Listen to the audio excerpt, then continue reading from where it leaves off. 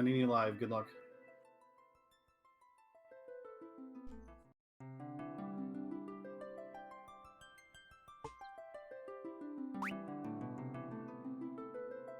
Good morning, everyone. Welcome to Final Fantasy III. You might have seen this a couple weeks ago with the FF Relay, and I'm happy to say I was one of the participants in the relay for there, but I'm bringing along a new glitch this time that I wasn't able to show in the relay, so I hope you guys will enjoy this. I'm going to get started, and then while we're doing that, we'll introduce ourselves. So, 3, 2, 1, go.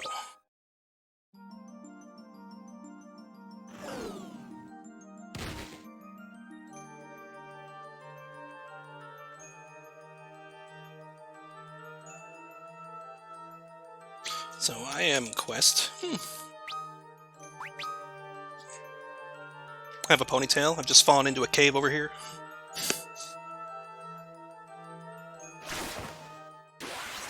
And now we're gonna fight some goblins. But I am Poorscythe. You guys might know me, probably more famously for doing FF1 and FF2 PSP. I've showcased those a number of times on various RPG Limit Break events and channels, and I'm joined by Desh, is a prominent glitch hunter and runner of the FF3.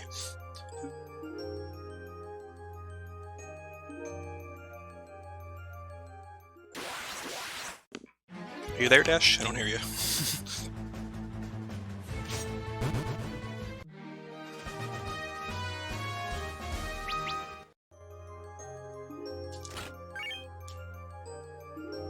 He might have walked away. That's okay, though, if he does. There's not much to this opening dungeon here. I start only with Lunith here. This is a change from the Famicom version, which starts you with all 4 characters right off the bat. Hello, can you hear me? I can hear you, Desh. Good morning, how are you? Oh, okay. Good morning. I don't know why I couldn't talk, but well, here I am. I'm Bandash. I am a runner of the remake versions and also a glitch hunter. So I'm happy to be here. Let's hope for a good and clean run. Just changing some settings here and putting on a longsword that I picked up. Because the enemies in this room don't take enough damage from my auto attacks with only 1 weapon equipped, so I switched to 2. So yes, for people that are not familiar, this is the PC version, which is based on, originally on the DS version that came out in 2006.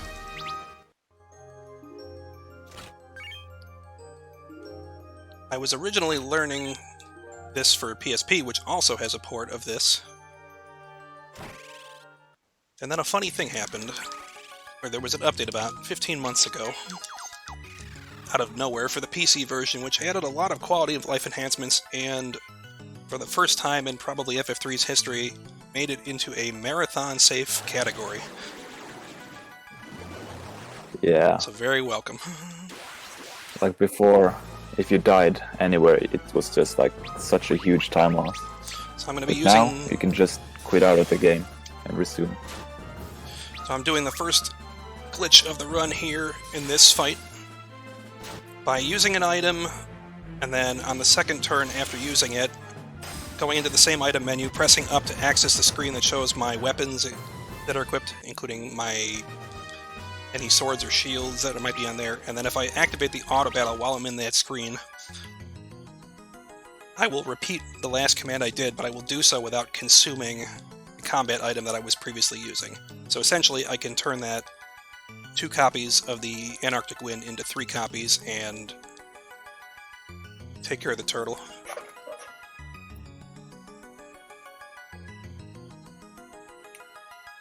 Did they fix the saving issues that the It's PC version basically had? an item dupe.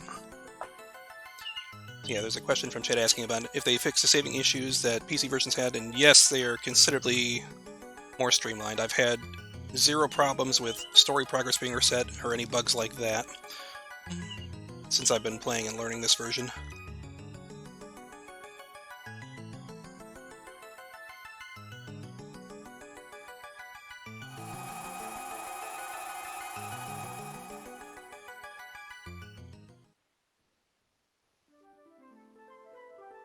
Now, this has some very, very awesome quality of life features. Notably, there is an auto-save feature that kicks in anytime I get a random encounter or I switch floors or locations in the game. So that minimizes the amount of time it takes me to backtrack. And that includes the final dungeon, so I don't have to start from the very beginning if I somehow wipe to any one of the last 6 bosses in the game.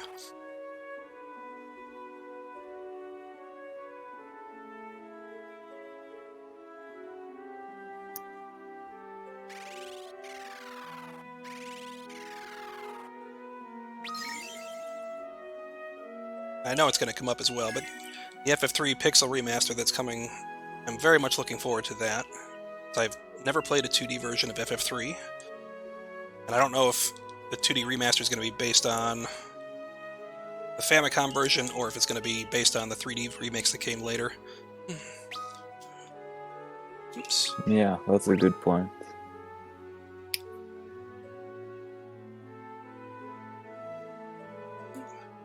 Good morning, and thank you, Soma. So here we're meeting Ark, who I've renamed to 4. I'm sure you guys can sense the theme of my naming.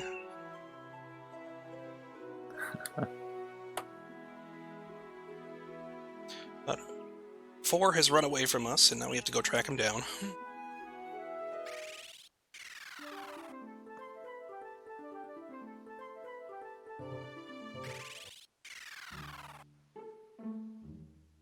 So here we're in Kazis. The residents of Kazis have been cursed by an enemy called the Jinn. It's all the way in a sealed cave, a little ways away from us, and it's also affected the people in the town of, or in the castle of Sasne over there.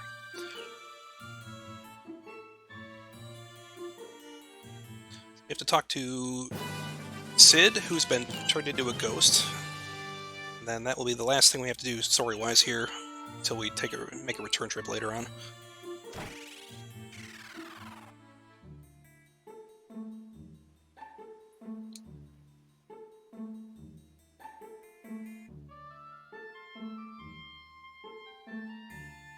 True to form, for Sid, he's got an airship, but we have to help everybody out before we can get access to it. So it's conveniently buried in the desert over here. Seems like a very common place for them to bury their airships.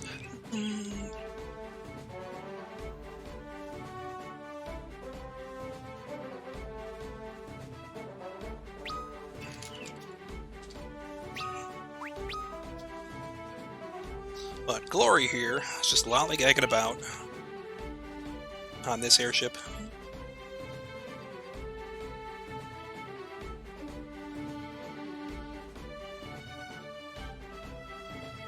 So she's going to join us.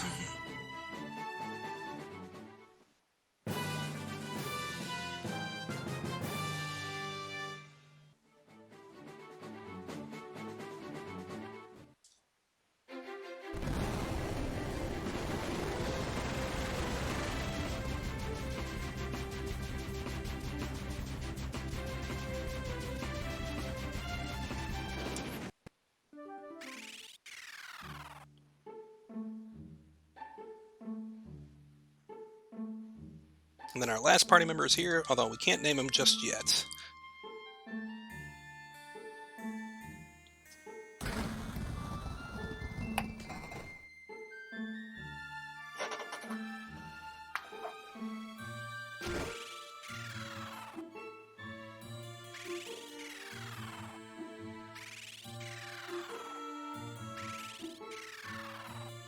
It's a bit of slow going in the early part of the run, as we just have to get through all the story stuff before we can finally get going. We have to assemble our party, since they're not automatically given to us like the Famicom version. Kind of makes the progression of the early story parts a little awkward, because you have to kind of wander around in the overworld several times.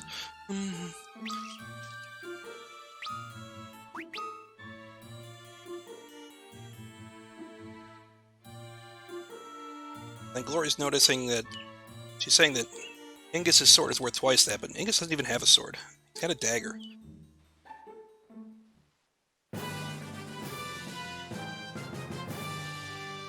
The dialogue is kind of goofy in this game, and some of the animations are a little broken in this version for some reason.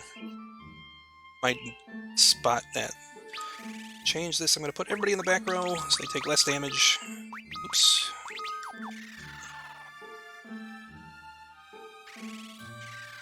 Well, this was the first game in the series that had like a proper back row setup that mimics the more modern FF games. So everyone that's in the front and back rows can do their usual attacks. You just take and receive less damage if you're in the back row. You deal less damage. But I'm going to take advantage of random encounters here and duplicate a lot of items, so this combat may take a little while before I run away. Desh wants to explain what's going on here.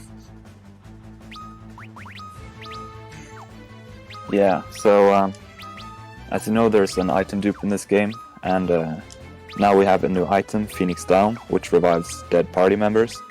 So it's obviously a really nice item to have. Normally in the game, there's only a limited amount of those scattered throughout the games, and you cannot buy them, so they're sort of rare.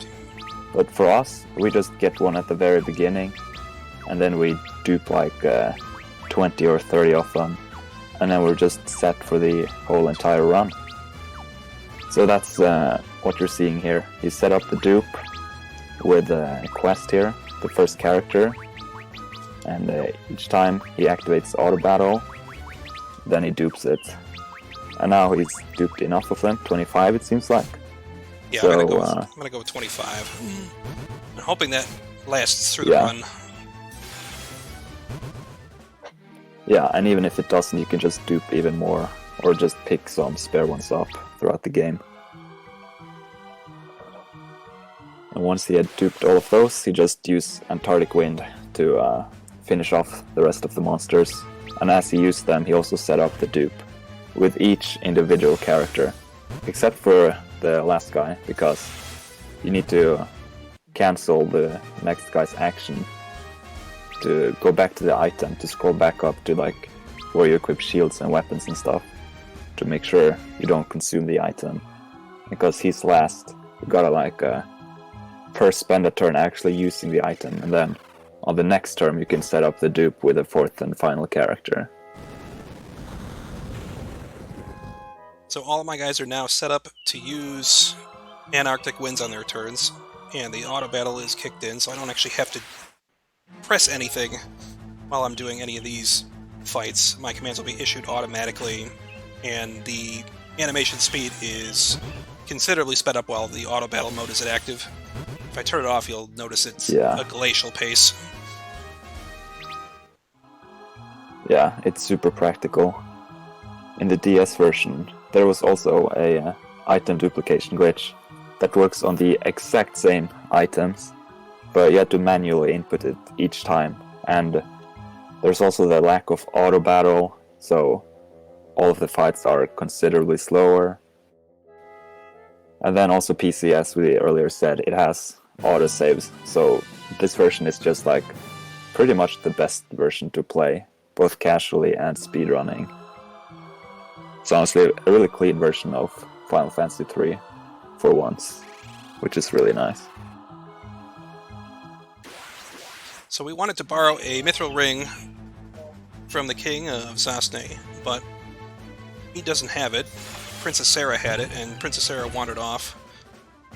But we just stumbled upon her, and she has joined us as a companion, so you're not going to see her in combat unless she decides to take a turn at the very start of combat, which is, I think, a new addition to the remakes. So these companions, they'll trail behind me. Happen. Go ahead, you can go, Desh. Oh, yeah. So that's gonna happen a few times throughout the story, that you get like a fifth party member who follows you around. And it's random whether or not they attack each turn. And in 99% of cases, here we see an example of them acting. It's usually useless, but actually right here she healed us a bit, so that was kind of nice. But most of the time they just waste time, and it's annoying. Considering I don't have any items to heal with at this point, that's pretty nice. Yeah. I do have a lot of Phoenix Downs. Downs. Mostly the early characters. that are useful.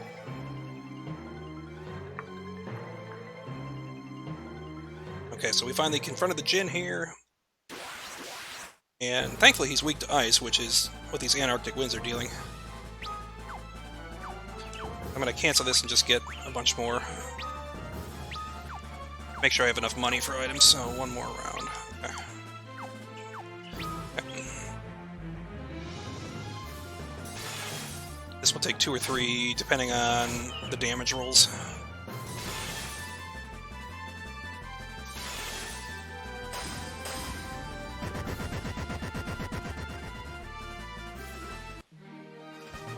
Otherwise, not a difficult fight. Nope. I should have something like 20 or 21 Antarctic winds in my inventory, which this will be actually the last time I'm tossing them in this route. Because the next time I want to actually take battles, I'll have found a more powerful item. Well, don't you need to do like a small grind against regular enemies? I do, but I do that after the Arctic Wind. Ah, okay. Yeah. New route stuff. Yeah. Still getting used to this new route. I did PB with it the other day. Just under 3 hours and 40 minutes. I would love to see that here, but I don't think that's likely. Yeah, that would be really nice.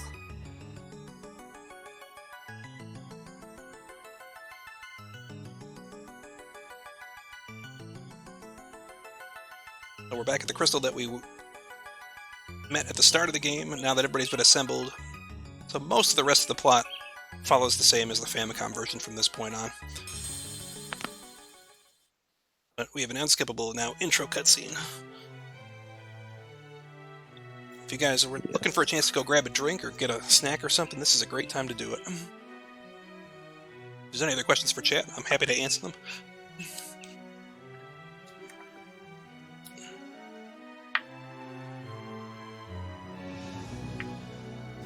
Well, I'm on PB pace so far. Oh. That's not going to last. Nice. That won't last. We'll see how long it lasts.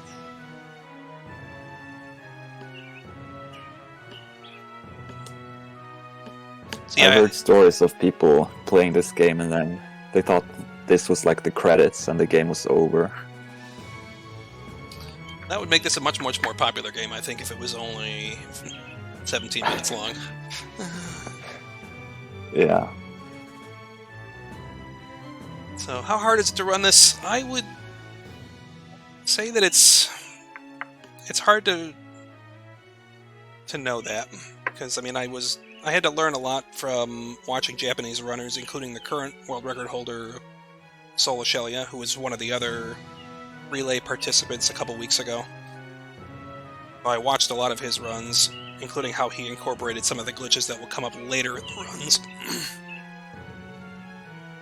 And then this newest glitch, a map warping glitch, was specifically banned from our relay runs because it had just been discovered before we were about to take place with the relay, and we didn't fully appreciate the benefits and especially the downsides to using the glitch.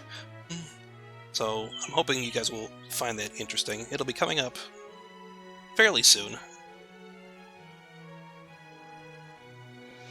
The next boss I would normally be fighting is the giant rat, and I will not be fighting the giant rat. And you'll see why.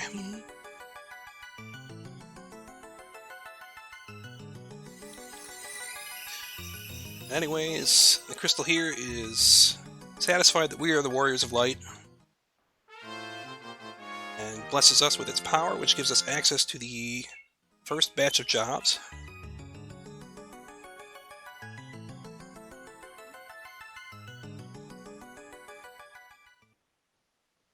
Quick interlude from a Moogle. This was the first game in the series that had Moogles.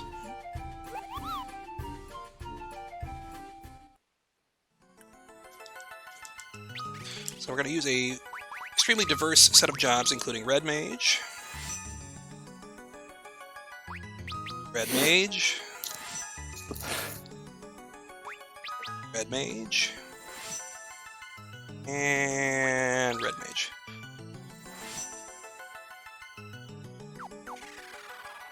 Yeah, wow.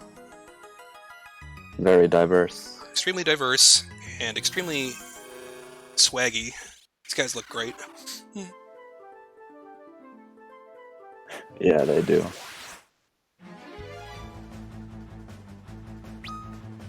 What am I doing? Don't want to get too far ahead of myself. So I have to go back to the castle now.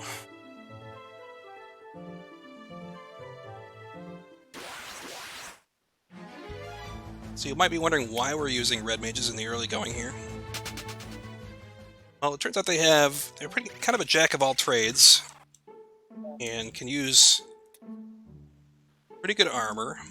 They can use offensive spells, healing spells. They can use combat items and do pretty good damage with them. So they're all around well suited to how this run proceeds from this point.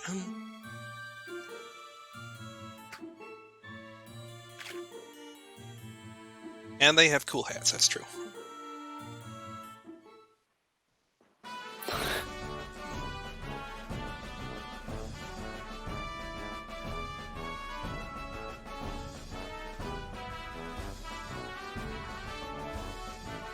Okay.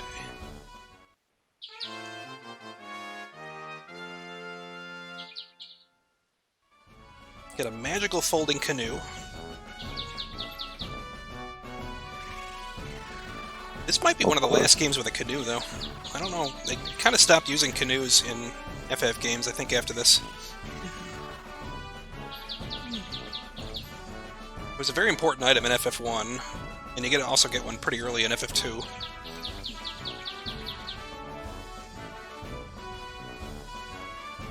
Not going to be using it too much, though.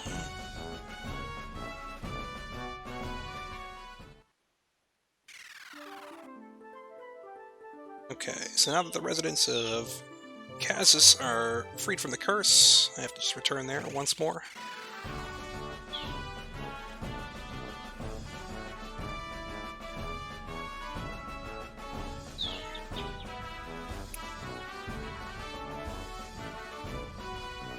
Yeah, the original 3D remake of this was for the DS in 2006, which I think was the same year that FF12 came out.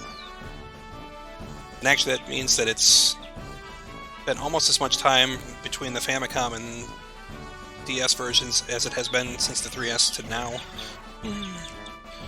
Okay. So I'm going to sell all the Antarctic Winds because I don't need them anymore, and the rest of this equipment except for the leather caps, and then buy some rods, which increase my intelligence. So I'll do more damage with my combat items that I throw.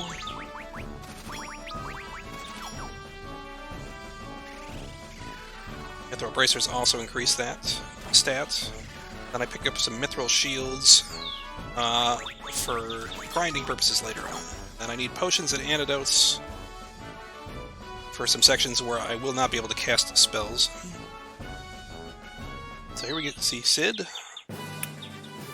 Back to normal. Will join us in probably the briefest of the companion trips we have. Although, even Fitz Alice might actually be shorter. Not sure. Yeah. Depends if you die against Garuda or not.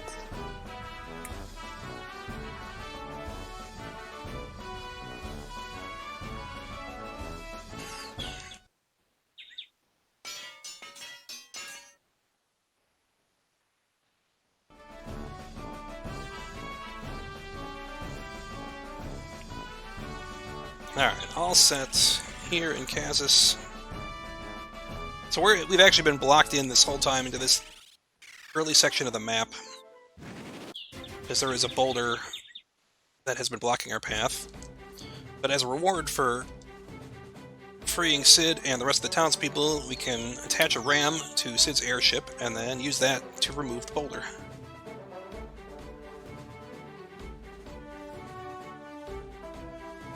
And here we're learning that all 4 of the Warriors of Light are actually orphans.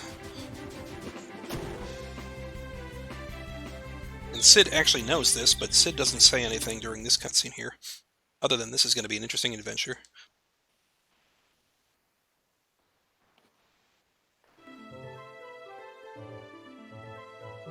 We're going to take a quick walk over to Sid's hometown, and I'll say goodbye to Sid here for a while. Our escort mission is over.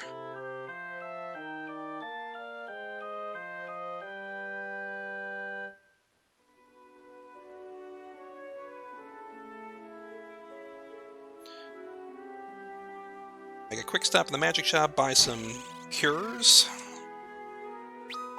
for the characters. And then as part of a change to this route with the map warping, I need early access to an elixir. I can get one here in Canaan, but I have to go through this somewhat lengthy little pond section, I guess, to get one, and then back out. So this was not part of the relay route, because we tend to grab it later in the relay route.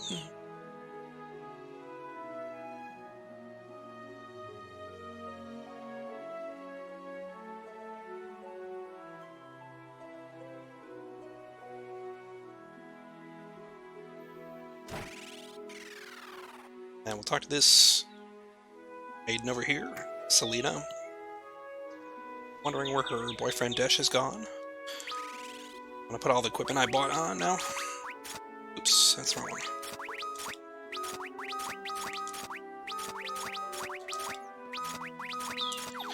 Gonna learn the man cure on everybody, and reorganize items so that they're in a convenient spot for me to be able to access it. And then I'm also gonna pick up a mallet here, which cures mini. It can actually be used to make my characters mini.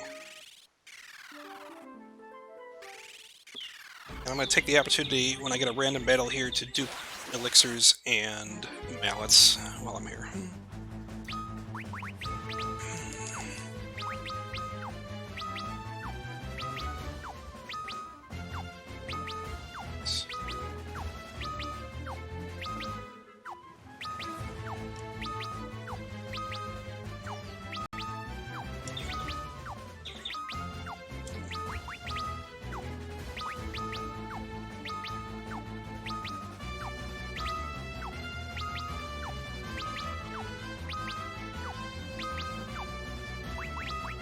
Okay, that's right.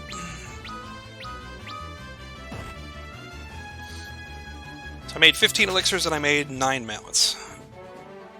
The 9 mallets should be what I need for the remainder of the run, because I have to make my party mini to be able to get into the next town, Tosis. But my characters are not high enough level to actually learn the mini spell and cast it. The Desh is going to give us.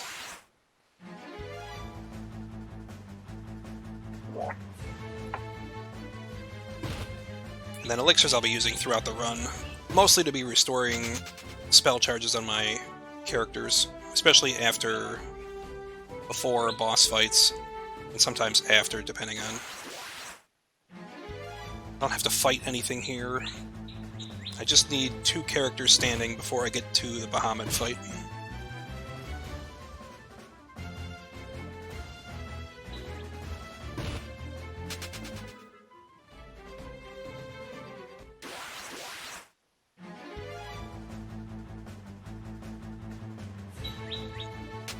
Okay, it should be okay.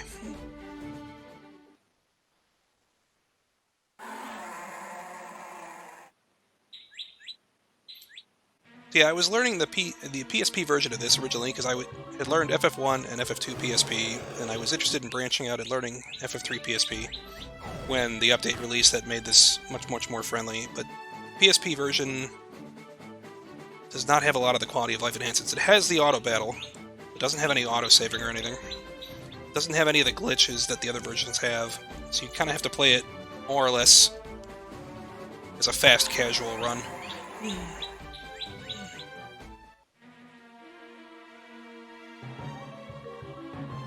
but it makes it extremely dangerous for some of the fights that you have to repeat. Because there's a couple of fights in this run that are just straight up not really fair, and we're just kind of damage racing and hoping that we win.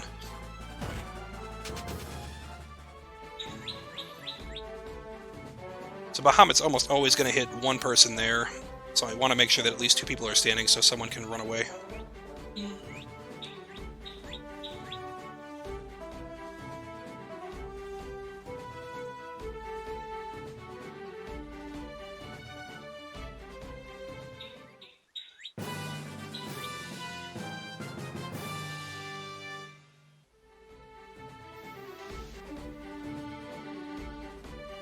So, Desh, I take it you named yourself after this character.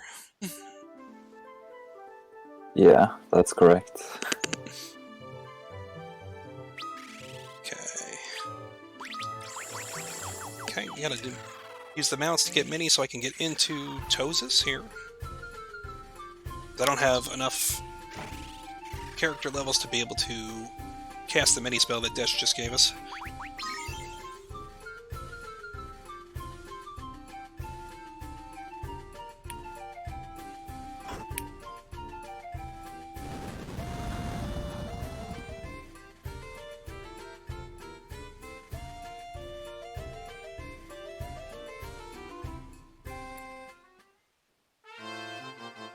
So we opened up a secret passage here so I can continue on. It's going to be 2 floors of a dungeon here, but first I'm going to pick up this Cura. There's a lot of items that are strewn around the towns and chests in various towns, and if you don't know where to look, what you're supposed to do casually is, I believe, press L to zoom in, and once you've zoomed the camera in, you'll see like sparkles glowing. That usually means there's an item you can pick up nearby. But I'm not zooming the camera here because I know where everything is.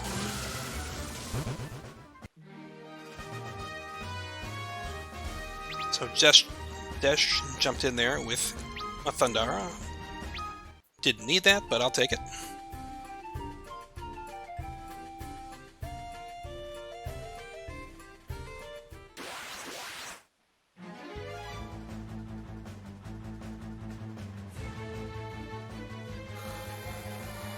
He's going to do it again here, it looks like. It's being very nice and helpful today. Yeah.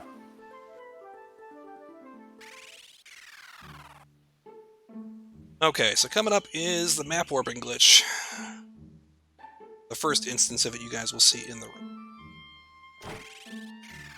First I'm going to buy some needles and Maiden's Kisses for later. I'm going to reorganize my inventory a little bit. Take the mini off at this point. This mini drops our defenses very low. And normally I'm supposed to talk to the Viking leader, but I'm going to skip that. Make a manual save here just in case I do something extremely stupid. So I have a recovery option here. So I'm just gonna sail over here. This ship. Normally you should not be doing this, because you should be going through the Nepto Temple so that you do not run into the Nepto Dragon while you are sailing through this.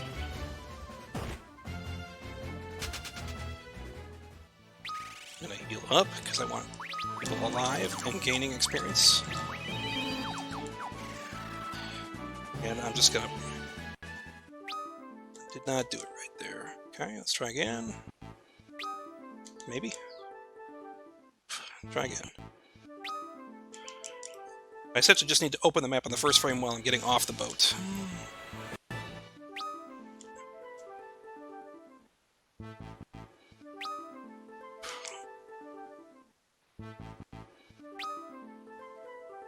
I can kind of tell when I did it right because I can see a little movement on my character. That should do it.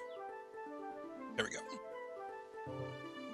So I've essentially skipped the entire Nepto dungeon and ended up on the little continent that has Castle Argus, the Gulgan Gulch, and Tower of Owen here.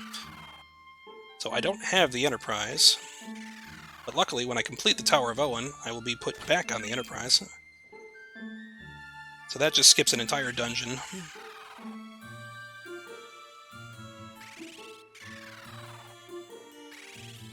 Then I sold the Antarctic Winds from earlier because I can pick up an Arctic Wind here,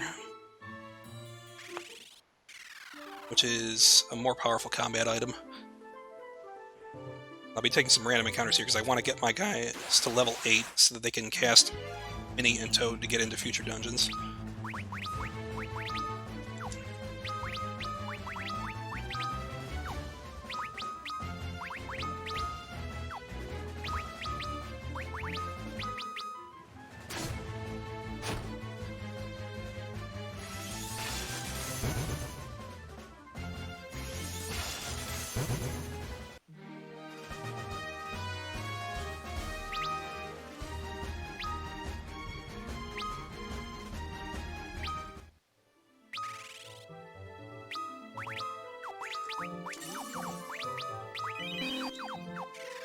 Try to keep everybody close to full health here. I kind of want to keep everybody alive so that they're continuing to gain experience, but every time the enemies hit very hard here, and I'm not actually wearing any defensive gear. So it's very easy for these enemies to one-shot me, and if an enemy continues to get hit battle after battle and killed, it keeps them at low health and keeps them in danger of getting one-shotted all the time. Very, very frustrating in the early going. It's a consequence of skipping a lot of encounters and having no defensive gear.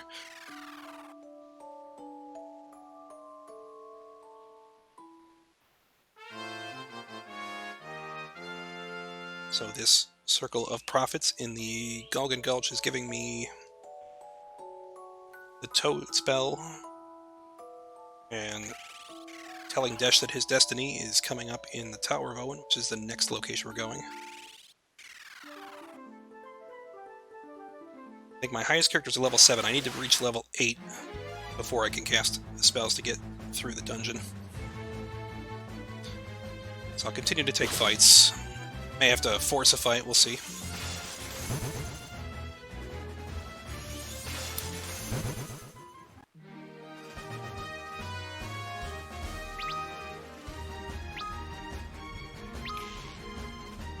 That should be level 8 on all those guys.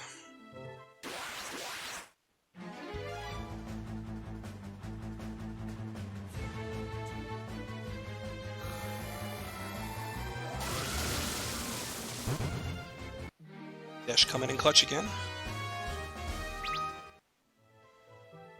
Most of the companions are really not that useful in this game.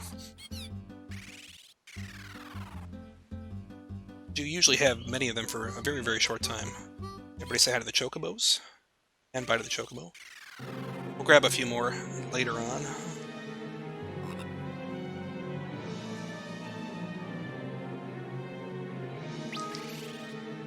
Okay, insert him here. And I was going to teach him Minnie, Toad, and Kira. Cure everyone to full.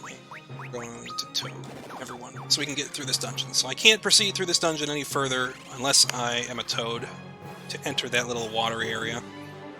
I can actually take Toad off here, but in a hilarious non sequitur, all these cutscenes that play throughout the Tower of Owen don't care what my actual status is. They're just going to show me in human form, even if I'm a Toad.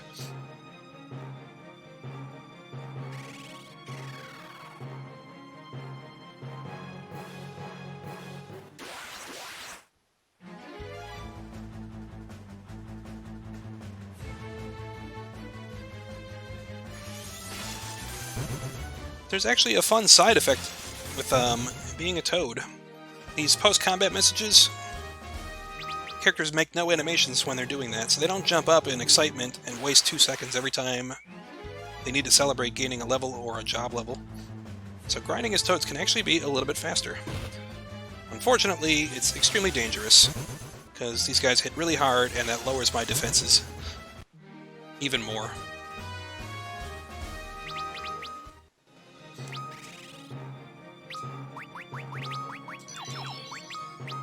Oh, and I also can't actually cure while I'm a Toad.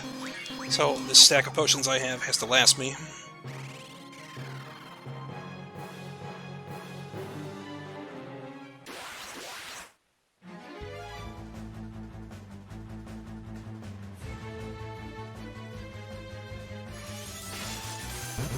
But I'm going to continue to take fights here until my characters reach level 11, hopefully by the end of this dungeon.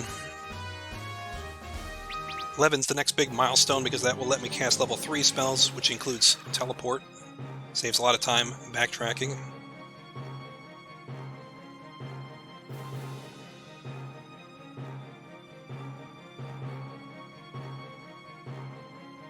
So we're being taunted here in a couple cutscenes by the boss, Medusa.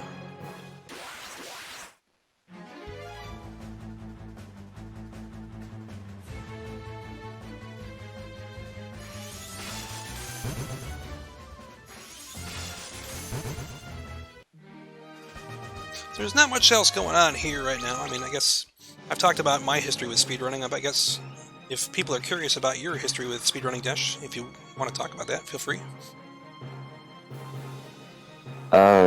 Yeah, sure. I guess the history of speedrunning this game can start there. I've been running this game for like, it may be like 7 years now, actually. So back when I found out that speedrunning was like a thing, I went and looked up runs of my favorite games. But when I looked up runs for this game, I didn't find anything. No one had done runs of the remake version of FF3, which was really sad. So I decided that maybe I should start doing runs, and I found some other people who thought the same. And ever since then, I've been routing this game and helping others figure out the ins and outs of the game. So I mainly focus on the DS version, where you can RNG manipulate things a lot easier. You can also RNG manipulate in this game, but it's a bit more tedious to do so. But yeah, I suppose that is the most important things I have for this game. I always keep up with the developments, I test things, I glitch hunt, and I test new glitches when they arise, find applications, and so on and so forth. So yeah. Do you play any other games, Dash? Or any of the speedruns? Yeah, I do. Right now I'm actually focusing a lot on Final Fantasy IV on PC. So another remake of the Final Fantasy series. So I'm aiming for world record actually. On my second completed run, I'm I think only 4 minutes behind. And there too, I'm like keeping up with all developments, and I've helped routing the game. I've just never had the time to run myself. So yeah, working a lot on that, and I'm also working on all bosses runs for both FF3 PC and FF4 PC, and both of those runs are probably gonna be like more than 8 hours long. So it's a lot of work, but it's gonna be a lot of fun if and when I finally get around to completing them. So I haven't played the PC version of FF4, but how does that compare to this one? I would say it's a lot more story-driven, and in that regard it's like a lot better, because in this game the story somewhat takes a backseat in a way. But there it's like, it has like cutscenes with voices, and it's really nice. It's a really nice casual experience, and I also enjoy running it a lot.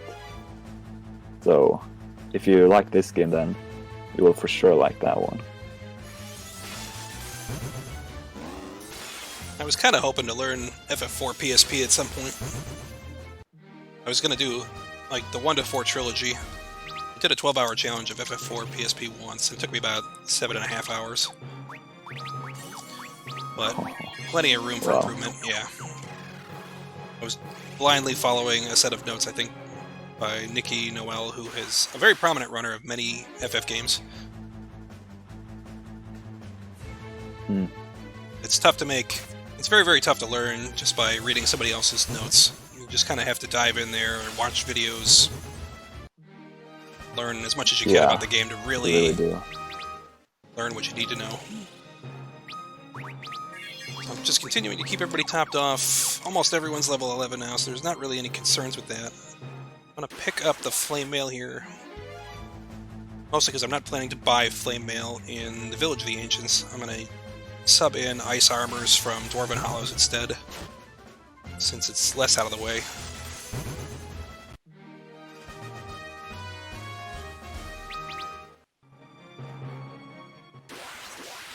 Counter rate is showing you the worst that it has to offer in this game. This game can be really, really frustrating as a speedrun when you're getting counters every 5 steps. Yeah.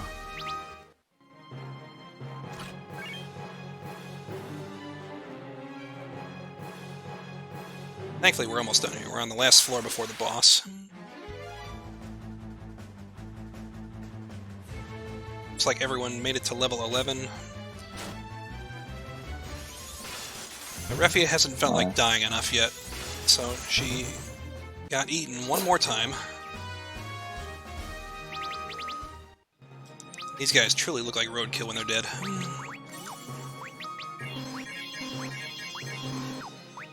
Oops. Yeah, so someone in chat pointed out that the Toad combat thingy, like when they step forward and backwards to take actions when you're menuing in combat, it does take a little longer, but it's still worth it because quicker animations, or I should say non-existent animation, it's just instantly with them.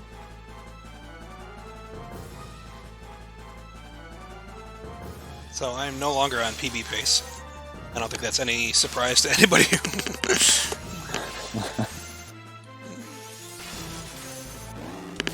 I tried to one-round this, but unfortunately it did not do it. And that's going to cost Angus. Ooh.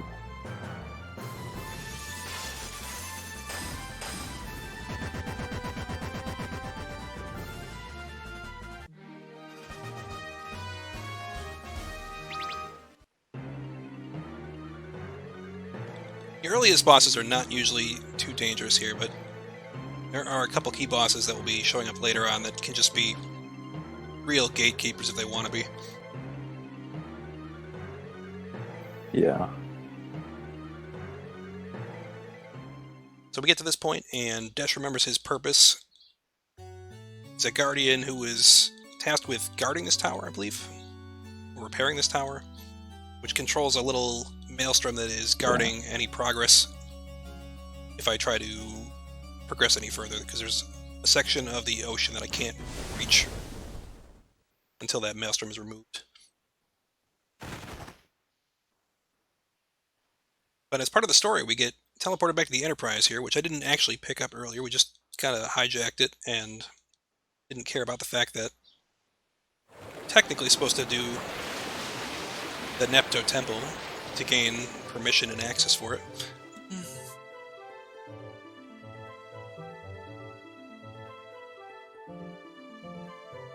My next stop here is going to be Village of the Ancients.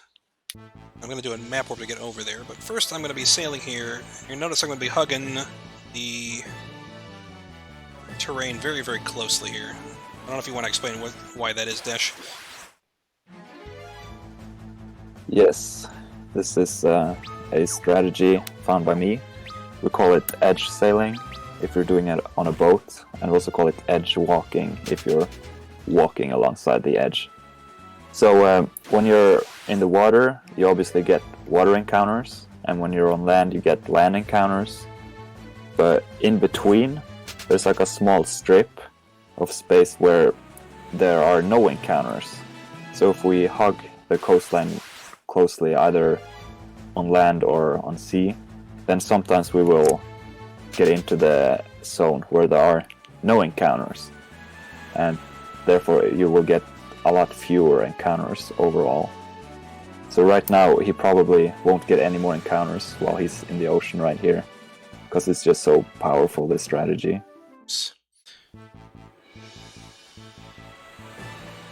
Take another quick safety save just for this map warp in case I do something stupid.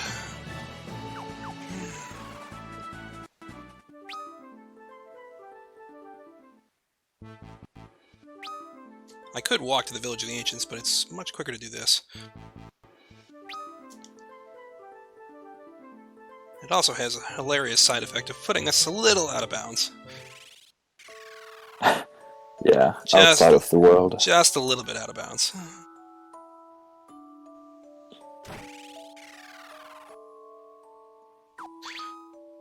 Arctic winds, I have a whole lot of them, so I'm going to sell a bunch and get teleport here. And teach to all my characters. And teleport out. That's all I need from the Village of the Ancients here. There's a very conveniently located Chocobo Forest right here. I'll take that back to my boat. So that was the second map warp. There will be one more later on.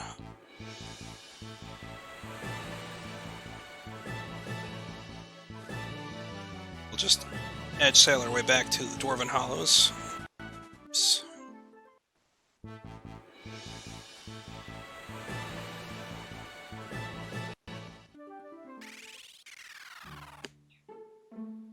Yeah, very nice. Zero encounters. I don't know, I wasn't a big fan of edge sailing. Maybe I wasn't doing it right for a while, but I can see the benefits on longer sails like this. I need... Yeah, it's like on some places it works a lot better than others. Like some places it barely makes any difference at all. But on that stretch right there, it's like super good. We're on the Dwarven Island. Say hi to the dwarves, guys. Say a lolly ho. All the dwarves.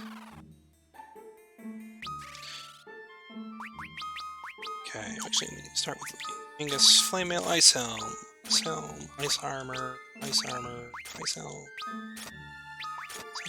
Ice Armor. And that Toad. Once again, I have to be a Toad here to get into this next area. Thankfully, I can take it off afterwards.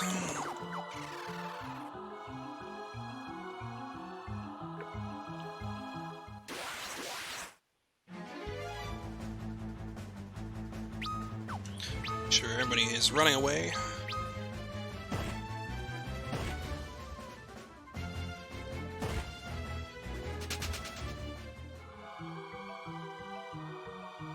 This is a pretty unremarkable little area. This subterranean lake here. So we're just gonna rush over to Gutsco and take him on. And hopefully not get petrified like that, but it does happen.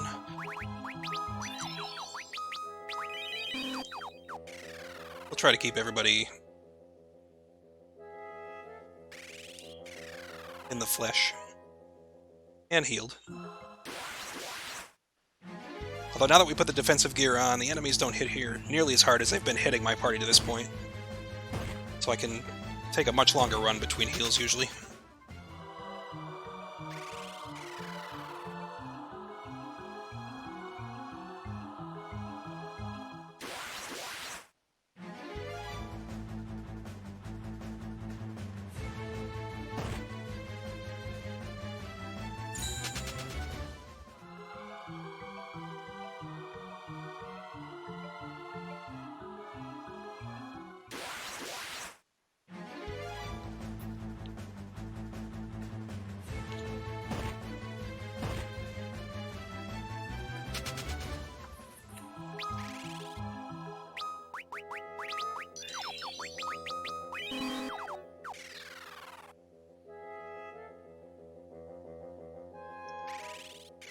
The guys are getting petrified more than usual here.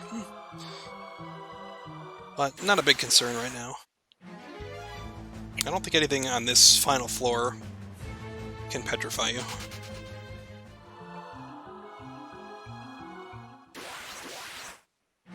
I could be wrong. I'm still learning things about this game.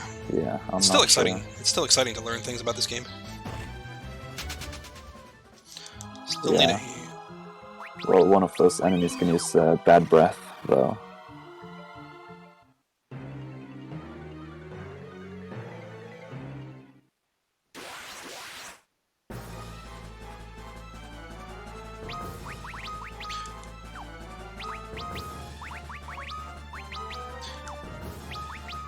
So we'll be using the same strategy here. I'm just going to be duplicating the Arctic winds on my characters So I've queued up all 4 of these guys to use Arctic Winds, but due to the glitch, only one will actually be consumed by these 4 guys. And then I'll change the command on the last remaining guy so that he also will not use them. And a fun side effect is, if I have 4 guys queued up to throw 4 of them right there, and only one guy had to take his turn on this round, which means 3 guys didn't get to take their turns. So the 3 guys that didn't get to throw their item, I actually get refunded the items, and they go into my inventory. So on top of getting experience and gold for winning the encounters, I get 3 copies of an Antarctic Wind, which I can use to throw more Antarctic Winds, do more Antarctic Winds, or I can just sell that for money. So basically, duplicating money out of nowhere, which is really handy for this.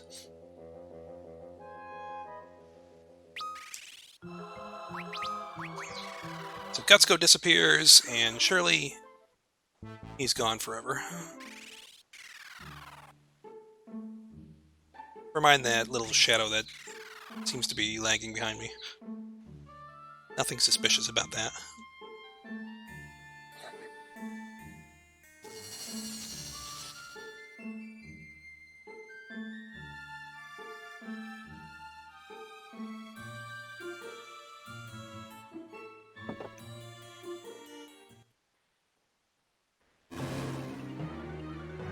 Oh, jeez.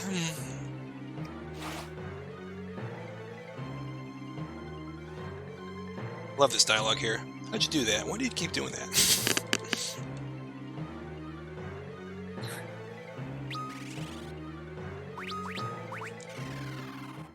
It's such very, very simple dialogue, and as you said, like, FF4 is much more story-focused, and the story here is very, very corny, but it's serviceable for what the game is.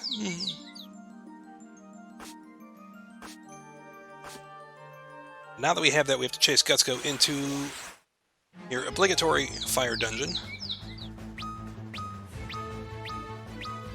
with lava, and we're just going to take casual strolls through the lava because we're made of stronger stuff, most people.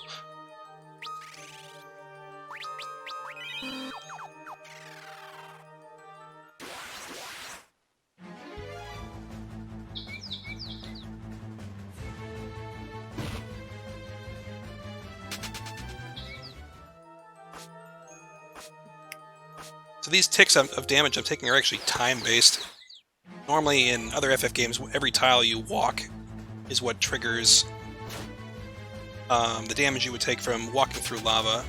But not only do I take damage here on a time-based thing, but it doesn't actually even prevent encounters. So this is an extra sucky dungeon because of that. Every one of these ticks is doing 10 damage to all of my characters. I really don't want to leave myself very low.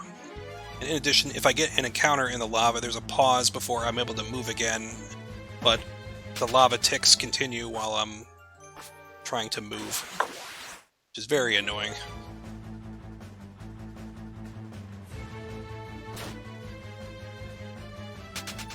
Thankfully, I'm out of the lava now, and there won't be any more of it.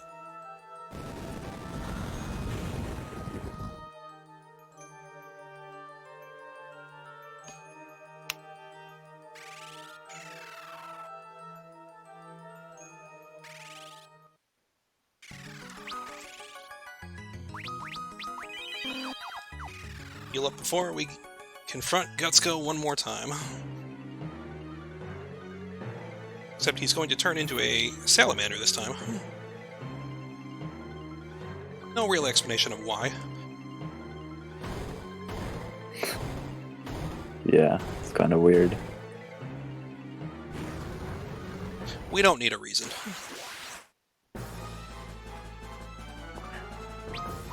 So once again, gonna use the Arctic Winds. They'll have a bonus on this boss though, because he's actually weak to ice.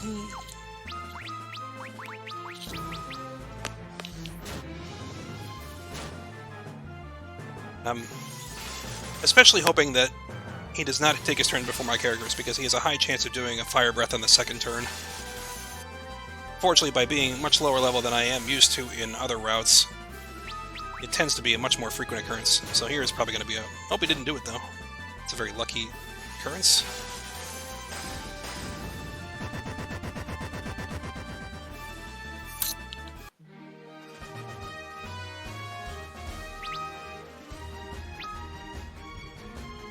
So he played nice for once. Normally he likes to flambe my party.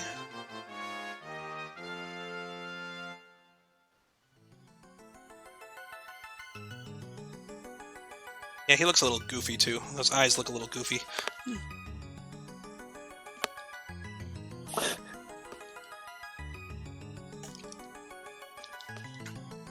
We actually gain access to the fire crystal here, so we gain access to a second set of jobs.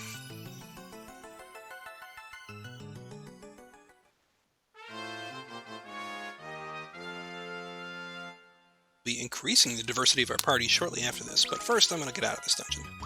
There's actually a teleport pad behind us, but it's slower to do that than to just teleport out.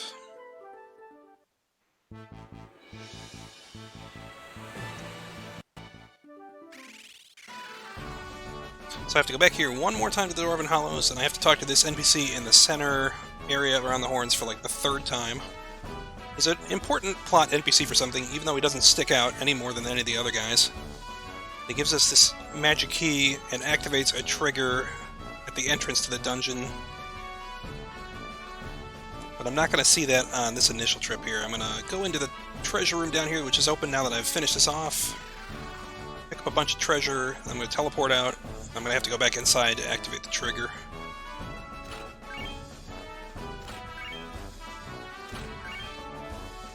I'm picking up a bunch of gear here that is related to the jobs that I just unlocked.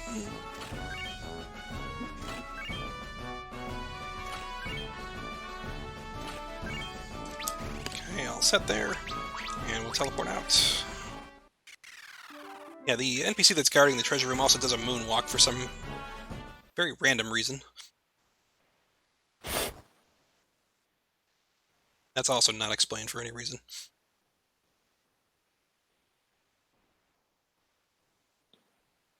So our next destination's conveyed to us here. We have to go to the town of Tackle, which we passed by earlier.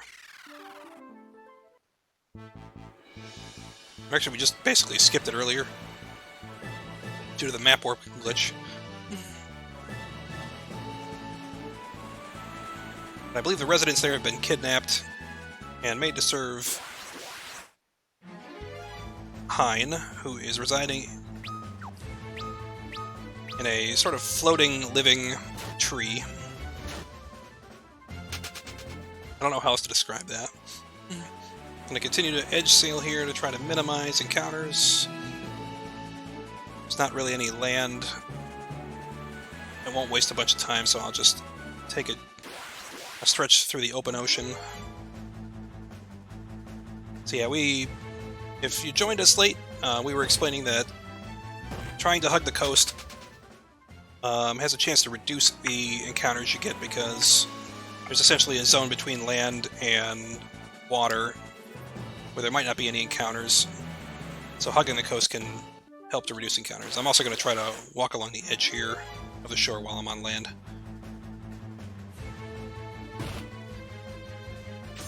I will probably not get an encounter here if I just hug the coast here.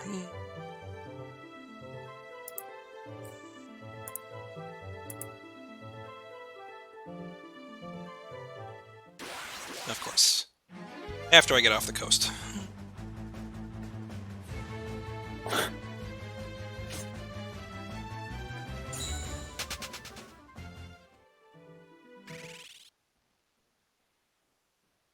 You can still get encounters while you're hugging the edges, but on longer sails you'll notice that you probably get less encounters. If it's a shorter trip, it's may or may not be worth it, because you can take a more direct line if you just go where you need to go.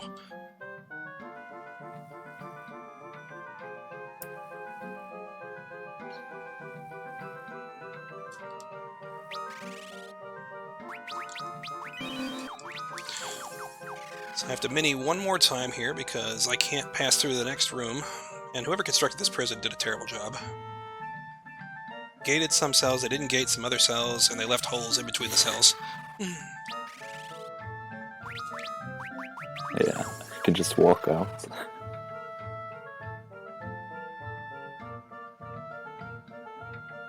It does take longer to traverse the edges if you hug the edges, but if you don't get encounters, it will ultimately save you some time. Because it takes a good 5 seconds for this transition to kick in to get into an encounter. Plus 10 seconds for the encounter to take place. So that's like 15 seconds wasted.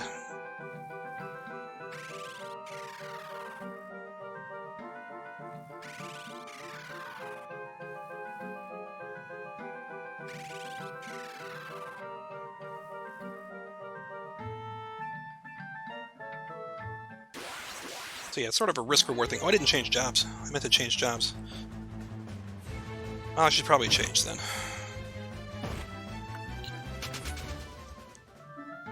I forgot to change jobs. Let's do that now while I'm remembering. I'm supposed to do this after I was done with the Dwarven area. So we have a new set of jobs available. I was going to switch to Scholar on Lunith Arcad Refia.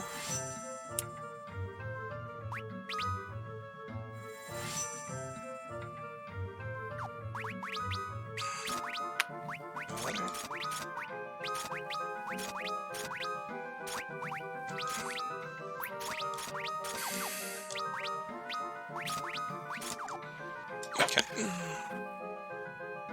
So we'll be just switching to 3 Scholars here.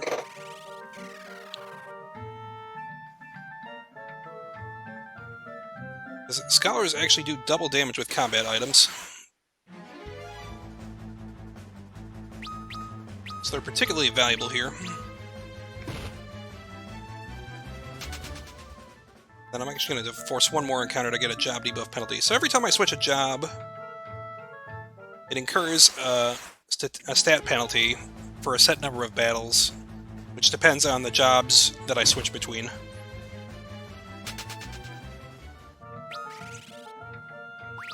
So in this case, there was a 2 penalty debuff after I switched jobs, which I just wore off. Now my guys are back to full stats, which will help with this fight here.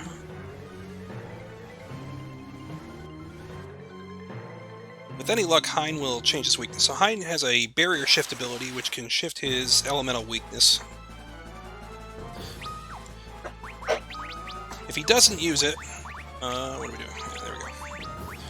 Then I'll do about 1,400 damage when I toss these Arctic Winds at him. If he uses it, I'm going to do even more damage. And if he... Oh, that's not what I wanted, but whatever.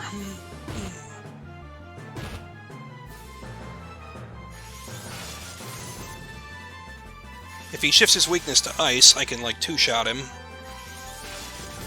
But if he's... Oh, I didn't expect that.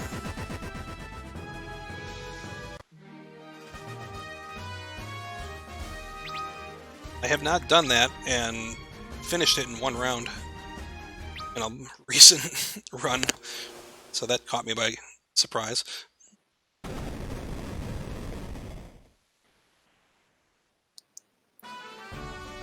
Normally it takes me 2 rounds to kill him there, because I always end up being just like a couple hundred damage short of finishing him off. And I could probably toss another Arctic Wind with my Red Mage if I wanted to, but I usually opt to heal with him, but I set him to guard by mistake. Although that ended up being faster, so...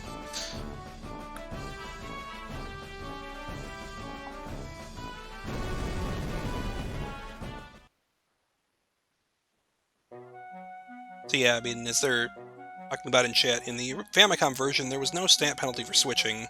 There was an additional system, gameplay system called capacity points, and you would earn capacity points for winning battles, and then you could use the points to change jobs between your characters.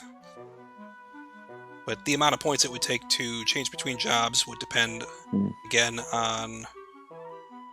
I guess all the jobs are aligned along an invisible, like, alignment chart, like a 2D chart. So, like, similar jobs have less of a penalty or less points to switch between, and unrelated jobs have a longer penalty. The longest penalty you can actually have is 10 turns.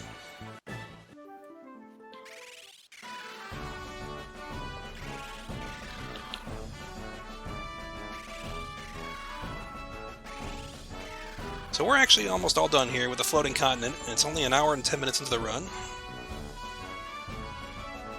So we're going to move on to the surface world pretty soon. I just got to wrap up a couple things here.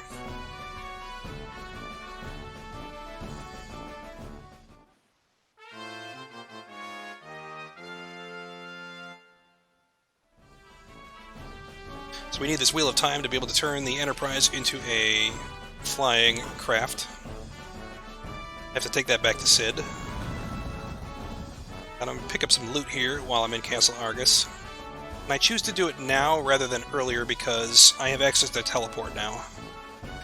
I also have a magic key now, so I don't need to...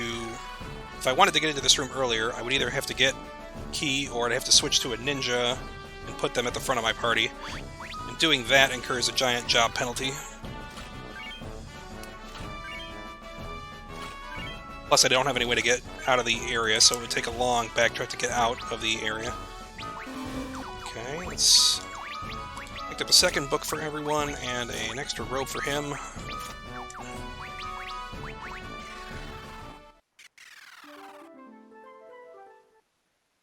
So I'm going to be abusing scholars for a little while here. So I'm picking up gear that will help the scholars.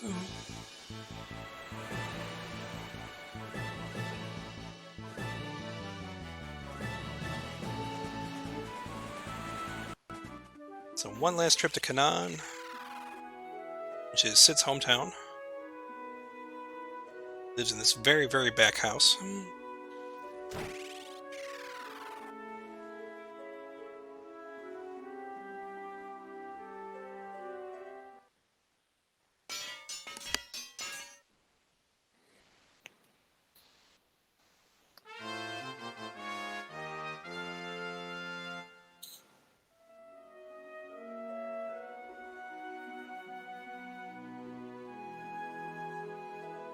So Sid's going to explain here that we're not actually from this floating continent, and neither is he.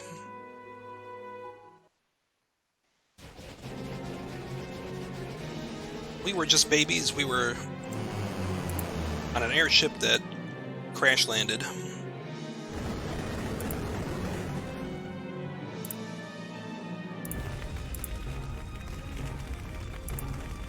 You sort of have to imagine that there's fire here. You hear fire sound effects and you just see a red tint, but there's not actually fire there.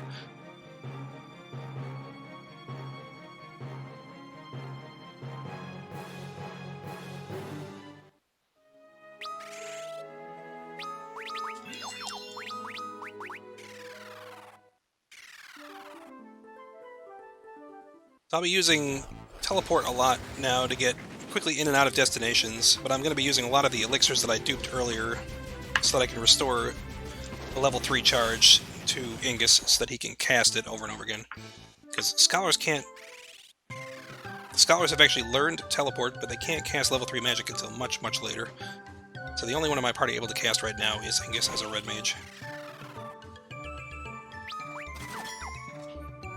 So every time I want to teleport into and out of the location, I have to essentially elixir him and then teleport. Because he's only got one charge.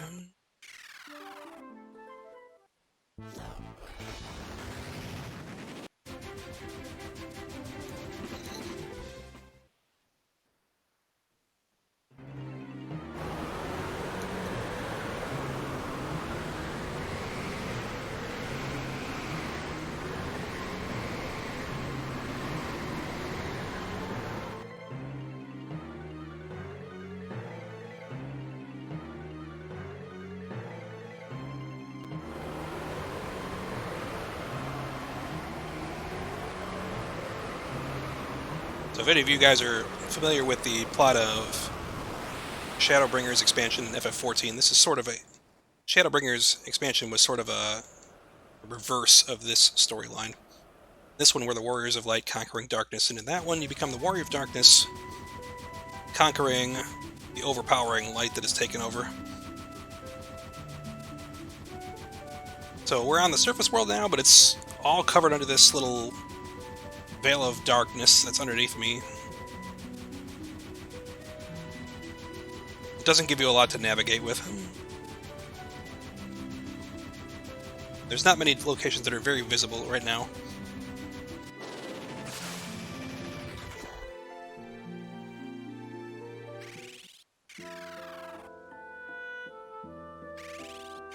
The surface world is kind of frozen in a bit of time right now, and we have to talk to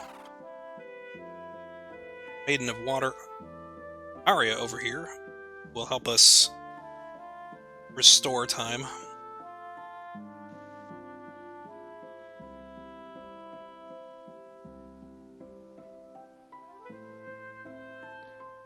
She's very weak right now until we give her something. So we'll just give her a potion.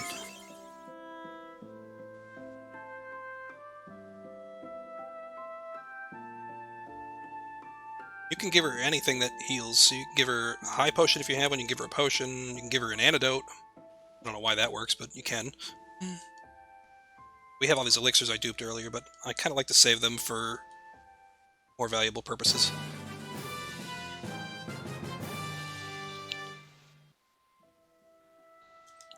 She's all here, so once again, elixir and teleport.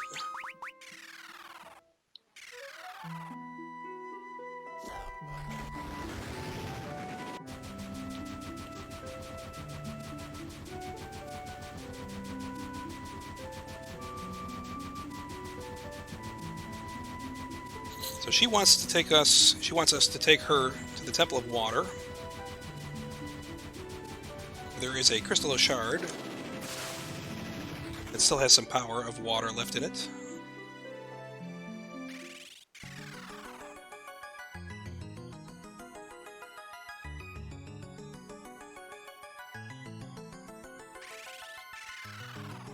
The level designers at their finest right here. Two extremely long corridors with nothing in them. Very nice. I mean, that was frame perfect walking there.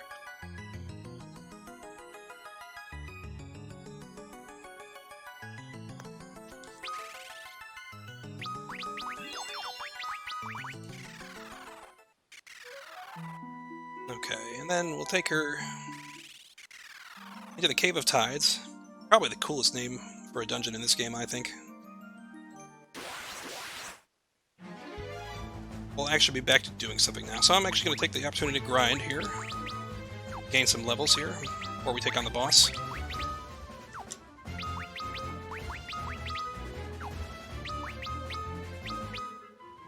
And my guys are probably going to get killed because take a lot of damage here from the enemies if the enemies take their turns.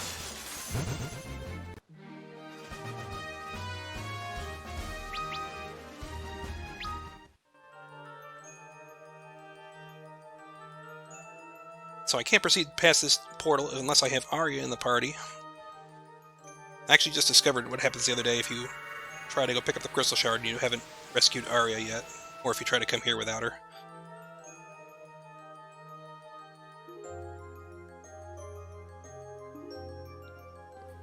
So yeah, you just get like a little force field just appears saying you can't proceed any farther. And then if you have Arya but you haven't picked up the crystal shard, you basically just walk up to that door and nothing happens.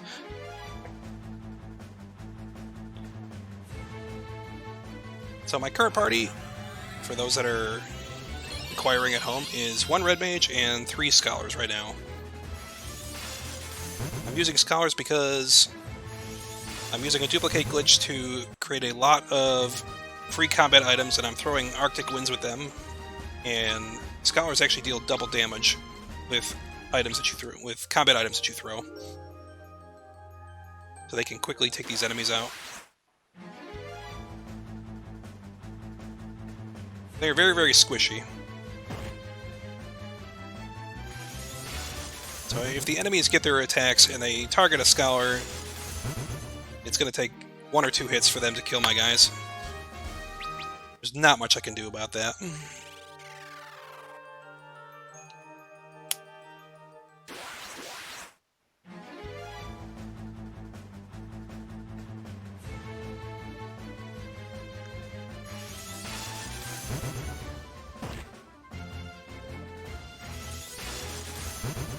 So 4 bites the dust here. Sampling the floor.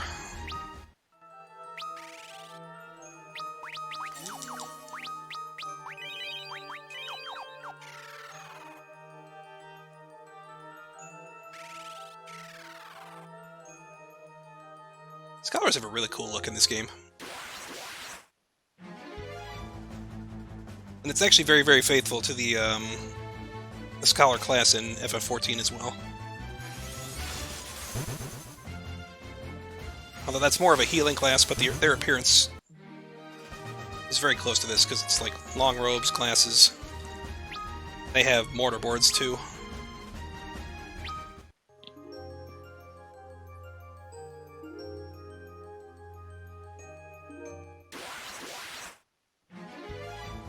Yeah, people are comparing this to FF5, so this was sort of a predecessor to FF5 in the way that it was designed. There's no cross-classing in this, unfortunately, though. So, I mean, the only skills I have are tied to the job that you are selected at the current time.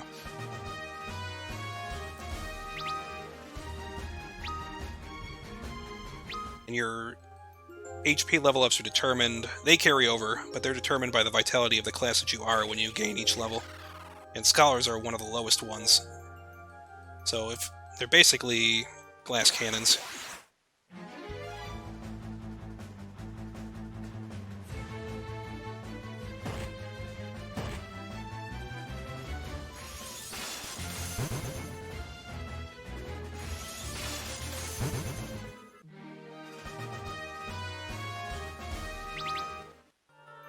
Got a bomb arm drop, that's not going to do me any good, I don't think.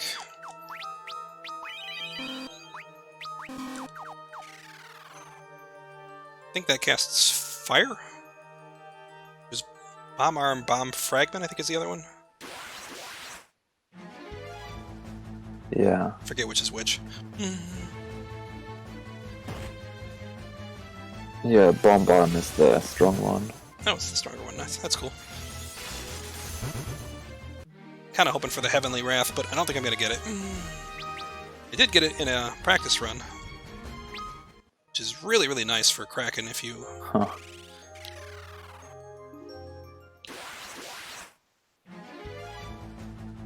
Yeah. Well, Bomb Arm is stronger than Arctic Wind, even against Kraken, so... Is it now? I could try that, maybe. Yeah. Sure, why not? We can try that. I've never done that, but...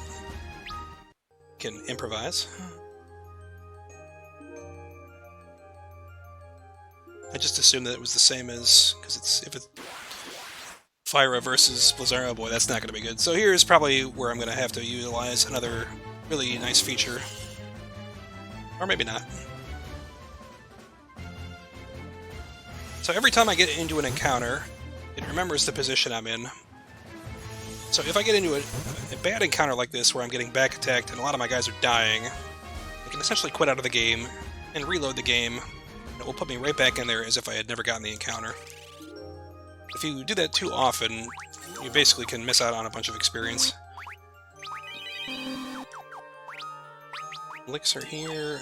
If we're going to do that, then we need to find the bomb arm and move that. Try this. I've never done this before.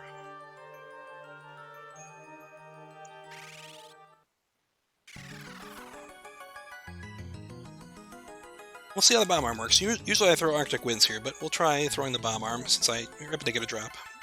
So random drops can factor into a couple things here. Every enemy, I think every enemy and every boss has a chance to drop items throughout the entirety of the game, but the chances are pretty low for most enemies. And most of them are not particularly useful, they're just potions or high potions or something.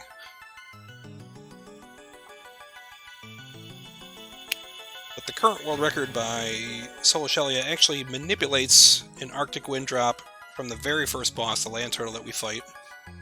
So by doing that, he gets instant access to an item that casts Blizzard right off the bat, and can essentially skip a couple steps, including picking up Antarctic Winds from that point on. Plus, when you dupe them, they sell for more money. And you can use that to really optimize things and speed up a couple of the really early bosses. Because a single one of those is enough to kill Jin right off the bat.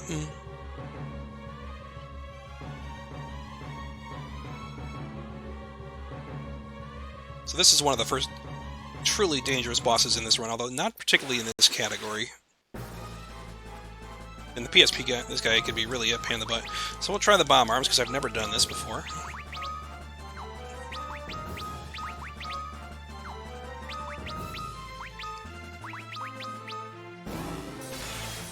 That's a Dead Scholar. And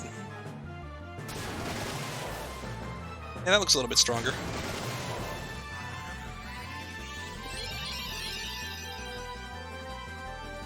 Kraken looks a little goofy in this to my... Oh, that's another Dead Scholar. We're going for the long fight, I guess. Ooh. Now, as long as he doesn't Blizzard on him...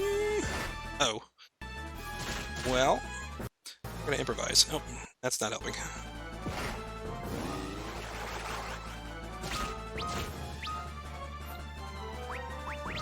Yeah, that was very unfortunate. That's not gonna help me. Okay, so that's... did not work out well. So I'm just gonna quit and reload the fight. I'll have to watch that cutscene again, but it'll reset it to the beginning of the room that I entered.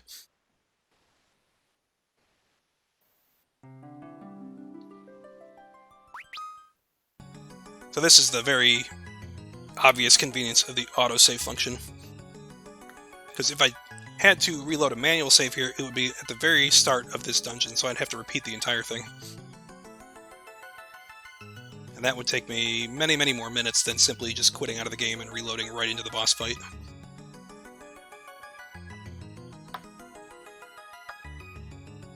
I got pretty unlucky with that because he targeted all three of them with Blizzara one by one.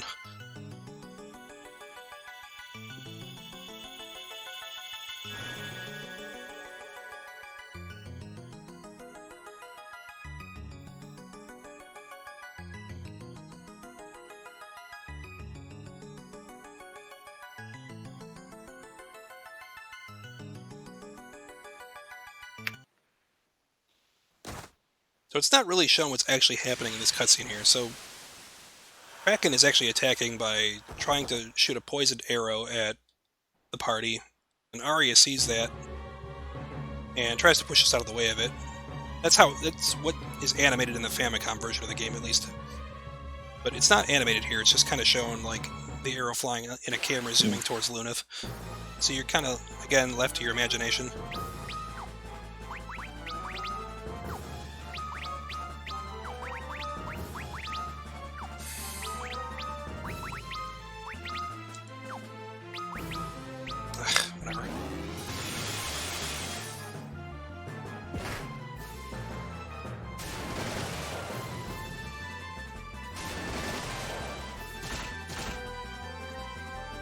I'm making bad mistakes with my Red Mage.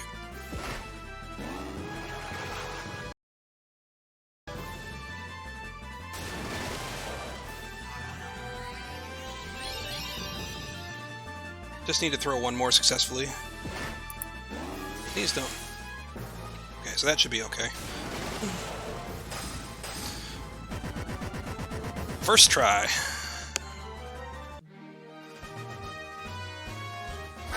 First try.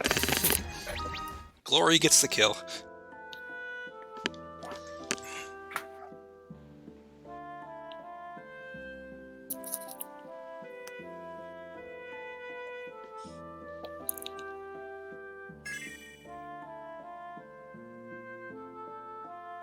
I don't know, that was much more dangerous than...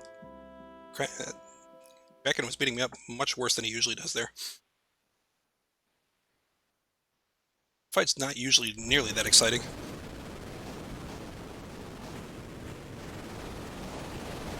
Yeah. One thing worth mentioning about like enemies is that their attacking moves are completely random. Like there's no strategy behind it. So the fact that Kraken just spammed so many Blizzaras was very unfortunate, because it can also either just not use magic or use blind, which does absolutely nothing. So it was pretty unlucky here. Also, one more thing is that enemies can only use one magic attack per turn. So they always, they never use more than one magic attack per turn. Here, we're sort of in a little bit of a cutscene here, where we were shown a scene of Yune, the keeper of the dream world, visiting us in our dreams. Apparently, after that fight, we fell into a slumber for 3 days. and woke up in this town, Amr.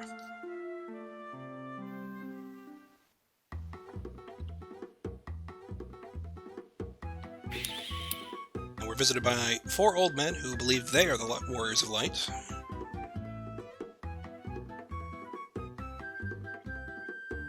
So they rush headlong into danger, trying to prove a point that they are the Warriors of Light, but they're not going to do anything other than get themselves in trouble.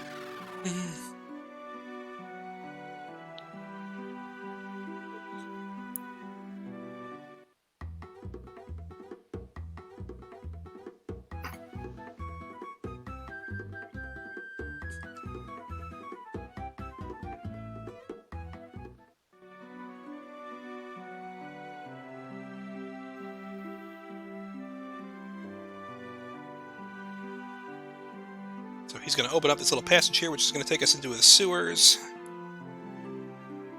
Being the heroes that we are, we have to traverse anywhere and everywhere that we have to go, including a disgusting sewer. But we're going to do it as toads. The first thing I'm going to do is... Oh, I want to do that first. That's right. Toad everybody except for yourself. And job change. Tonight.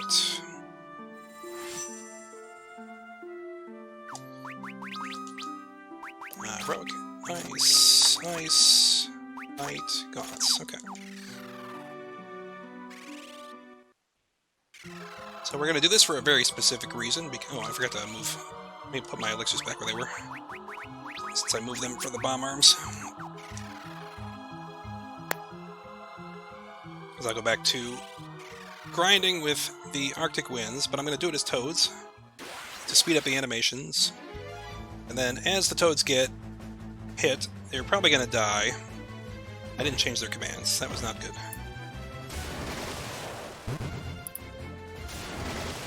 Alright. Doesn't really change anything. But when I revive the toads, they're going to be in critical health, and then a very common strategy in FF games, including I think was first popularized in this one, is that knights can block for characters that have low health.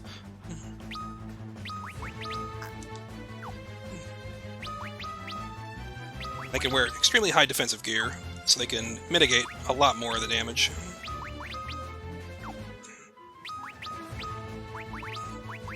And in addition, since I can duplicate elixirs, I can essentially have the knight take the blows, and if they get low on health, they can essentially throw elixirs on themselves indefinitely.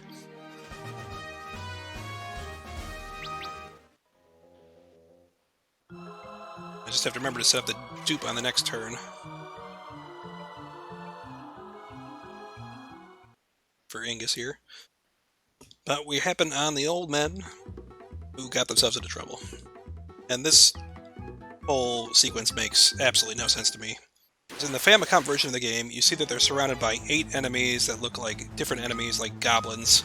And then they turn out to be completely different enemies when you get into this fight. I did the wrong thing there.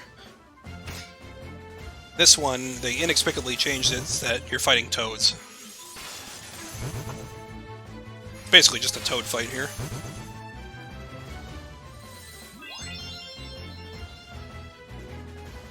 Okay, let's do that. That's what we meant to do.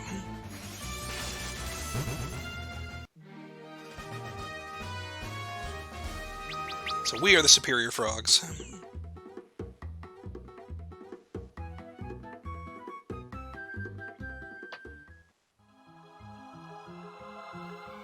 They're all set, so we took care of them. The reason we came down here is because when we woke up, our airship was chained and couldn't fly.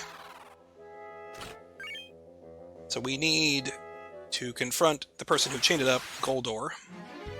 And his manor is blocked by a bottomless bog or something, and we need a key item called Leathergrass Shoes to be able to cross over that. And the NPC that has them is at the bottom here of the sewers. Does it make a lot of sense? It doesn't have to make a lot of sense. Just roll with it.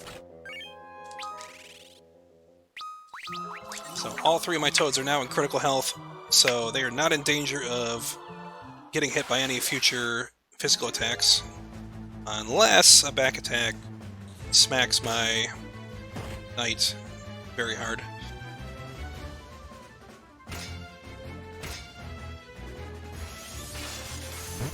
But 4 is the guardian of the toads. He will stand there and guard them until the end of his days.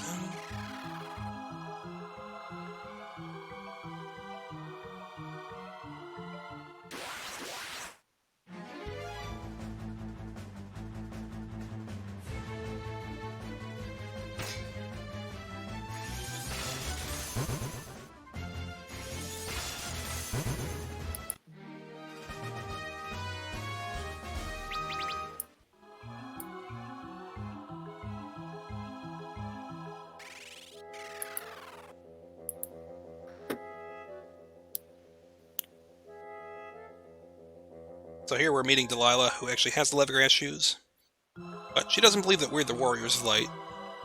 So she's going to toss us a very dangerous item, a pair of explosive shoes. But then our friends, the old men, are going to come over here and confirm that we actually are, so then she's going to give us the real shoes.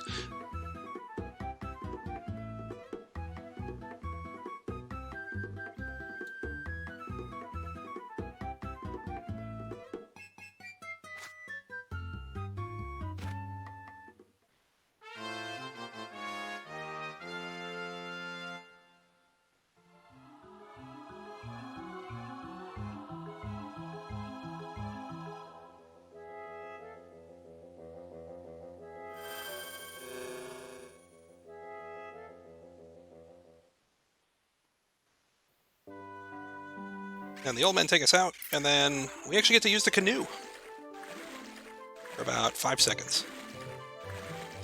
Then we have to make it to a Chocobo forest very, very slowly, and really hope we don't run into mage-type enemies here, because they can do so much damage to us.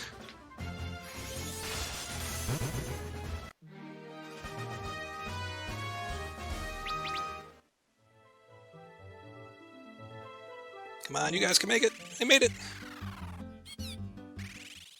You guys ever seen toads ride chocobos before? It's happening.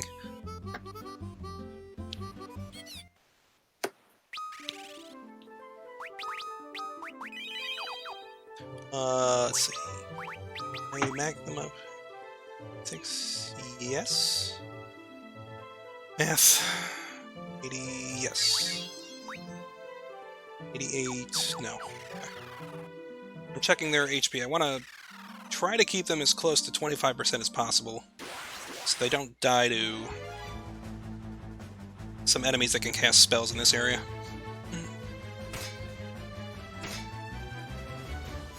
But I don't want to heal them if it's going to put them out of 25% range, because that doesn't help me. That exposes them to getting smashed.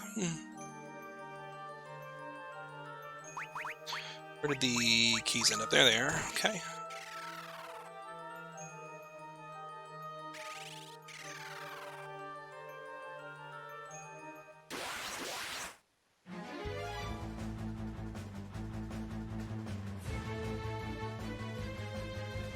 So yeah, the only way to progress through this dungeon is there's a couple of doors that are locked, and I need magic keys, or alternatively I could turn somebody in my party into a thief. Then I have to put them at the front of my party if they're not already there. They can open the door. We don't tend to do that because that incurs a job penalty for a certain number of fights.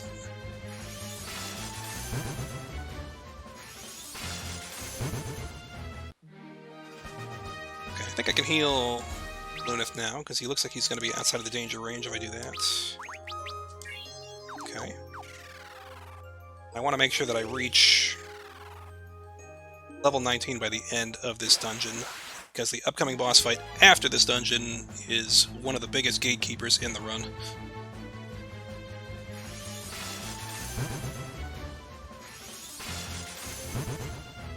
And hopefully Goldor will play nice today. Goldor has been beating me up in my recent runs as well. I've not been playing nice.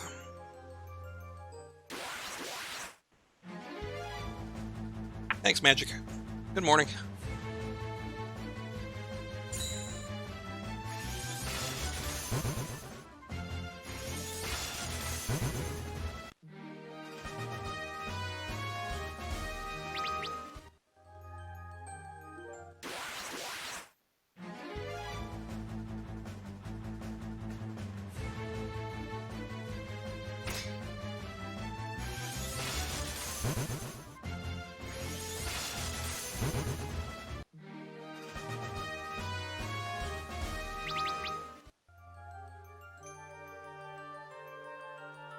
Almost here.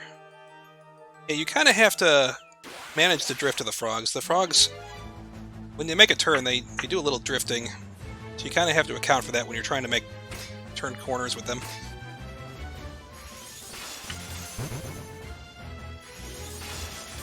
One of the weird little quirks of the game. Yes, we're in an entirely gold dungeon. 1819 status. He's close enough. Okay, I can go.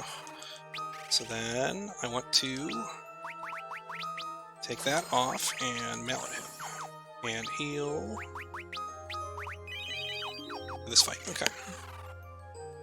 So, fun fact, Toad and Minnie are actually exclusive statuses. You can't be both at the same time in the same character. So, as a setup against many of the attacks that Goldor can use here, I remove Toad from Lunith, and then Minnie him instead. And the reason I do this is because if Goldor uses his Protect move, it greatly cuts down on the amount of damage my guys can do when they're throwing these Arctic Winds. So I can use his Study move to remove that, but he can't use that if he's in Toad form. So he has to be in non-Toad form to be able to use that. And then I also mini him because Goldor likes to cast Confusion on my guys. If they're not in mini form, they tend to use the books that they have equipped and smack the other party members when they're confused. But they do very, very little damage if they're in mini form. So here, let's see what happens here. So Ark is going to be hopping into and hitting somebody. Oh, he hit himself. That's very fortunate.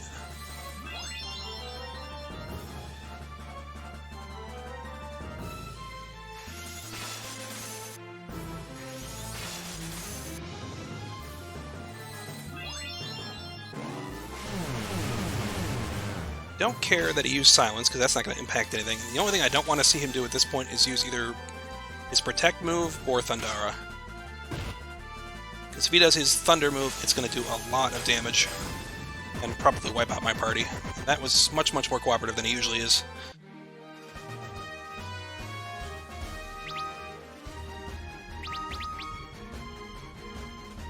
I love that little hop from Mini Lunith.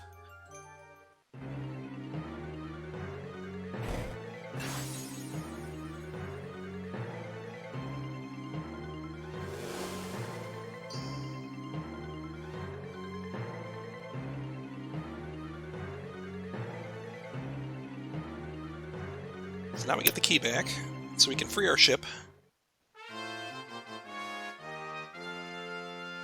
And that's going to lead to a quick shopping detour and then the final map warp glitch of this one. So I need to use an Otter Shroom to teleport out, because with my current party setup, nobody is able to cast teleport.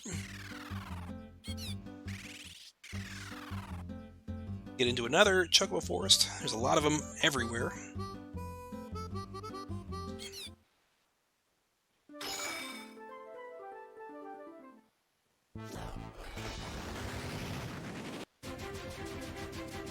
I'm kind of hoping Square might make a Stranger of Paradise style game about Goldor someday. It'd be kind of cool. I'd love to know more about his origins. As it is, he just basically disappears here and you never see him again.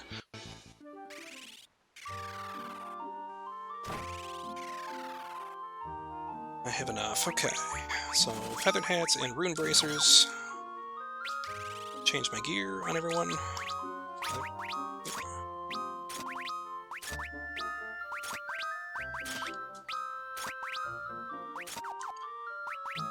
I will clear that slot, because I'm going to pick up earthen drums which is another combat item I can use to cast Quake. I'll be duping that in upcoming areas. I have to walk out of this area because I don't have anybody that can cast Teleport.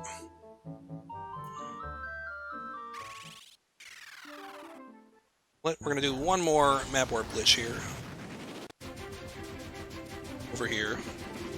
I actually just discovered in my most recent practice run that there's actually a Chocobo forest if you go on land here, which I did not know. Take a quick safety save, just in case I do something stupid. I don't think that worked. Okay, I'll try it.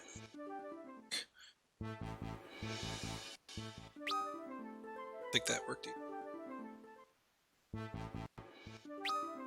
Nope.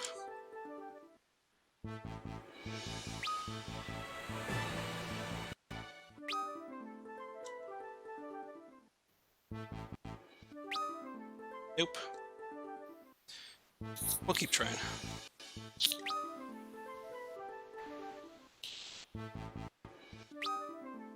So yeah, just as a reminder, this is a frame-perfect glitch. Gotta open a map on the first possible frame after getting off the ship. I can kind of tell if I didn't do it because I can see Lunith make a little movement right after getting off the boat.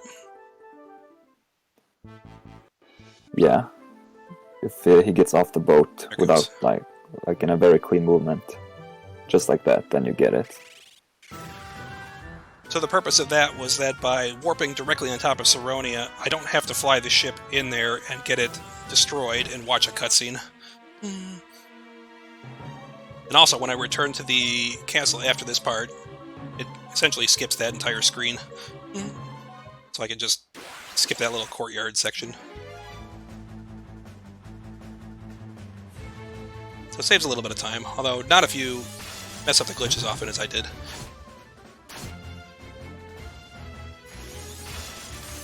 That's the last map warp glitch that I've incorporated into this run, so from here on out I'll be playing it pretty much straight. I say pretty much because there's a very interesting Nautilus glitch that we'll be seeing later.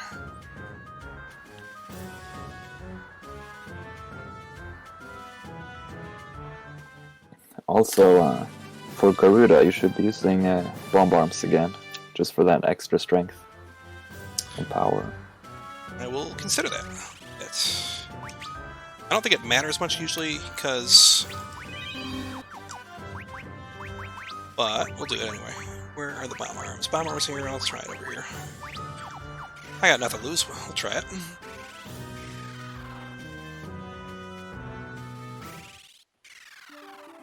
Okay, so I'm gonna specifically avoid the forest, because you can't get encounters if you avoid the forests.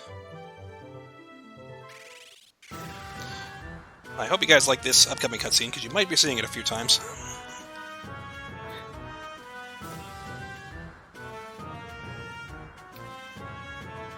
This is one fight I would really like to get the first try, but it's really not up to me if I do or not.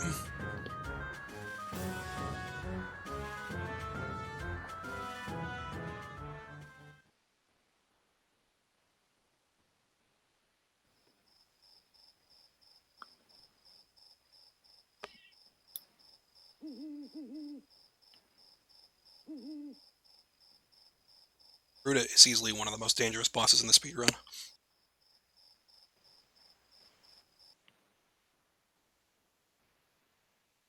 Unfortunately, every time we have to do this fight, we have to watch this cutscene here.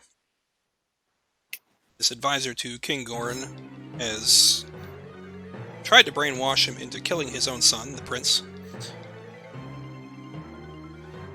But the king is resisting.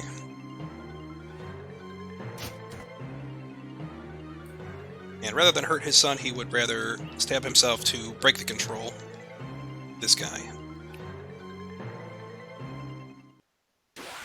Gigamath is a jerk. Alright, let's try the bomb arms. Got nothing to lose? Sure, why not? That's the wrong item.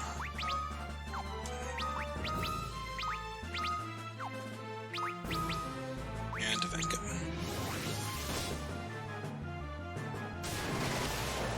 $26.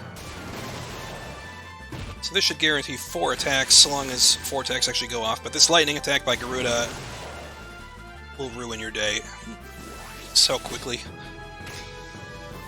That's a wipe. That's unfortunate. If he does that twice, there's just nothing I can do. Yeah, one hit away.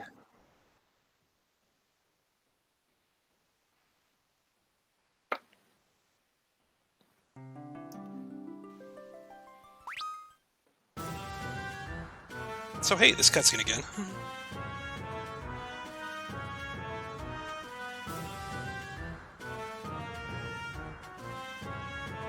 There's really not much it can do, and it does. This attack just does so much damage. It's like proportionate to the level of your characters for the most part. There's like this and Kraken and Cloud of Darkness can just, especially in the speedrunning, they're just some of the most brutal bosses.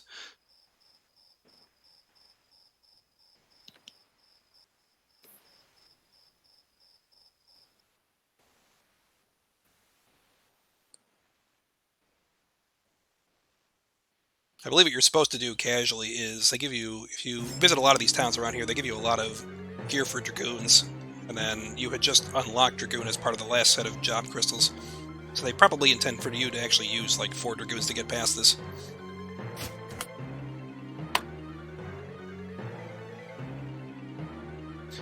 We don't have time for all that.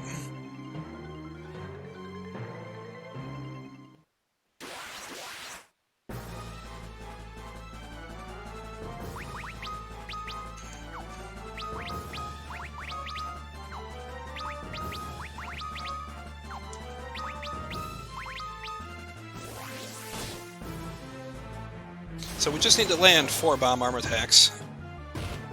And that's a good start because he didn't use lightning.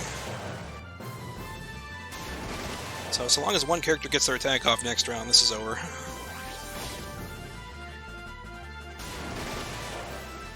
See? First try.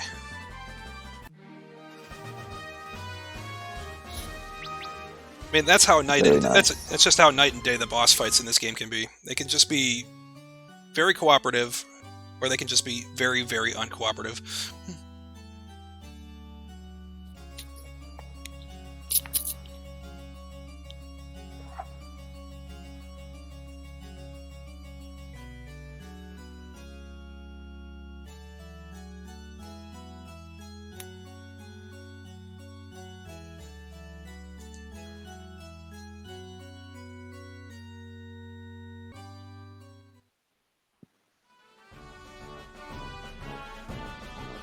So we get the celebratory music. We're just gonna loot some of these chests quick, and then do a quick job change.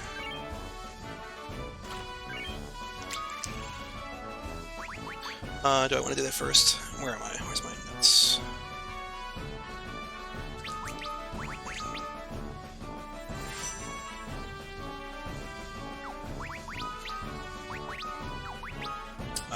Tome, and tome.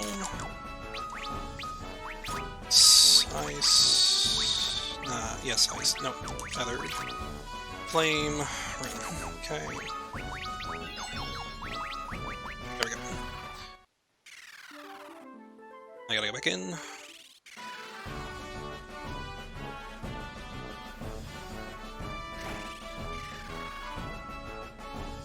So continuing on our theme of diversity, we've switched our knight back to a red mage.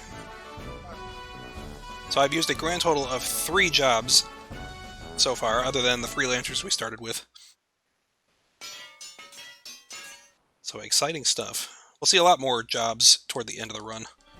You really only use a handful of jobs.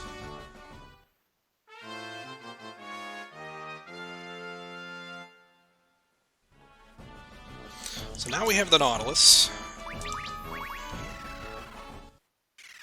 And that is going to enable some other fun glitches, but first we have to be able to take it underwater before we can have some fun with it. So we need to visit our pal Doga up here.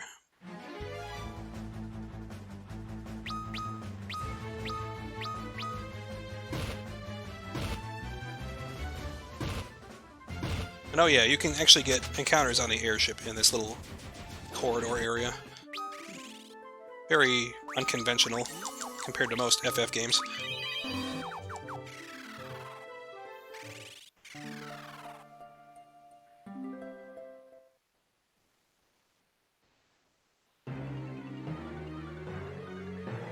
You can get attack in the air, but only in that little mountain corridor leading into that area.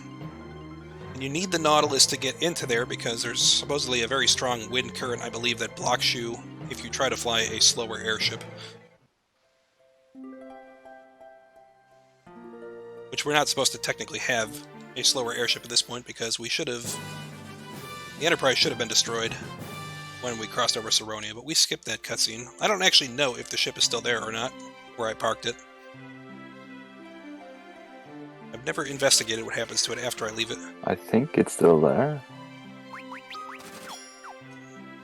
Yeah, but I don't know either. I haven't tested it. That would be kind of funny.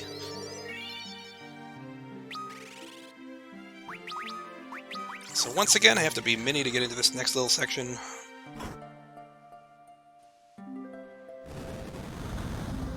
Mini and Toad are more annoying than anything else, and it's very arbitrary where you have to use them. I mean, at least for the Toad sections, it tends to be water-related. There's not really any... And at least for Toads, when you're going in there, it's actually a village of tiny people. But for everything else, there's not really a reason for why there's these mouse-sized holes you have to shrink down to get into.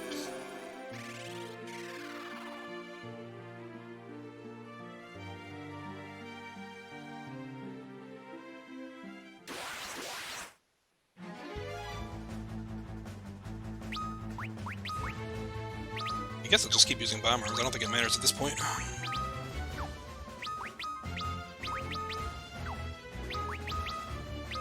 Unless something is specifically weak to ice, I don't think it's going to matter.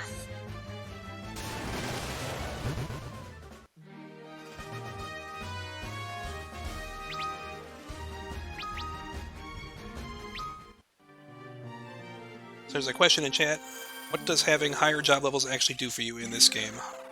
I think that would probably be better answered by you, Desh, if you can offer some enlightenment on that. Yeah, sure. I guess the most simple answer is it just boosts your offensive capabilities with that job. So higher job level means your attacks become stronger. Yeah, that's the gist of it, really. I also know that if you get higher job levels with certain jobs, it lessens the penalty when switching between different jobs. I think it's something like every 10 levels of a certain job can lessen the penalty by 1 battle.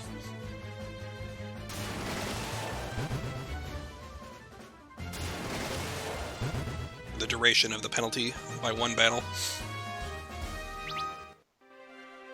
Yeah. So if you get a lot of guys at very high levels, you can switch almost very freely between most jobs without incurring much of a penalty between any of them.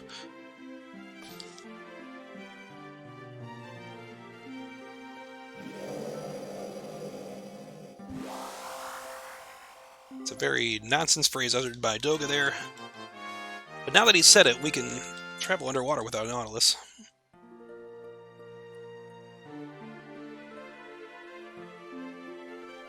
And then he tasks us with getting Noah's loot so we can wake up Yune, who was the NPC we saw when we first cleared open the surface world.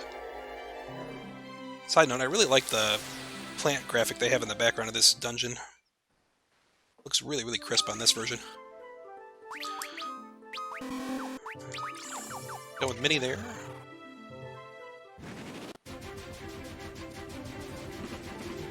So I got through that corridor with no attacks. And I'm going to take a quick detour to an optional dungeon called the Sunken Cave to pick up some gear before I move on.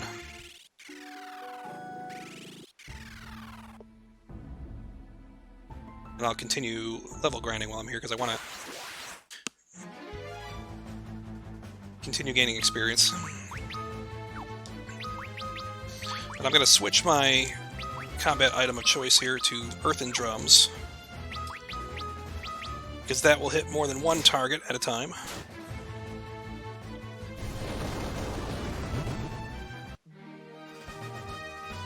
So that should speed up grinding at this point.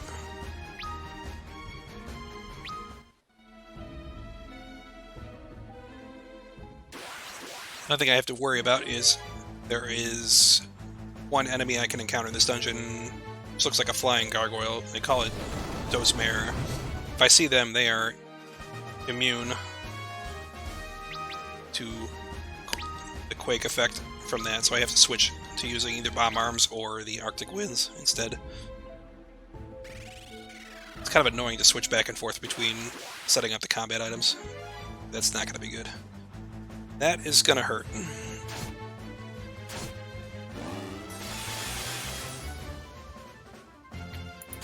Ooh, wow. Okay. Owie.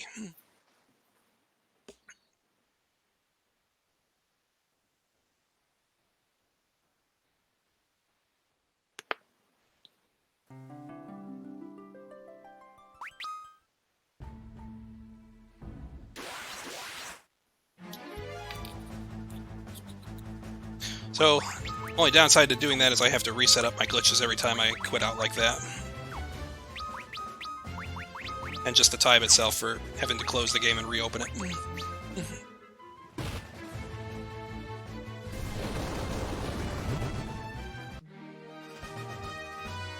I mean, if you see how punishing the back attacks are, and this is a version of the game that has a lot of quality of life features to make things quicker.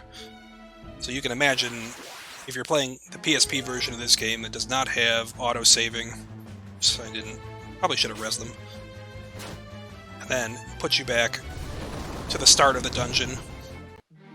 A single back attack can ruin and waste your minutes if things go horribly wrong.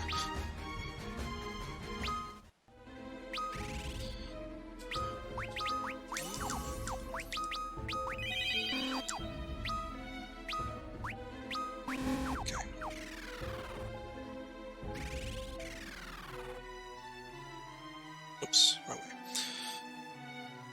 I don't want to go that way yet. I want to go south first. And this is the enemy I didn't want to see. Now I have to switch my items.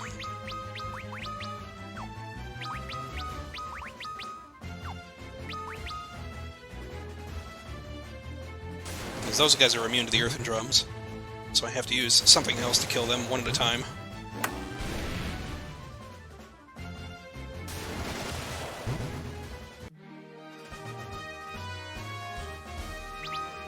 And also what's likely going to happen is I'm probably going to get a different enemy on the next fight and have to switch back to earthen drums. So it just keeps... every time I get that, it's inconvenient.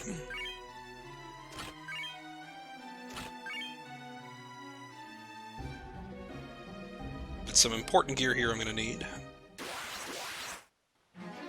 And it's another back attack.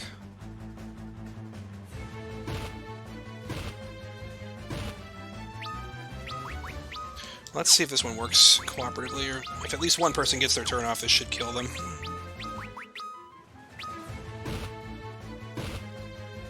Wow, really?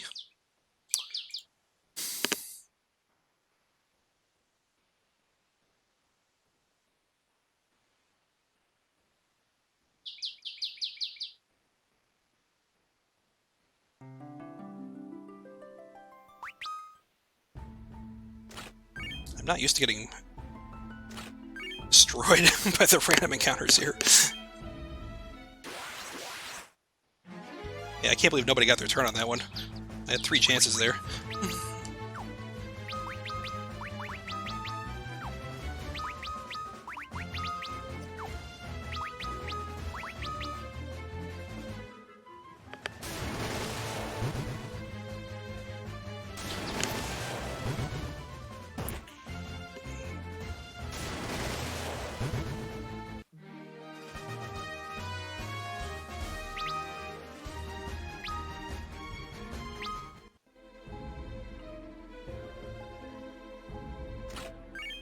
Alright, almost done here. Only one more chest to get. Oh my god, another back attack. Come on, game. awful. Oh my god. This is brutal. Oof. You might be hearing birds. I have my window open and I hear birds chirping outside.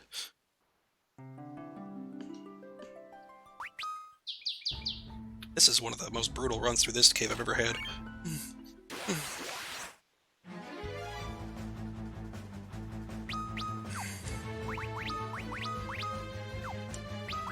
Oh, I don't need to do that. Never mind. Do that.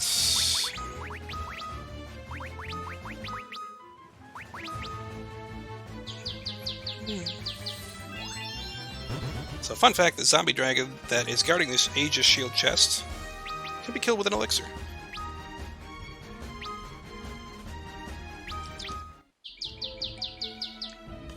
Where is it? Just get my notes up. Sorry, 1 second.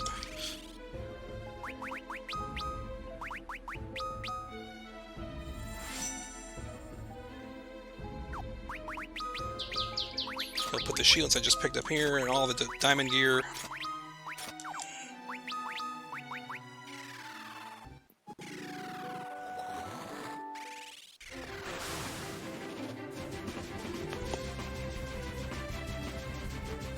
I believe the zombie dragon can also be killed with a phoenix down. Yes. In my experience, though, phoenix downs can miss. I did not heal it. Should probably heal.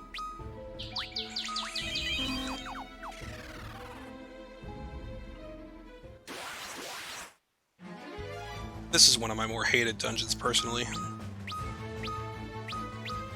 Mostly because there's a detour on the final floor that I have to make to pick up some gear, and it just is such a long detour that incurs so many extra encounters to do that. Yeah, it's pretty bad, honestly. But the item there is so good. I think the current world record run no longer goes down that corridor, and I really would like to incorporate that in my runs.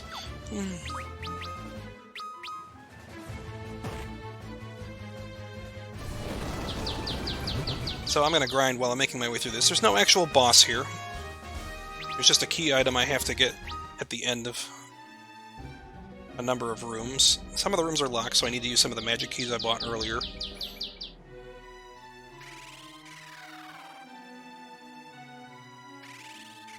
I'll have Lunith as a knight guarding for everyone if they get the low health.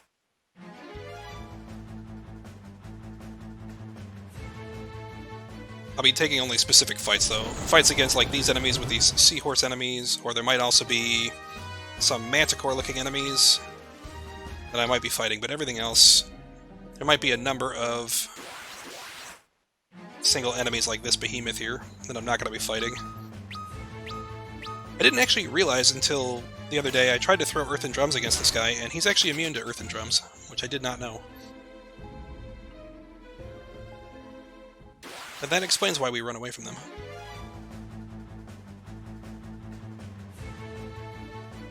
I take it there is... It's a question from the chat. There isn't a zero encounter option for this game, is there? God, I wish there was. That would speed this up so much. Yeah, that would be fantastic. For a little while I was counting the number of encounters I was getting throughout a run, and I think I ended up at about 250-ish random encounters on average over the course of a whole run here. Wow. And that included about 40 or 50 fights that I would take intentionally for grinding.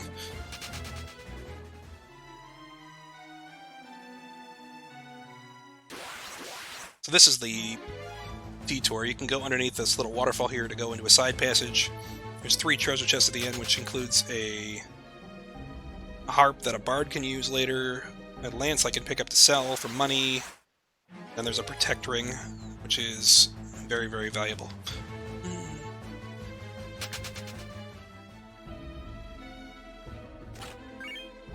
So blood lance, protect ring, and the Lamia harp. 2 of those items I'll be using. Doing heals on my knight. But unfortunately, that's all that's down here, so now I have to backtrack all the way to the entrance of the room. That usually means I have to go through another 4 or 5 fights.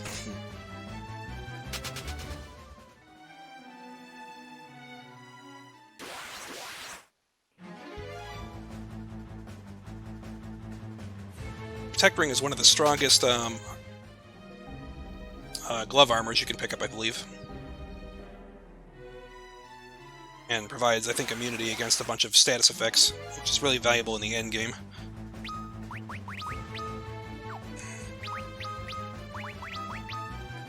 Yeah. It boosts all stats by 2, which is really nice. And every job can equip it. And it also halves all elemental damage. It's such a good piece of equipment. That sounds very similar to the ribbon from like FF1, and there's also ribbons in this game as well.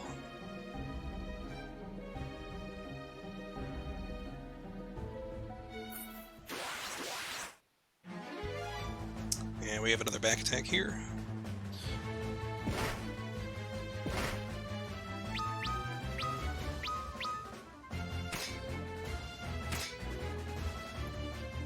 This is not going well.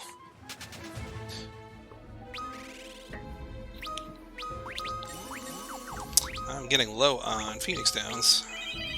Thankfully I could just do more if I need more, but that's just kind of waste time.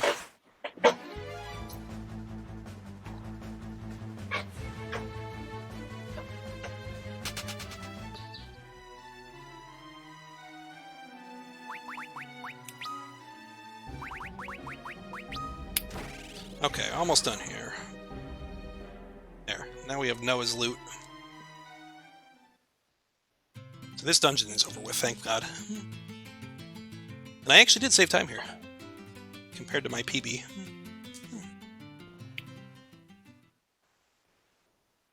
Now I'm only 10 minutes behind my PB.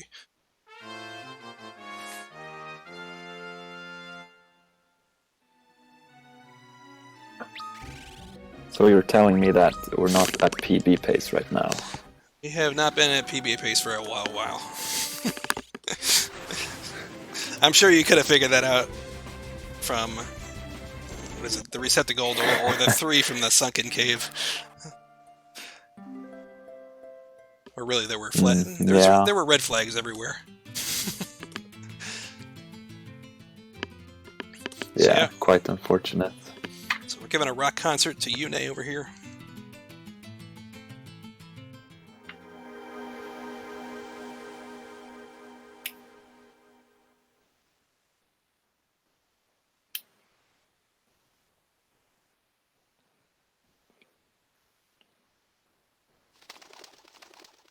She is a parent for no apparent reason.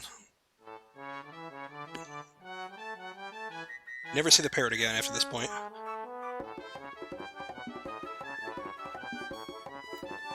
You see it in the credits, actually. Oh, that's right. That's true.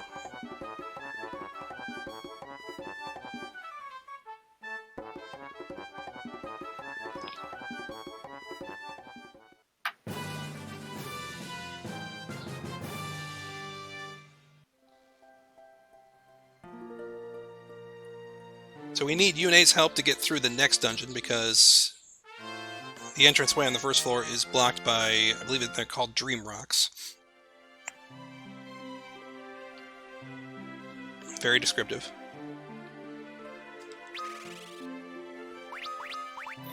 Oops. Very.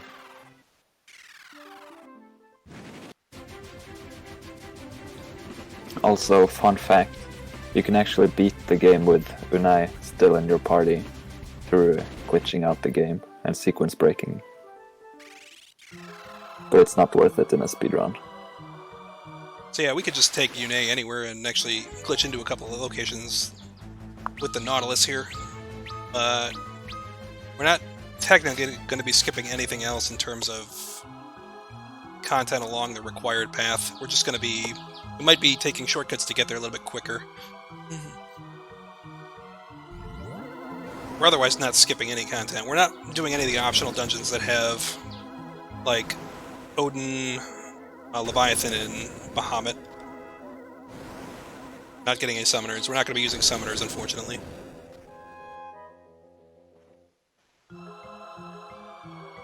There, now we could technically dump Yune at this point, because we really do not need her at this point. But she's going to be popping in, I'm sure.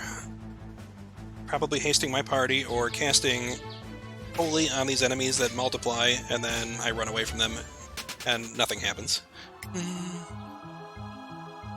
So, she's unfortunately not a very good companion for this particular speedrun.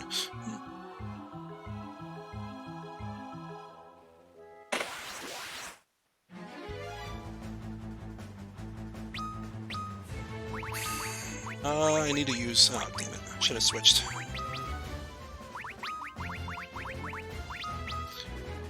Garn. I have to switch my commands back after this one. These, enemies, I can't remember the name of them. Oh, they're called Pyralis. The green lizard. Yeah, the green lizard, they're called Pyralis. So they're actually vulnerable to ice. So, which means I'm going to move those back to my first slot. Because I'll be fighting those if I see them. Because they're worth a lot of experience.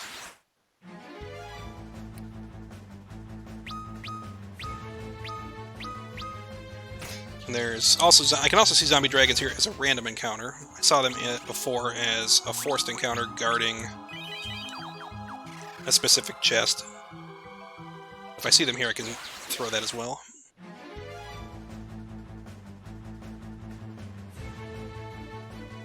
Just going to continue through this dungeon. This is also another very long dungeon.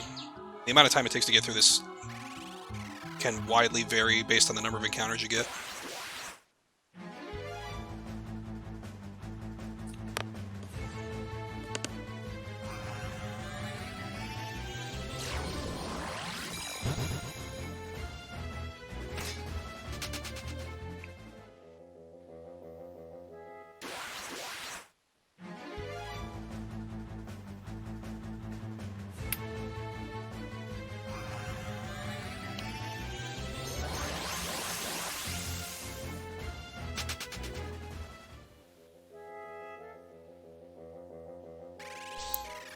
So I think we saw both of Yune's attacks there, Holy and Haste, neither of which accomplished anything other than wasting my time.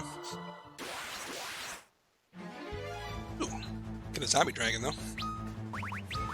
So we can do that. Actually, no, not you. It's kind of messed up my item ordering. Because I'm not used to having bomb arms.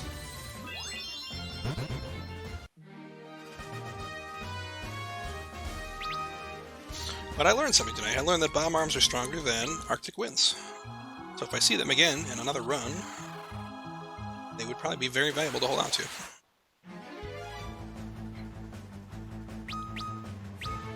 Yeah, so the base power of Arctic Wind is 180, for Heavenly Wrath it's 183, and Bomb Arm is 190.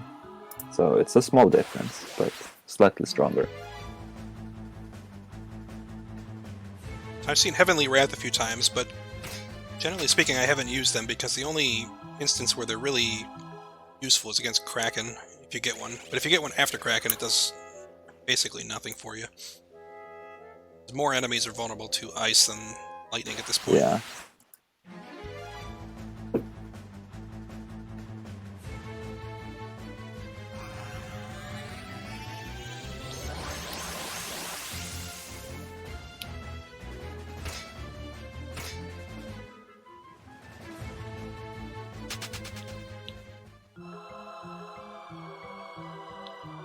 Okay, almost done here.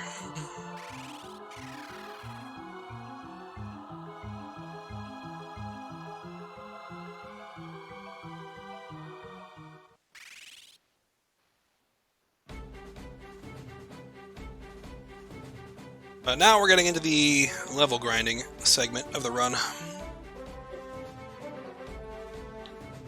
So our party's a little lower than we'd like it to be at this point, and now that we have access to the Invincible shortly after this cutscene ends, we can travel to an area called Lake Dor that is located on the floating continent that we started on. And then there's a very efficient grinding we can do there. But unfortunately it's going to take a little while to do that, because we need to get the stats of our party up and our HP so that we can survive the end bosses of the game.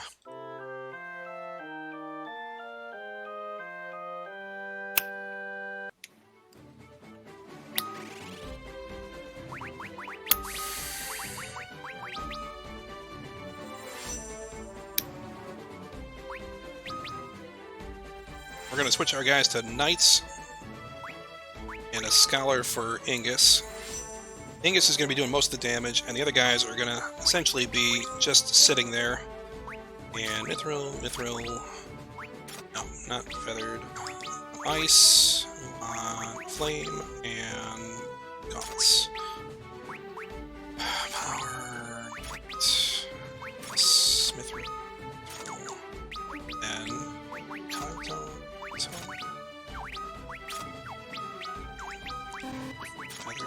Scholar. Okay. Anything else?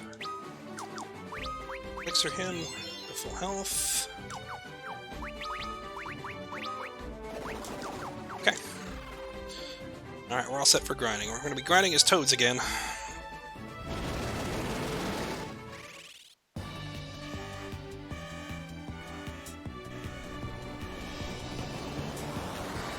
So we have two very specific purposes for making Ark and Refia into Knights. And one of them is to increase their vitality so that they will get more HP on level ups. And also we can give them equipment to weigh them down so that they won't take their turns out of order. So we're very specifically setting up this party here so that Ingus is going to be throwing combat items as the first available action that my party takes to speed up the combats, because otherwise we're just going to be wasting a lot of time. So I have to take a few fights here to get the job debuff off before I risk moving to the next levels, because there's some dangerous enemies on the next floor. So I'm going to set up a Earthen Drum use on all four of my characters here to start this off.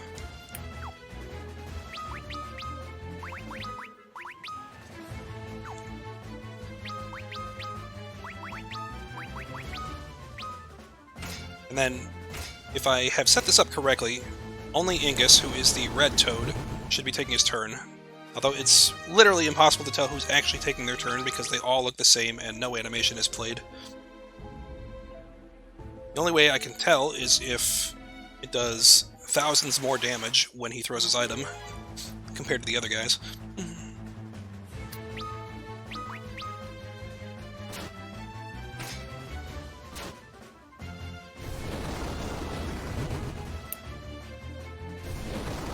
Okay, so after this fight, the job debuff should wear off.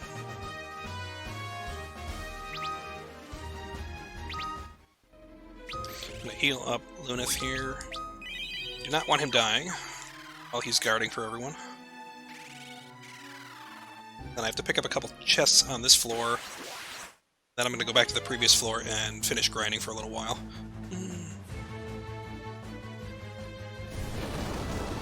Thankfully there's no flying enemies here, so I don't have to change any of my commands to account for enemies.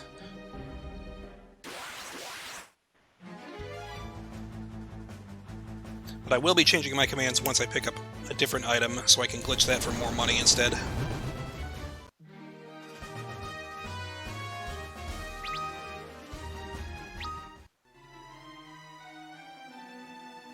Okay, I get a white musk here, which casts Holy when I use it.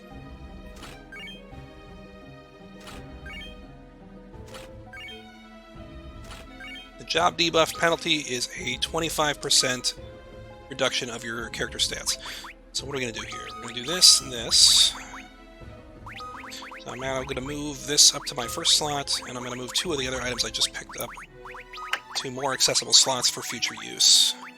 So the turtle shell I'm going to move up. The Bacchus cider I'm going to move up. I already moved that. Okay. So while they're under a job debuff penalty, they have a minus 25% to all their stats.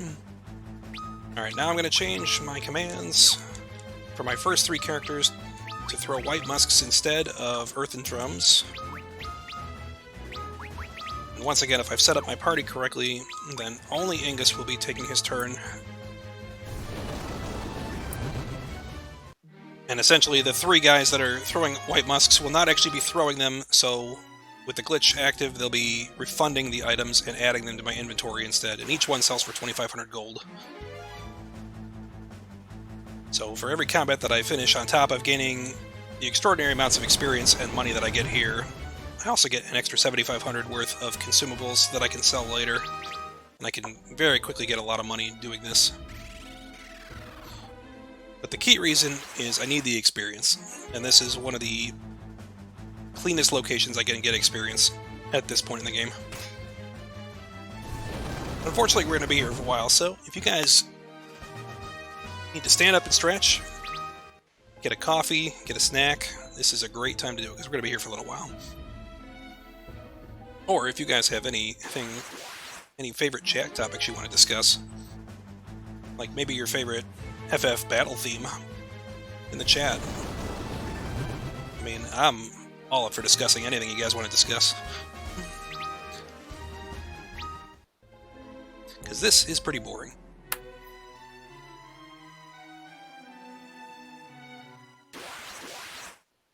So I'll open that, and I'll say that the Extreme from FF8 is probably one of the best battle themes in the entire series.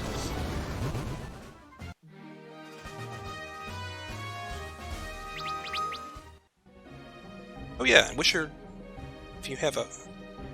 everybody a happy Father's Day today.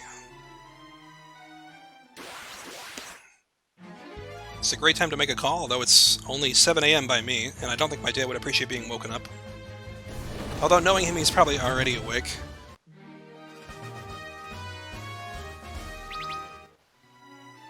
Blinded by the Light, I see that, that's a good one. Yeah, the final fights in 10 are really good.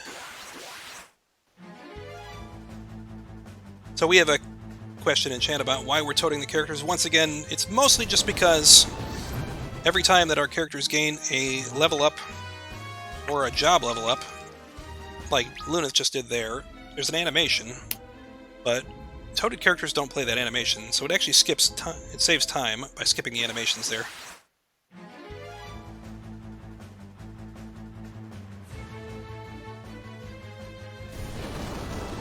It takes a little longer for them to make their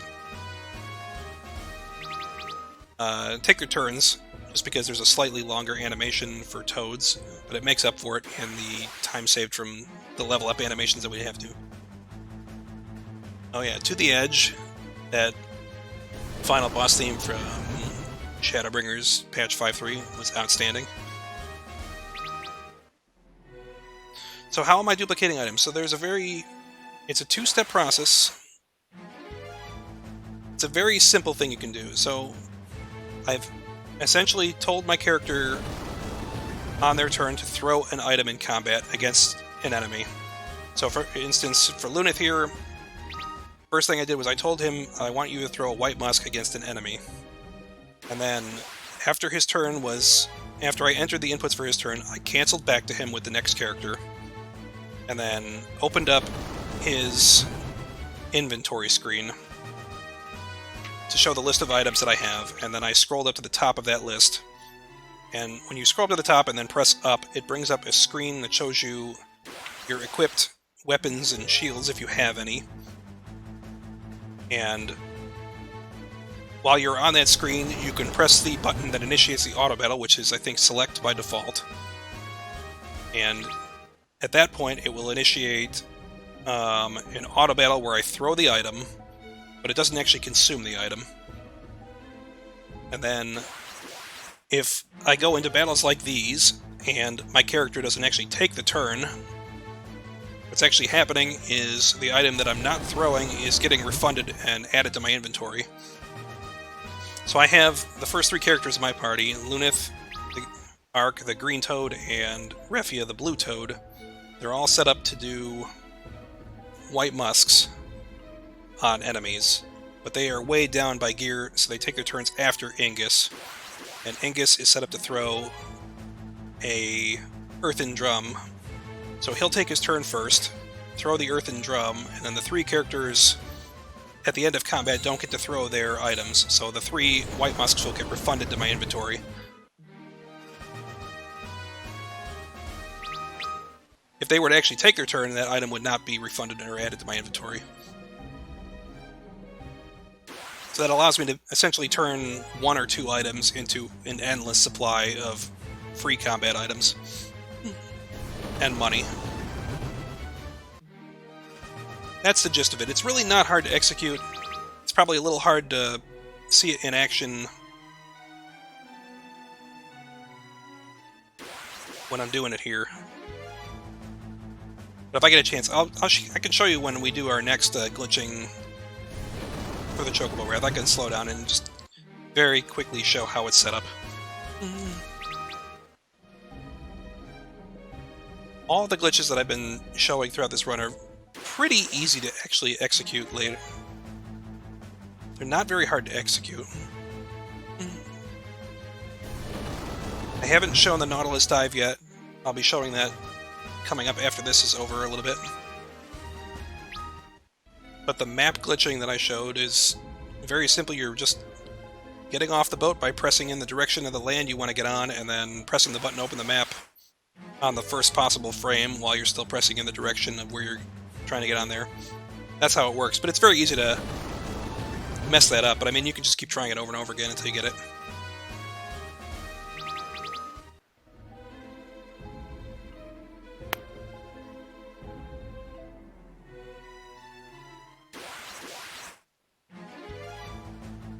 These back attacks are slowing things down and getting Lunith down to a very low thing. To a low health total. So one other cool side effect of the glitch here, since I'm gaining 3 white musks with every fight that I'm taking here, at some point that would put me at 99 items, or 99 white musks, because I'll be here that long grinding. But a fun fact is, if I don't actually go in my inventory screen or actually touch anything, it's going to overflow it and continue adding to that total. So I'm probably going to end up having something close to about 150 white musks by the end of this grind. And then I can sell all those for like 2,500 each. That is a lot of money.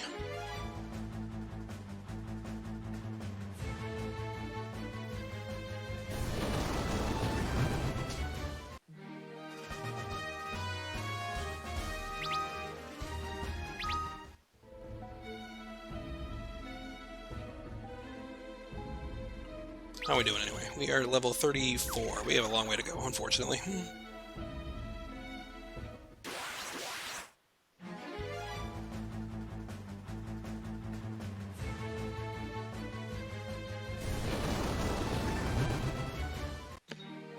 What else can we talk about, chat? Talked about Father's Day, we're talking about excellent ones. I hope you guys are looking forward to the FF Pixel remasters that are coming soon. I'm excited to see what those are going to be.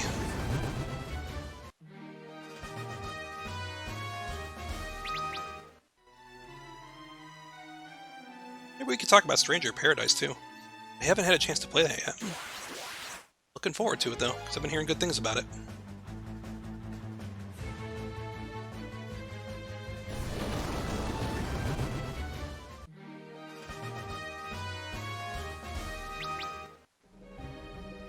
Yeah, it's a good take. Waiting on the remasters to see what's actually in there. I'm very curious to see what's going to be in there.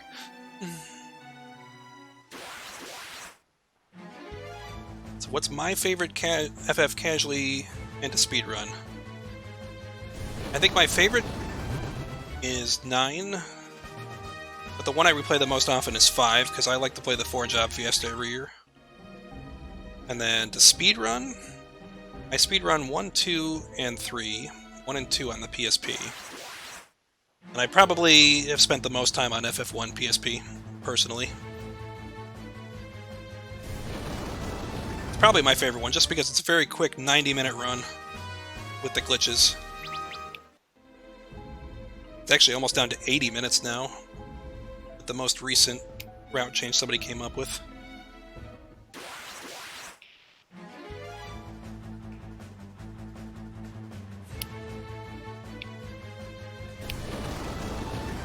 Actually, we're really close to hitting 80 minutes. I think the world record is just a few seconds over 1 hour and 20 for FF1 PSP now. I don't think anyone's beaten that since it was set a month or two ago.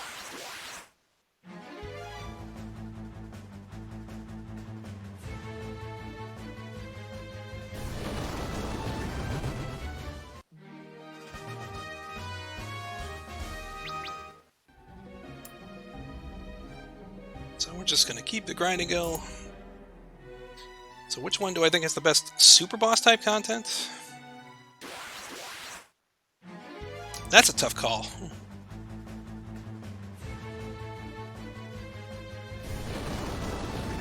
Five has, or at least 5 Advance has a lot of extra content. And I actually have not even done all of 5 Advance's extra content. But I love like all the optional stuff you can do in 5, like Coquette Bahamut. I love all the extra optional side stuff there. I absolutely hate the Card Queen quest in 8.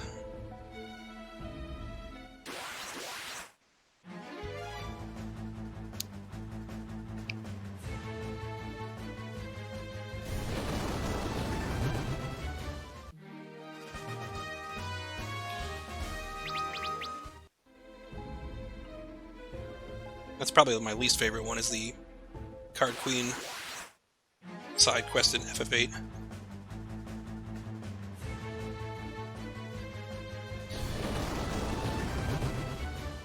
Favorite FF minigame?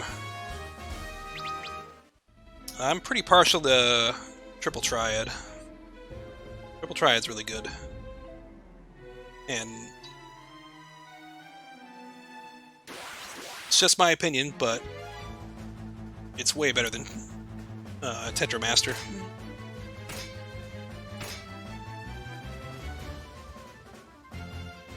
Blitzball's fun.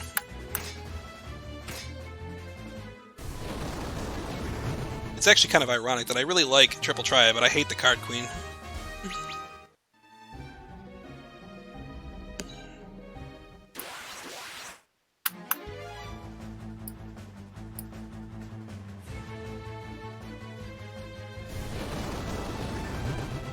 Yeah, I think Mahjong is in FF14. I don't know how to play that, but it's there. And Triple Triad's in FF14 as well.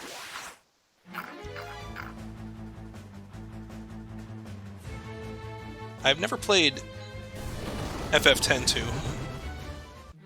Or rather, I've never gotten more than like 15 minutes into the game. So I can't comment on 10-2's Blitzball system. It's kind of a shame because I've heard so many times about 10-2's excellent battle system, and I've just never played far enough to see it. Oh yeah, how am I missing that? Chocobo Hot and Cold is great.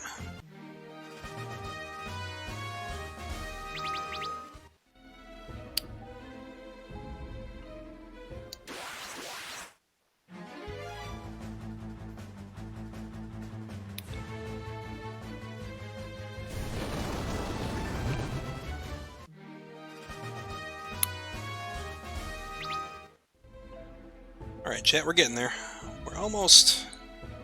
need 2 or 3 more levels, I think. Then we can move on, and thankfully after this, it's pretty much a straight rush to the end game destinations.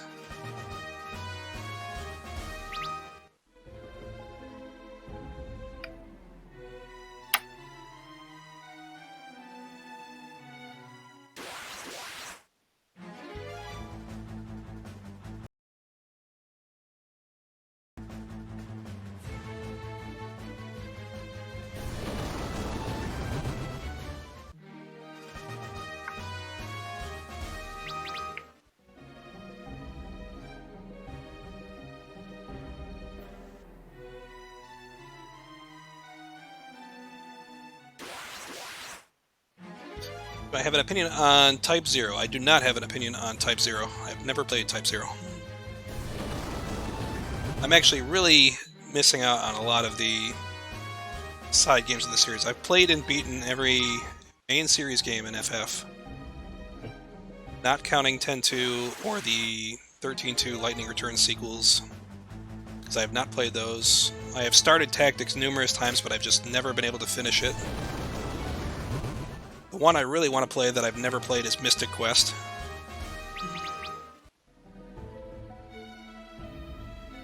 And I want to see what this Stranger of Paradise is looking like. I'm also looking forward to FF16 when it comes out.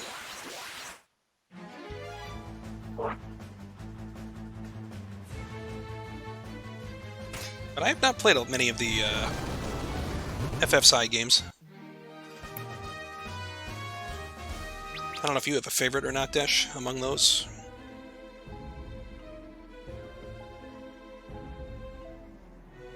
No, not really. No surprise there. So, it should be 1 or 2 more levels for... I usually count it by Lunat's HP. I want it to be about 1600 when this grind is over with. And then I just wait and make sure that everyone else hits 40. Okay, another back attack. Well, thankfully he's taking a lot less damage than he was before.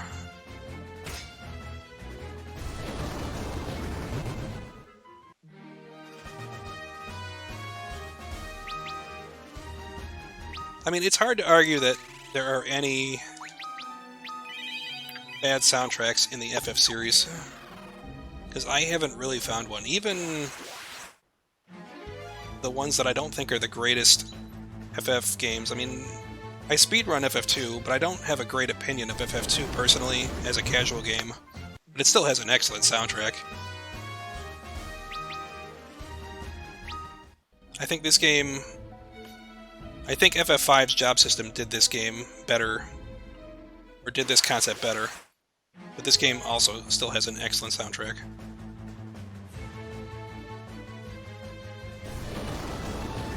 Yeah, I think a lot of people are also sleeping on the MMOs 11 and 14 because they are excellent games. That should be level 39 for everyone, I think, or just about. That's 39 for everyone. Okay, so we're 1 more level for everyone. And then we can move on. So just a few more minutes, chat, and then we can go. This game, I think this game combines the best of FF1 and FF2's ideas. It's got the jobs from FF1 with a wider selection of jobs. It's got the ability to let you change jobs, which was entirely novel at the time, on the fly.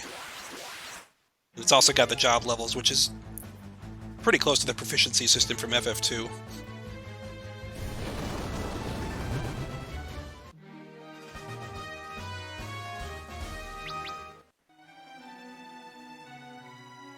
So I think this game is definitely underrated, and especially now that this marathon save version of it, it's still underrated as a speedrun and underloved and could use more runners.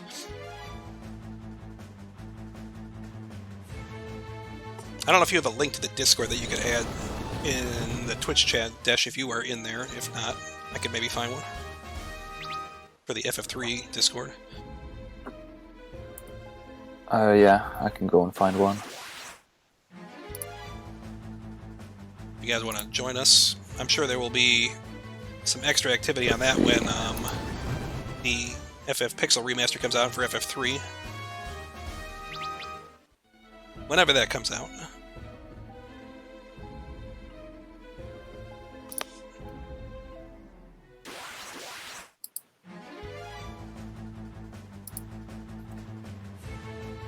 Okay, I'll just so feel free to join. So if you guys want to join the FF3 speedrunning Discord, feel free to join that link that Dash put in the chat. What do we got? Are we 40 yet? Not quite. Almost there. It has all the versions that are there, and probably the future version for the Pixel Remaster whenever that comes out.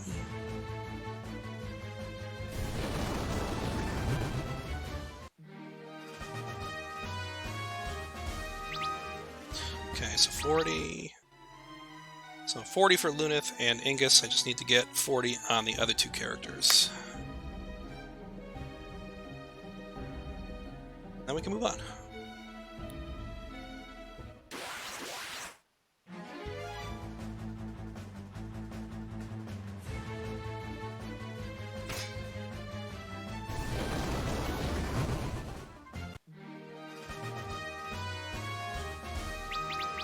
Okay, I think that's it.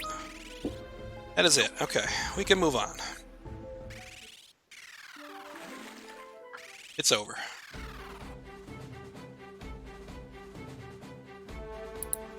The first thing I'm going to do with all the money I bought is buy white robes, and now I'm going to sell all the white musks. I have 160 of them, since I was able to dupe and store over 100, and over the 99 usual ones.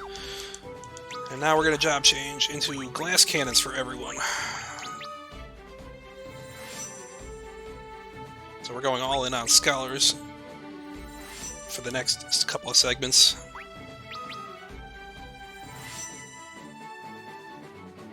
Okay. What are we doing? Need...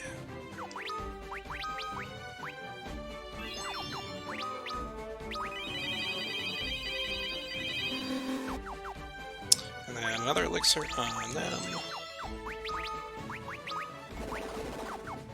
Okay. Then we gotta do Ingus first. Take a book off, put a white robe on, put a tome and a book on, with a feathered hat, a white robe, and a rune bracer on everyone.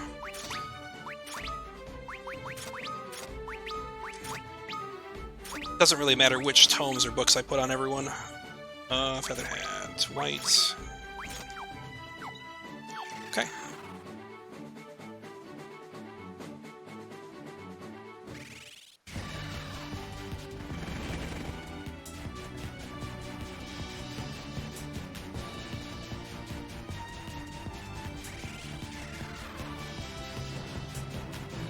So we're all done with the grinding. Now I have to go back and get the Nautilus because I'm going to be using it for the last of the glitches in this run. So that we can just take some shortcuts getting to some of these destinations, and it's over here.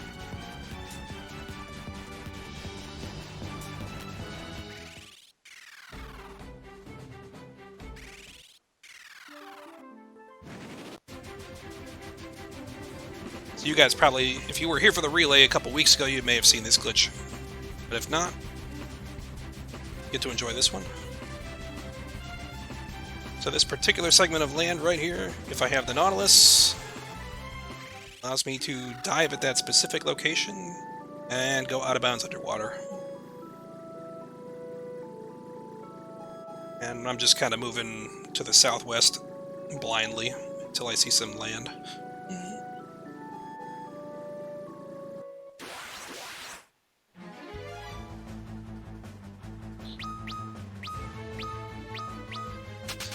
So Dash, I don't know if you know why this glitch works like this, Dash, if you could explain it.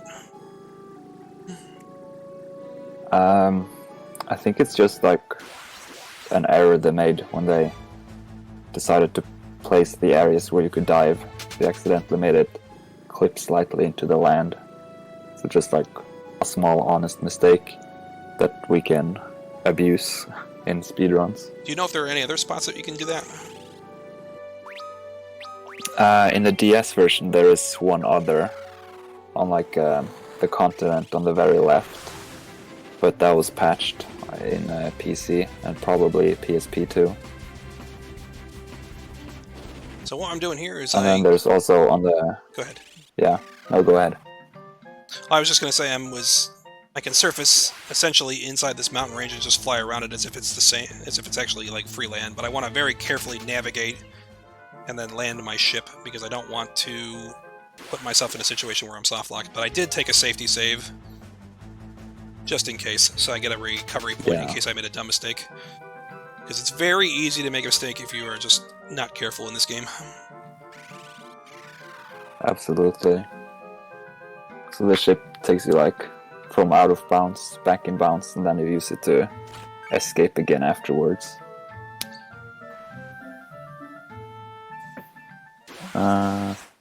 But yeah, there's also a spot on the floating continent where you could use your sailing ship to, well, only on the DS version where you can sail onto land, which is really funny. You get like land encounters while you're in the boat, and it looks really funny because the land enemies are like just standing on water.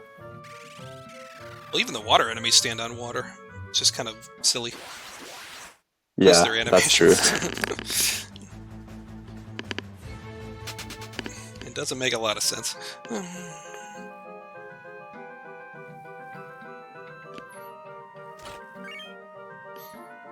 So we just have to navigate through the Cave of Shadows here. This is just a lot of blind corridors leading to other blind corridors.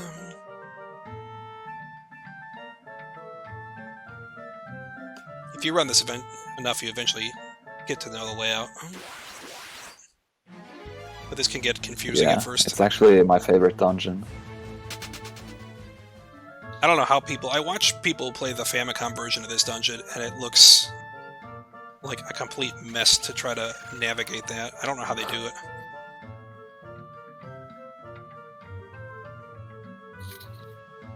I would love to know how they navigate that, or learn to do that.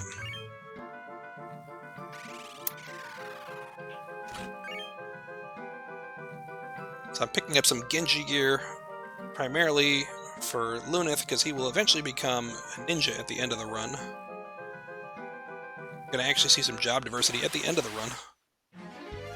Because up to this point, we've only used 3 jobs besides the freelancers. We've used Red Mages, Scholars, and Knights. And we're going to see Bards and Ninjas as part of the endgame. I'm not sure if there's any others. I think those are the only 5 we actually use. Yeah.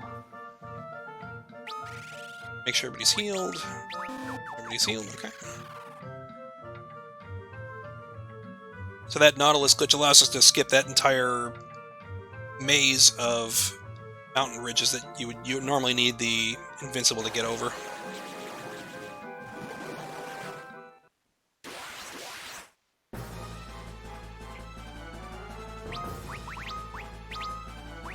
So I sold all but 4 of the White Musks, and I'm going to throw all here at Hecaton. Because after this I won't use any more... I won't have any more use for White Musks. And then that will clear the very first slot in my inventory so that I can pick up a Chocobo's Wrath item in the next dungeon. And it'll cleanly slot into that same spot.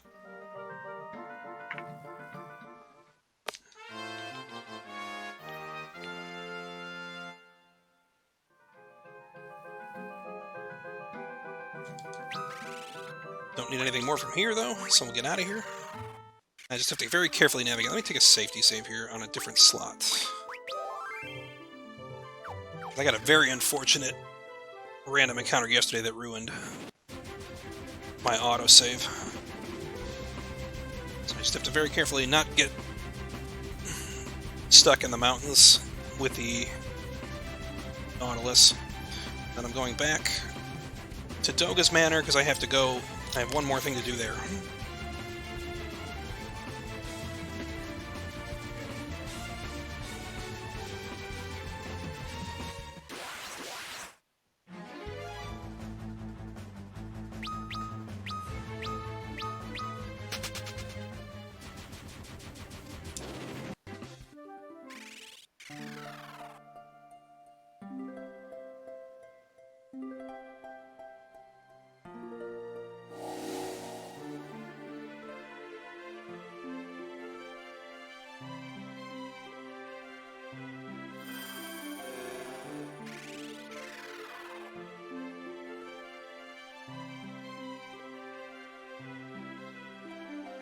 There's not much to say about Doga's Grotto. Don't have to fight any of the enemies here now that we've grinded. The only thing we're going to be picking up is Chocobo's Wrath item, which is another combat item we can use in combat to cast Flare, which is I believe that's slightly stronger or slightly faster than Holy, which is why it's preferred from this point on. And it's, I believe, free of any elemental associations as well. Yep.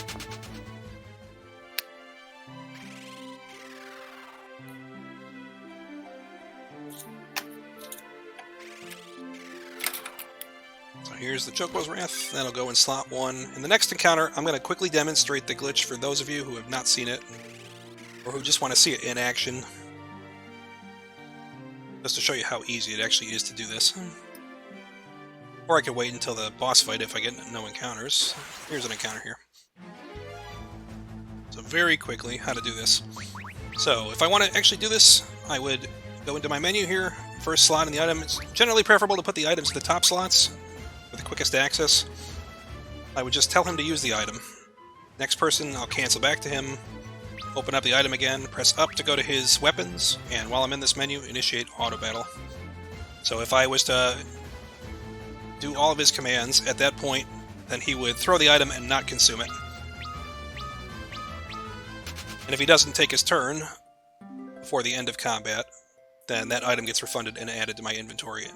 So I can set that up for 3 of my characters very easily, because there's another character after them to cancel with. But if I want to do it with the 4th character, I have to do the same 2 actions, but I have to split it over 2 combat rounds or 2 encounters.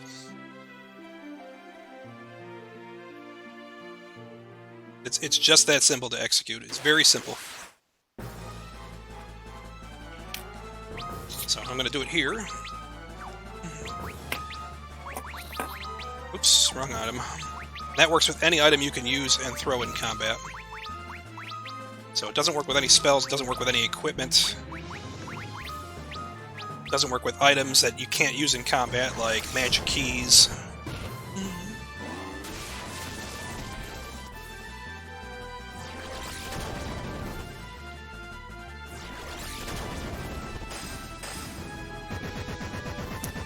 There's some nuances to it, but that's the gist of how you set it up.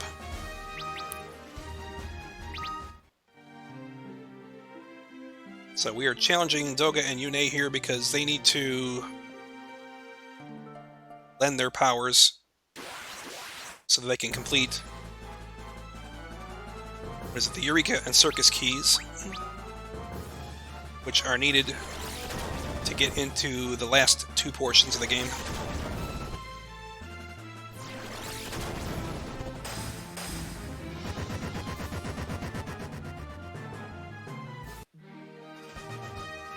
These guys have some very unusual monster designs. All of the enemies in this game are pretty wacky, honestly, in terms of monster designs.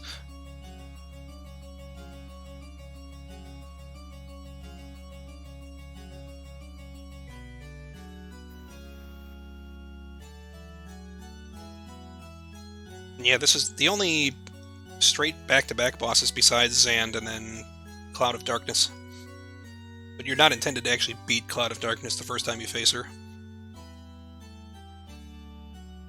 So you have to take these 2 fights back-to-back. It's actually very straightforward with the duping and the Chocobo's Wraths, especially with Scholars, because they do double damage with combat items when thrown in combat.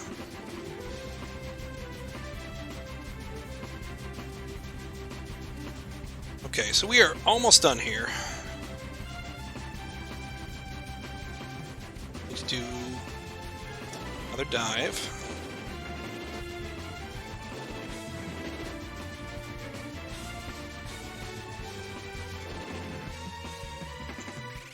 Okay, so we're going out of bounds once again at the same spot I was at earlier. I'll take a safety save here. Yeah, No Dupe is essentially the PSP version of the game, which is the same as this, but with a slightly lower resolution and no real glitches to speak of. Although one sweet bonus that the PSP version has that this does not have is it has the option to use the Famicom soundtrack, and you can switch between the 2 modes.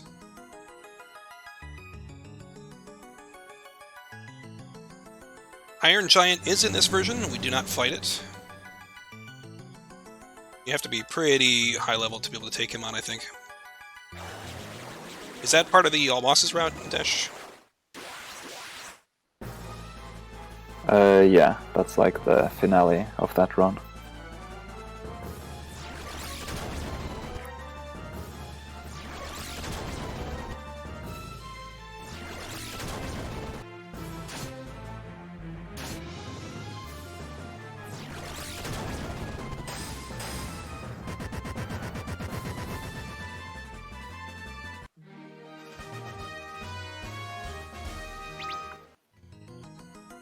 Okay, so we have defeated Titan here and claimed the power of the last crystal. So now we have access to Ninja, Sage. There may be other jobs, I can't remember which ones are here. We won't actually use Sage in this one, but Ninja we will use.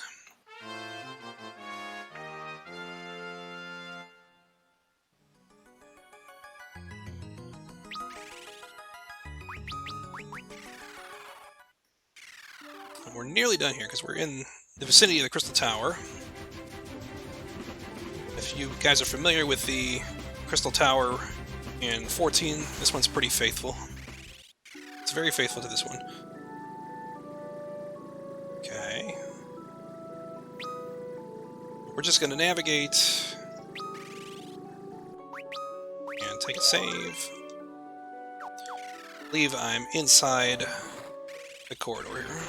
Yep. So never mind going around, never mind using the fangs to clear the path. Don't need to do any of that. And we are done with the airships for the game now. So we're all in on the endgame, beginning now.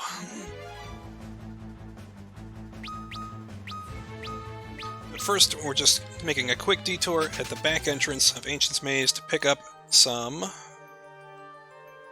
pieces of gear. Notably this Protect Ring.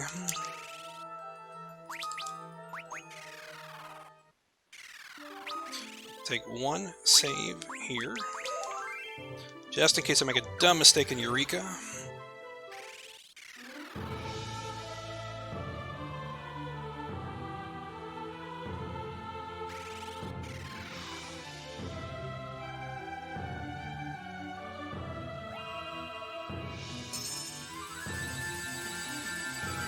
This is definitely one of my favorite end games. But this is a very long end game. It's a very significant portion of the run.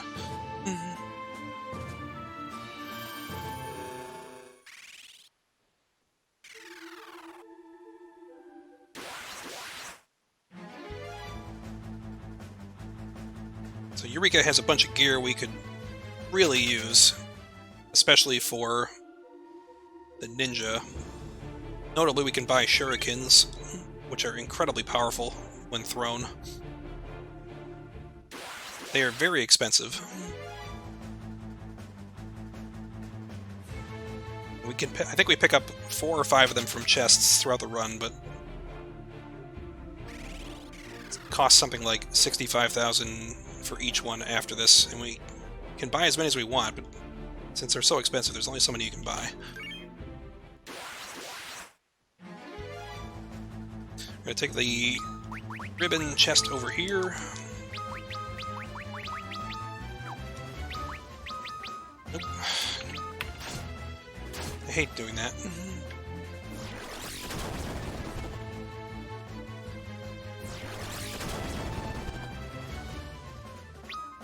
Nope. So I was not supposed to do that. I was supposed to do 4 Chocobo's Wraths.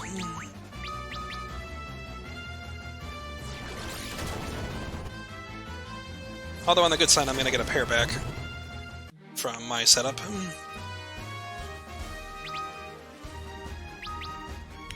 So we took this chest to get a ribbon.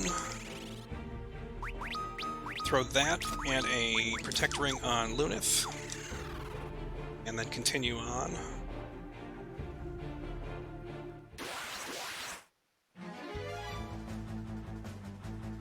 So yeah, most of the rest of this is just getting gear for the classes that we'll be using at the very end.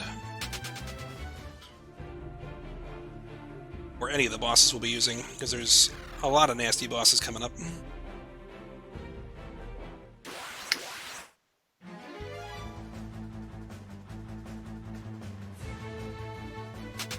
So I guess I have a question for you, Dash. Like, how long did it take you to come up with strategies for the various bosses at the end of this run? Because they are just incredibly brutal. And it's very tough to find strategies that are consistent due to the randomness of the turn orders and everything. For the bosses at the end, well, it was mostly just a lot of trial and error. Well, especially back in the day, like on the DS, when you only had like one shot to try against the bosses. Like, it would take hours to backtrack and try again. We just spent a lot of time, honestly, and slowly making progress. And as more and more people started doing runs, I got help from others who also tried their own different things. So everyone just basically tried different things until we found things that were consistent.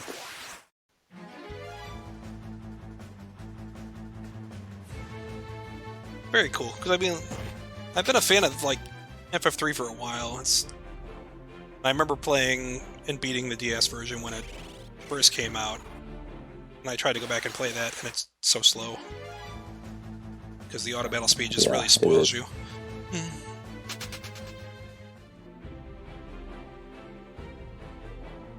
But it was still a lot of fun to play that because I'd never had a chance to play it before, since it had never been released here. So I'm going to pick up 2 shurikens here.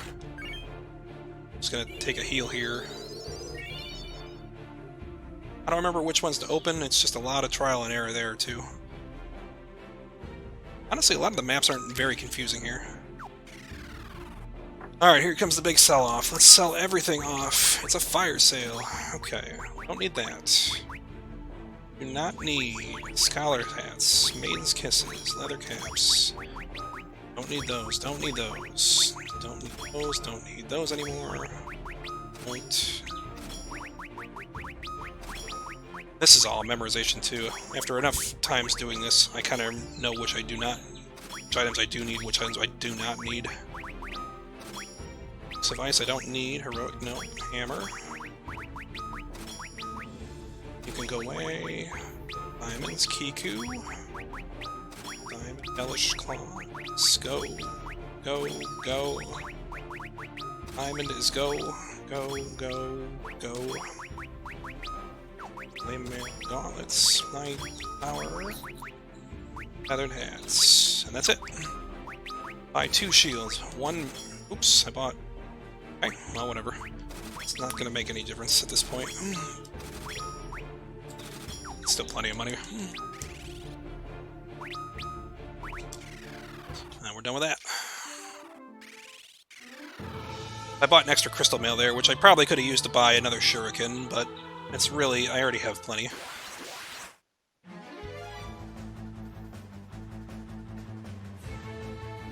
So there's nothing left other than the final bosses at this point. So we gotta climb the tower, and then take on Zand. Move to the World of Darkness, take on all the bosses there at the end. So we're in the end game now. It's just gonna take a little while to get through everything.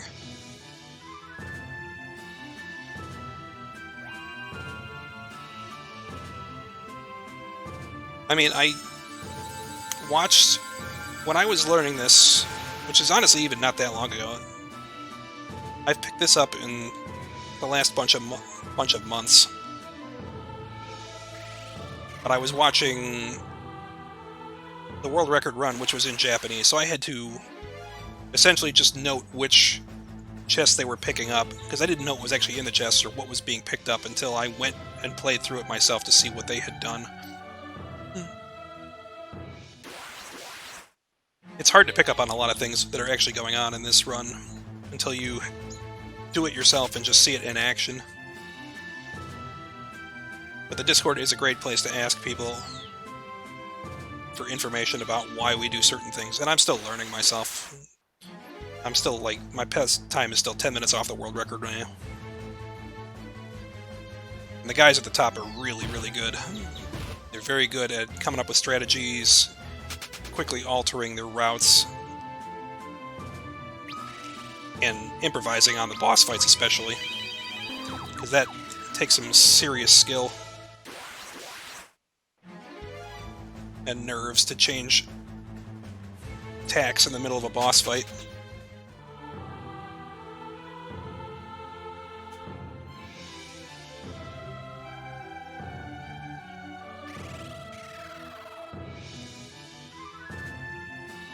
Honestly, one of the easiest things for me to learn about this run was the maps.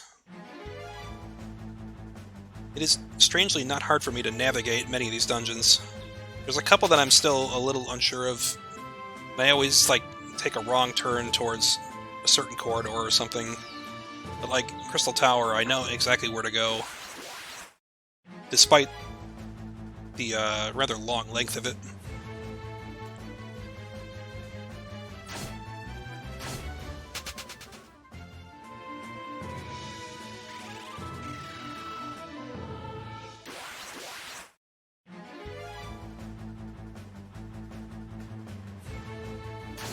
Yeah, there's not much to do here other than to try to survive and stay alive. Yeah, I had a harder time with FF2 maps, honestly, than I do with this.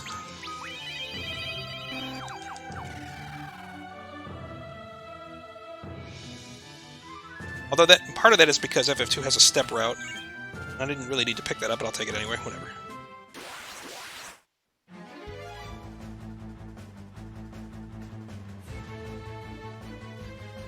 I mean, I've learned enough of a step route on FF2 that I knew where to expect certain encounters, but you kind of want to alter your route to specifically make sure that you take certain encounters at certain points, or like hit certain locations at certain points, so that you don't get encounters. Okay. So there's a shuriken there. I think that's the last chest I pick up here before I reach the end. And I only pick up, I think, one more chest after this for one more ribbon. I think that's the last. I think there's only one more chest I'll open from this point on.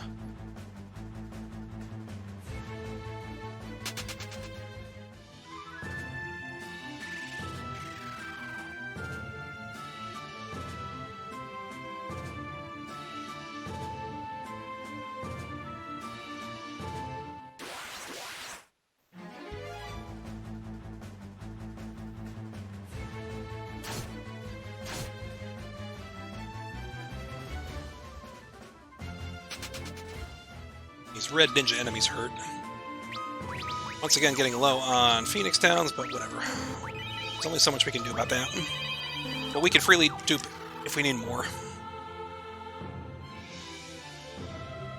I just gotta be mindful that I'm at low totals.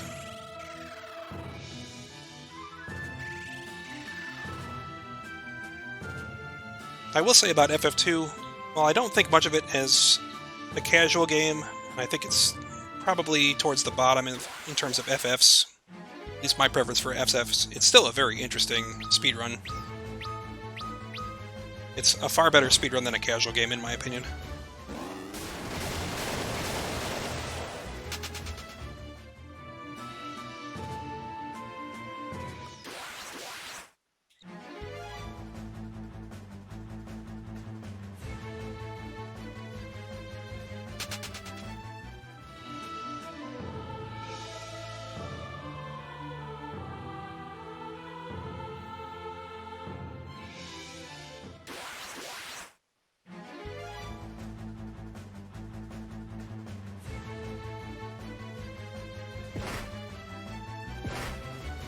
These guys really like to punch you.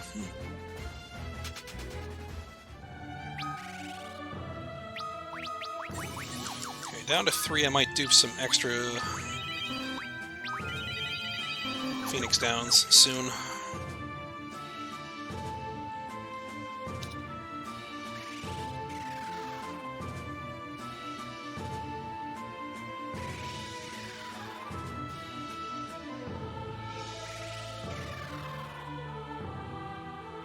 We made it to the end of the Crystal Tower.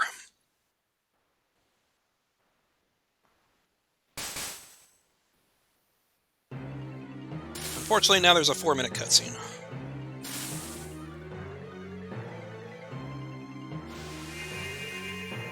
But the action speeds up after this.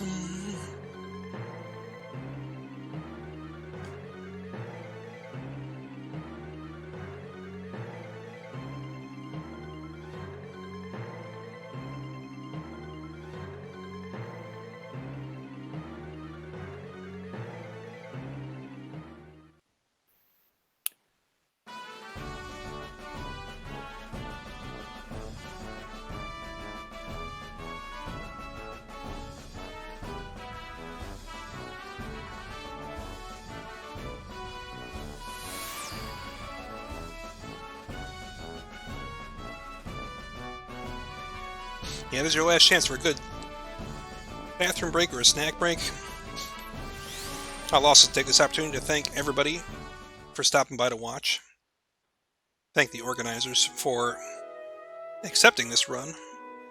Really cool to be able to show this off. Especially the new glitch that I wasn't able to do a couple weeks ago. Do want to thank Desh for being awake and available for commentary on this, because this is a tough game to commentate for 4 hours. No problem. It's a pleasure.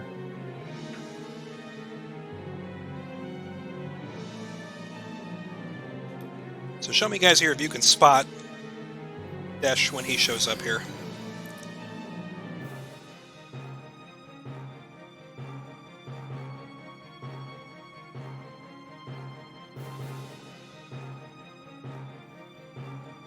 So I think he's hanging off the edge there, and he's supposed to, I think, to hop up and show up in that little scene here, but doesn't animate that properly for some reason. It's bugged for some reason. There's lots of little goofy bugged animations. Yeah, especially at the end of the run for some reason. And for some reason almost only happens when you speedrun the game. Like when casual players do this, they usually, the animations are completely normal. Got the guard T-posing right there for seemingly no reason. Yeah.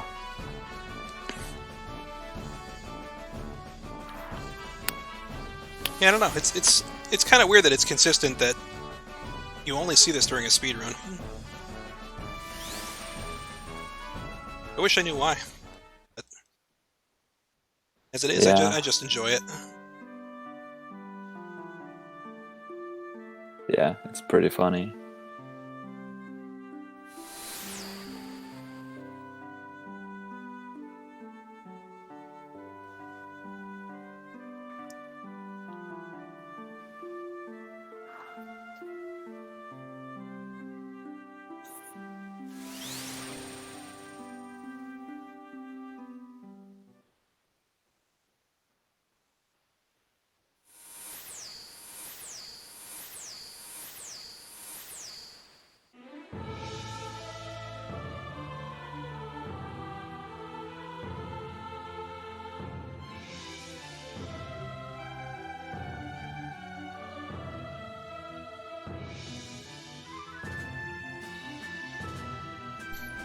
Alright.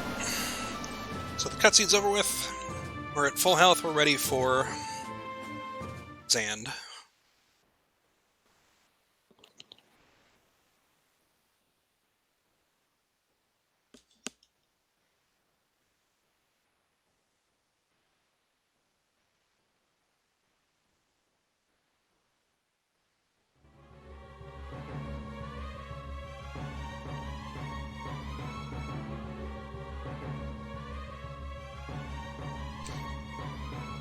Xana is the reason we can't have nice things.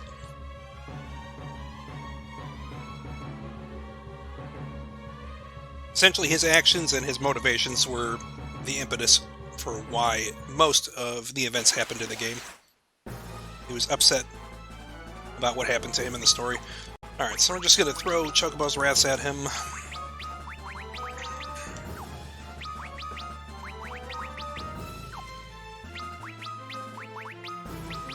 This is just a damage race. We are hoping that we can nuke him before he punches us. We're not really sure why he has a staff, because he will just punch us with his fists.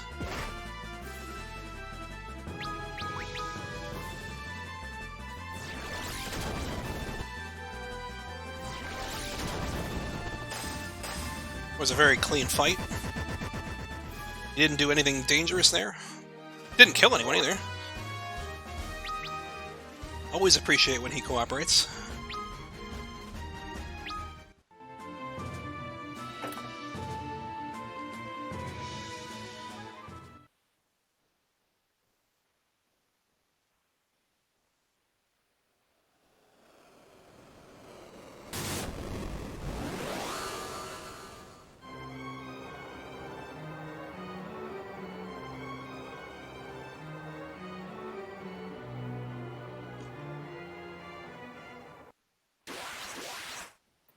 But now Cloud of Darkness is going to show us true power here. Oops. No, let's cancel back. Always forget that changes my commands for some reason. But it really does not matter what I do, because any attacks I do here are going to do 0 damage, and there's no way I'm going to survive this attack. That does 99.99.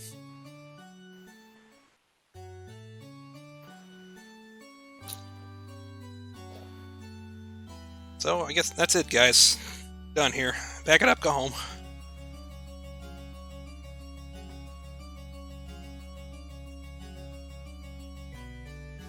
We tried.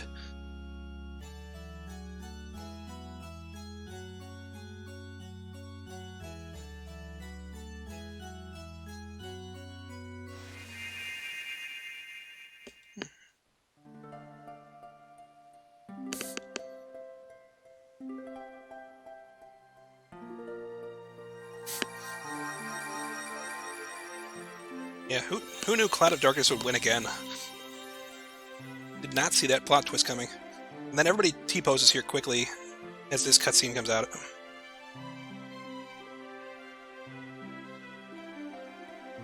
Yeah, maybe we should have grinded more.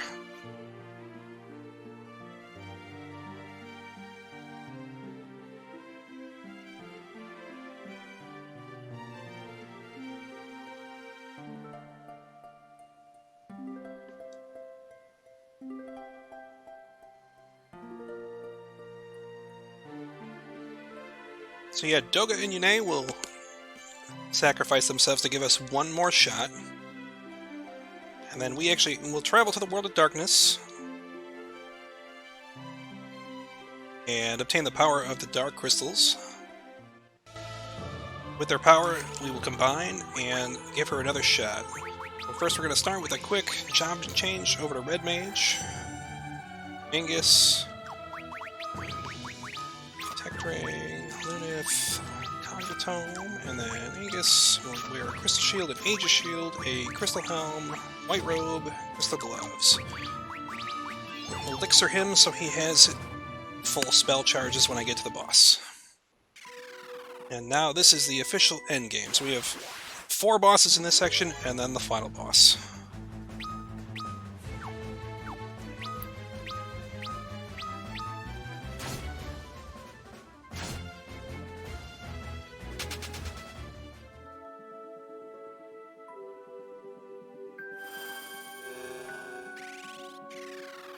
So what's really cool is you can actually fight these bosses in any order you really want to, because their paths are all separate and branch off that central room. But we start with Ahriman.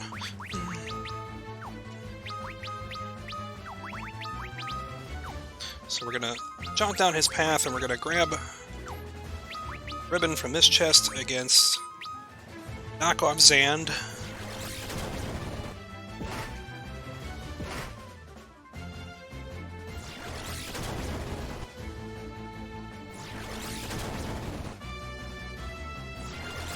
I think I was supposed to heal there, but whatever.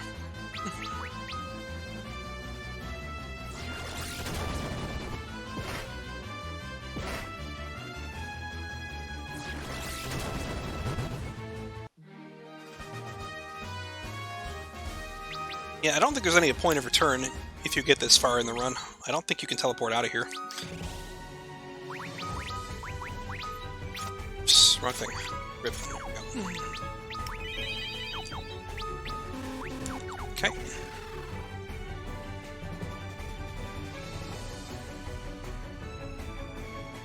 So I'll see if I can make a run. Nope, can't make a run. I was hoping to make a run all the way to Ahriman without having to get any random encounters. If you do that, you can actually just keep your auto battle going.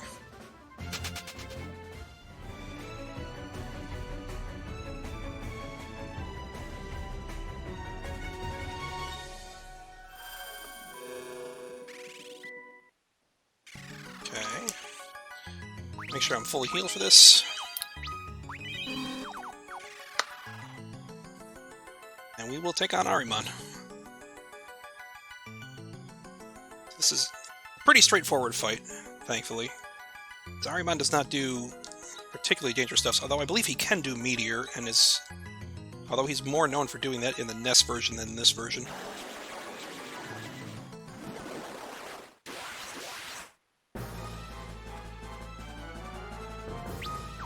So once again, we will just be tossing Chocobo's Wraths for days on end to most of these bosses until we get to the end. And then Ingus will be primarily just healing to make sure that our guys stay standing and dealing damage. Since we have the dupe going, I'm not consuming any of these Chocobo Wraths that I'm throwing, so I can just throw these for as long as my guys can stay alive without running out.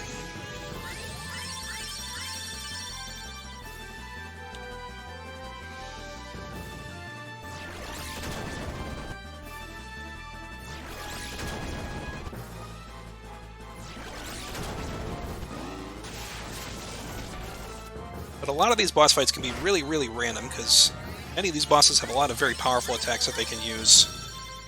Their choice of using these attacks is very arbitrary.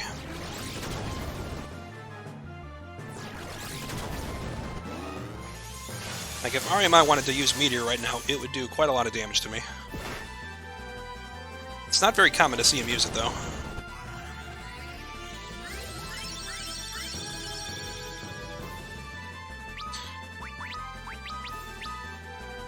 So I don't have any more charges for healing, so I'm just going to do damage with Ingus as well, and just damage race him to the end. Someone's asking about Chocobo's Wraths. Chocobo's Wraths cast Flare, and then in addition, which is not elemental damage, so it can't be reduced by any elements. And in addition, my Scholars do double damage when they throw items in combat, so it's doing a lot of damage. They can potentially do almost 9999 with it.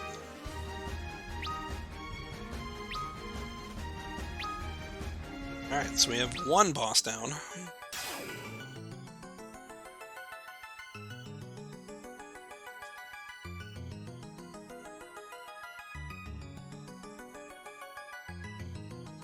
Actually, I forgot to do one thing that I was going to do earlier. I was going to move Turtle Shell in my inventory into the second slot. I'm going to be using that on the next boss.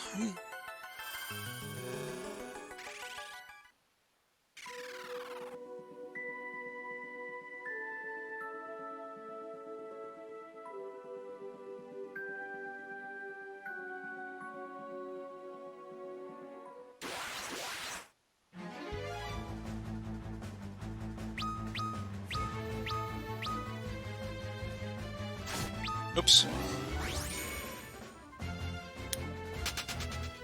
I turned the auto battle off there, and you can see the actual combat speed of the game. She's not fast.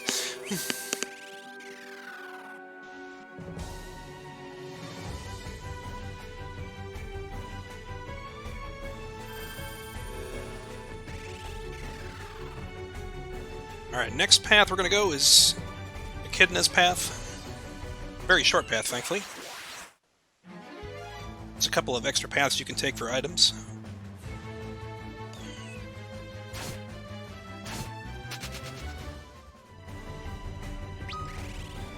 Take a heal here. The only reason I'm going to heal outside most of these teleporter areas is because the autosave kicks in when I teleport into the next room, so if I want to just... That's just a safety measure in case I wipe on one of these bosses and come back. I don't have to heal my guys again when I reload.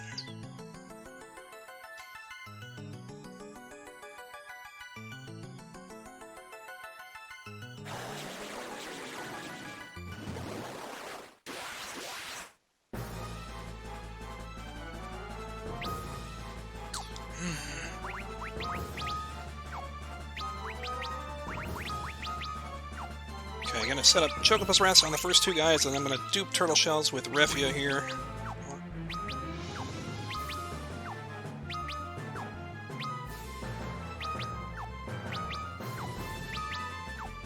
I'm gonna need these for many of the upcoming fights. One more.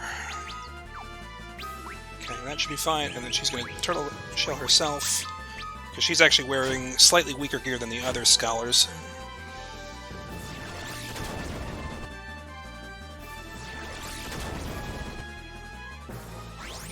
This is otherwise going to be a very similar fight to Ahriman at this point. Just gonna toss as many rafts as we can.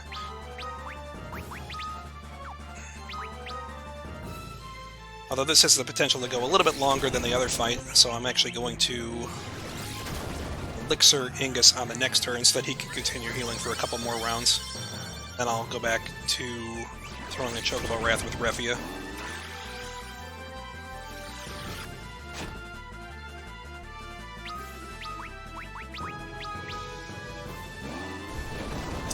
Refia is dead. That could be interesting.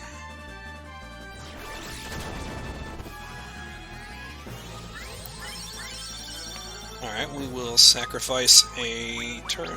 Actually, no.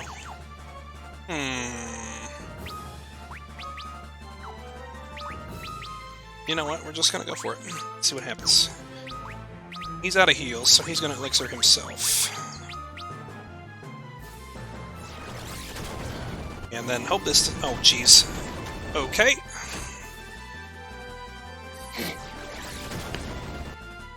Oh, wow. That was a wonderful time to see that. I don't know.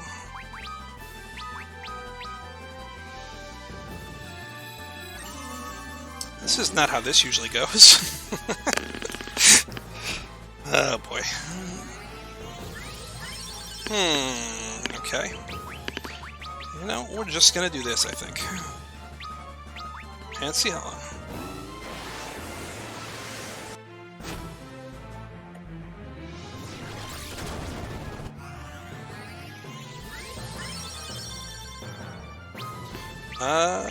Whatever.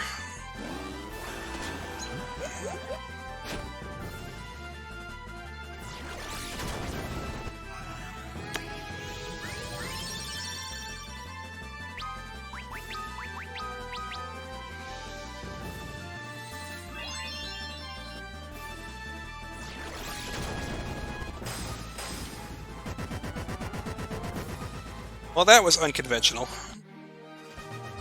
Glad you guys got to see a meteor, though, because I don't usually get to see that. Yeah, those are pretty rare and pretty bad.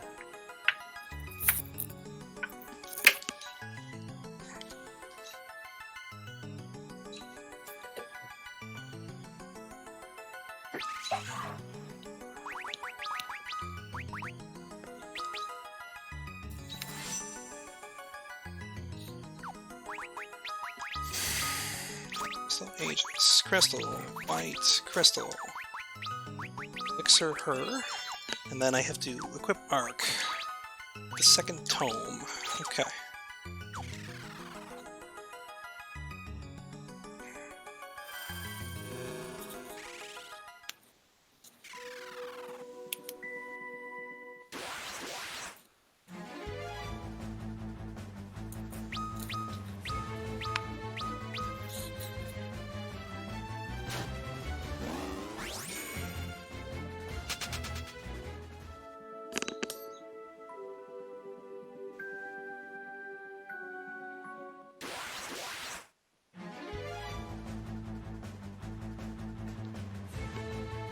I don't know. Echidna was not the boss I was worried about. The next boss that's coming up is the one I'm worried about. So we're gonna tackle Cerberus next. And there tends to be a reason you leave him for last, although in this case we're actually gonna leave him for second last.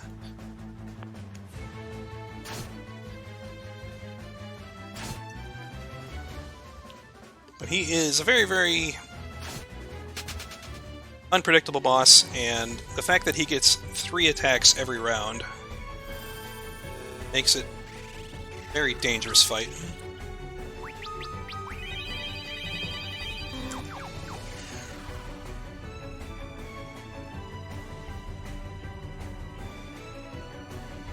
There's not much more to say until we get into the fight, and we'll see what happens. In the meantime, we're just going to run away from everything.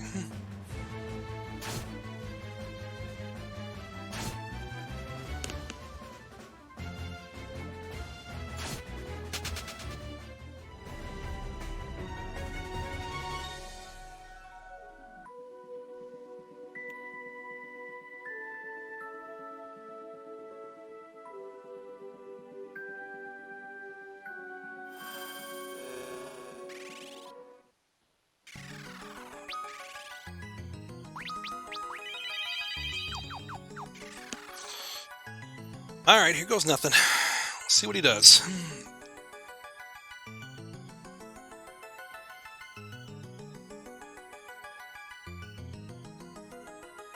We're going to spend about 3 turns trying to get turtle shells, which cast Protect on our party, and then we're going to just try to keep everybody alive as much as possible.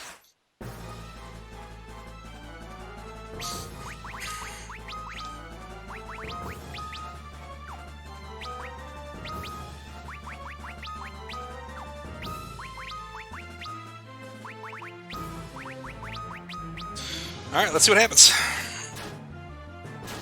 The Wheel of Cerberus. See where it lands.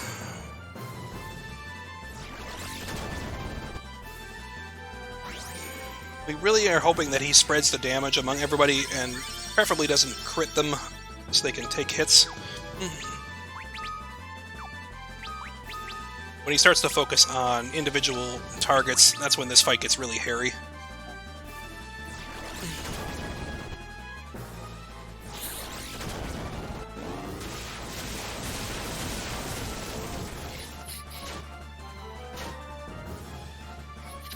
Okay, we survived 2 rounds, okay. Reffy needs to get 1 more turtle shell up on herself. Then we're just gonna pray.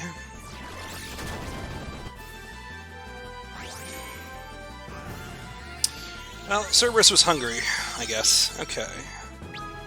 So let's see, you gotta switch to curing. You gotta elixir yourself. That's not good. That's bad. Let's just start over. It's not really a recoverable position at that point.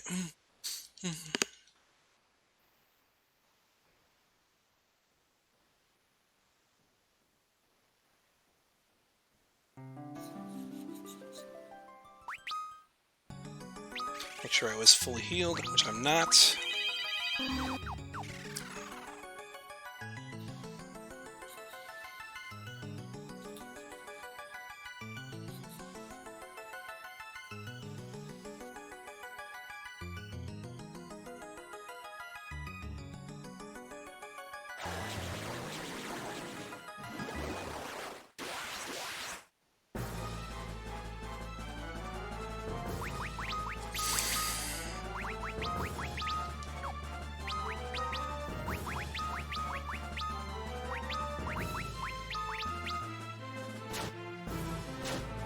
And yeah, there was an important... Oh my god.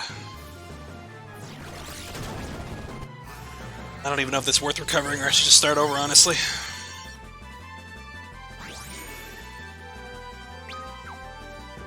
Let's try to recover that, but I really don't know if that's going to be great. I'm only down to 1 Phoenix down. Let's start this over, because I need to redo more Phoenix downs anyway. Recovery is possible on these fights, it's just very, very difficult. And it's really not worth it on this fight if it happens very early on.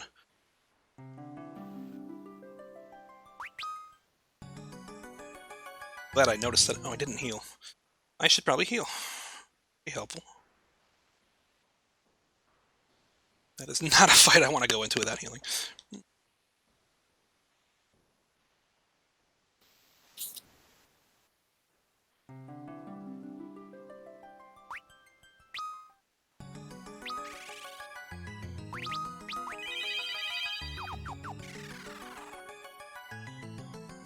I'm going to take the opportunity at the first turn to do a couple extra Phoenix downs, just in case. Hopefully he's going to play nice, or at least nice enough to let me survive a round or 2.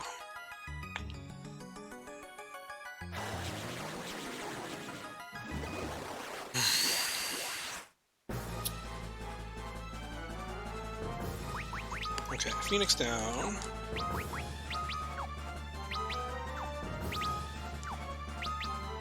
That should be enough for now. So we're going to do Turtle Shell on Ark. Ark is going to do Chocobo's Wraths.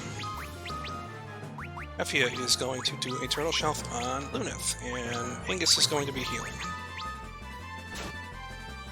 Oh my god, come on!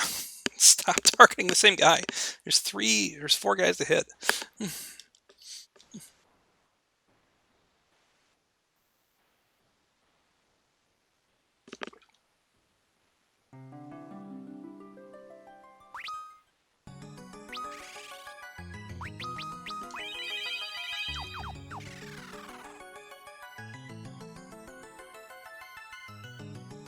This is why I was worried about this fight, though, because this can just happen, and there's just nothing you can do about it.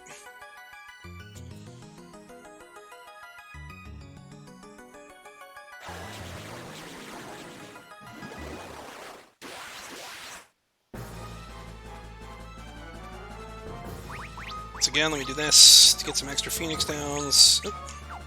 Didn't do it. Yep. Wait.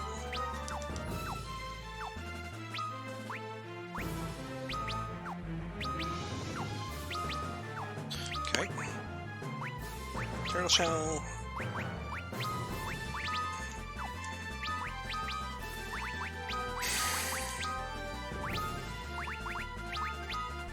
That's not what I wanted. This is gonna be bad.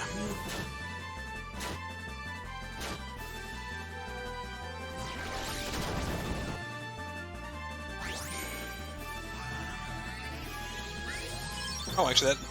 Well, look at that one. Okay, whatever. I completely screwed that up. I was supposed to heal the whole party, but I'll take that. You can continue that. You need to throw a turtle shell on him. You need to continue healing.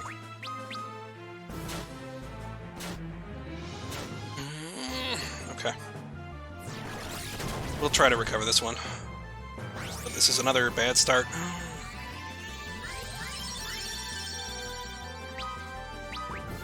Get him up, please. Elixir him. And keep going.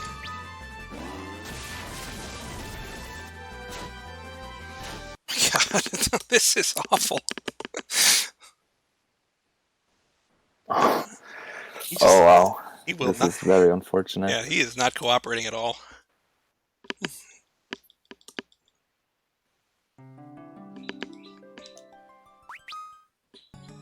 So in the interests of saving more time on these cutscenes, I'm actually just going to transition and get an autosave back.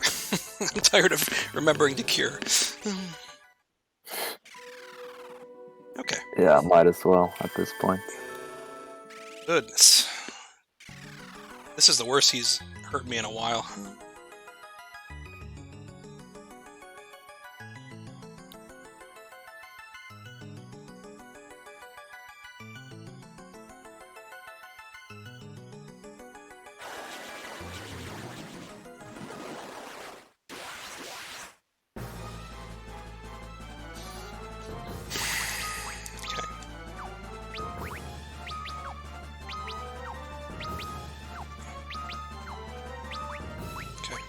Turtle shell on Ark. Ark, please do a Chocobo Wrath. Please do a turtle shell on him. Please do your curing. Thank you.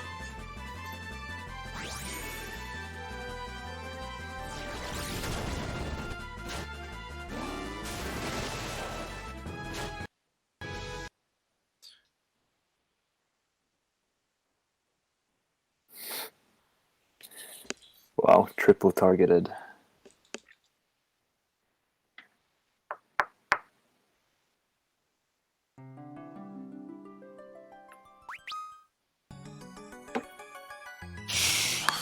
Well,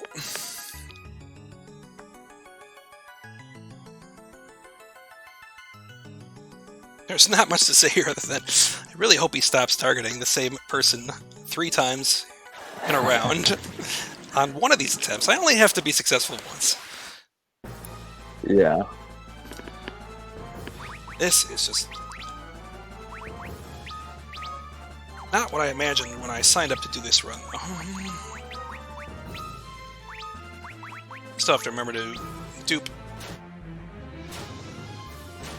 Okay, that's a better start. Let's hope it lasts for more than one round.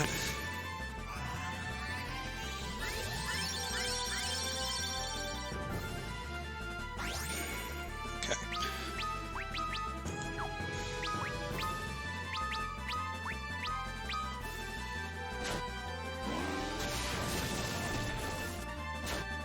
Close, but we're okay. We made it through 2 rounds.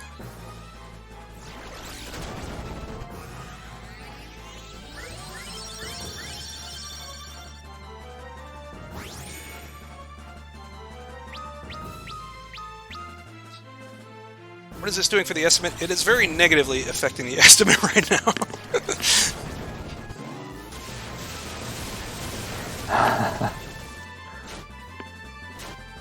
Okay.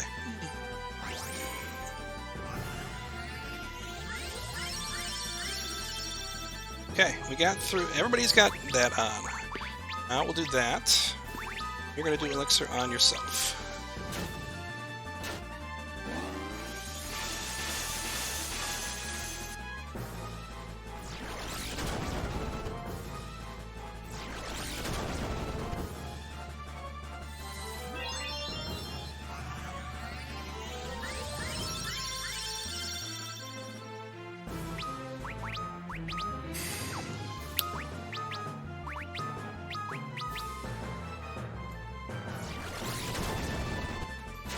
Okay, if we stay on this path, we have a shot.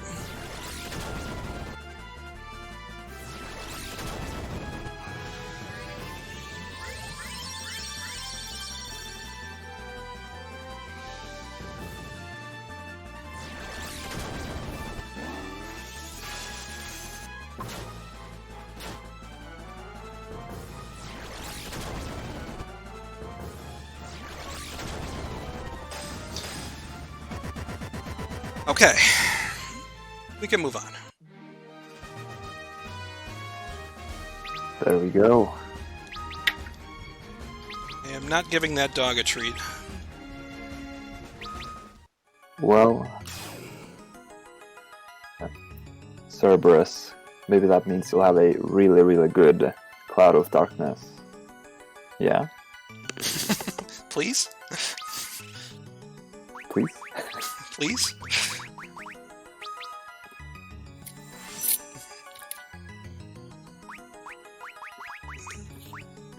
Refia to Scholar, okay. And then Knight, okay.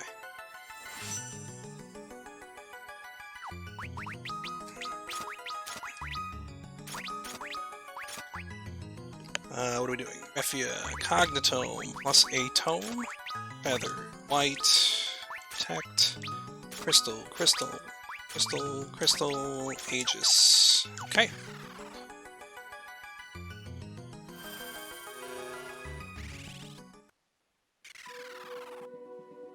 Thankfully, the next boss is pretty much free. So we only have to really worry about Cloud at this point.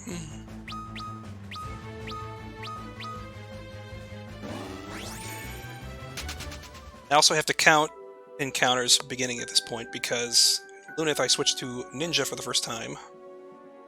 But that incurs a 10 fight job penalty debuff. So I need him to survive 10 encounters between the time I changed him and the time I get the Cloud of Darkness. That will be the second fight that he survived.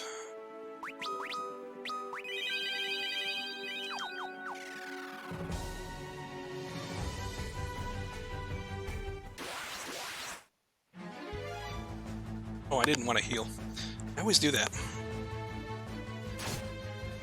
I keep forgetting I'm supposed to set up my party here so that everybody gets into critical health, because Two-Headed Dragon only does physical attacks, so I can essentially do cover strats on that fight. But I keep forgetting, every time I do this, that my guys get hurt into critical health, and I just instinctively want to heal them.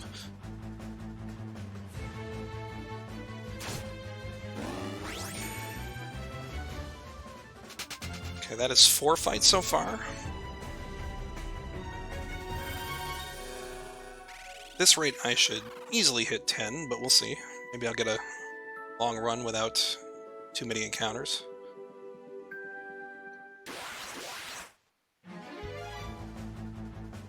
This is also a great enemy for doing a lot of damage. Fun fact, I did a run the other day, and I didn't realize that with the gear I set up for Refia, she didn't have protection from that enemy's on-hit effect, which was Petrify, and I had sold gold needles in that run because I did not realize that it had an on-hit Petrify effect. So I essentially had to low-man Two-Headed Dragon to get a refresh.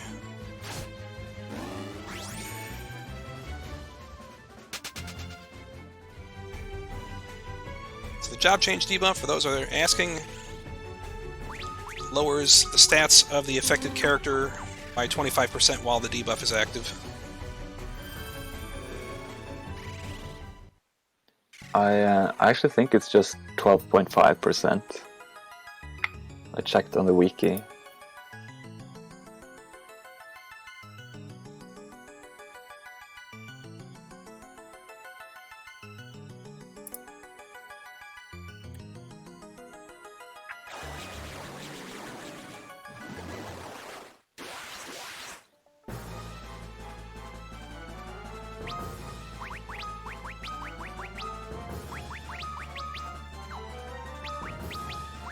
Fortunately, I wanted my guys to be in critical health for this, so that Ingus will effectively tank the hits, but in all honesty, it's not going to matter because Two-Headed Dragon's going to do that for me.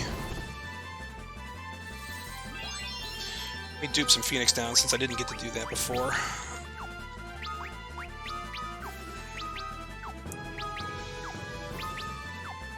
Okay, and then he's actually going to...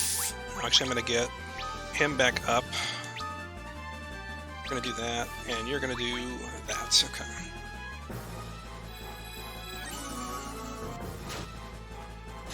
It's fine.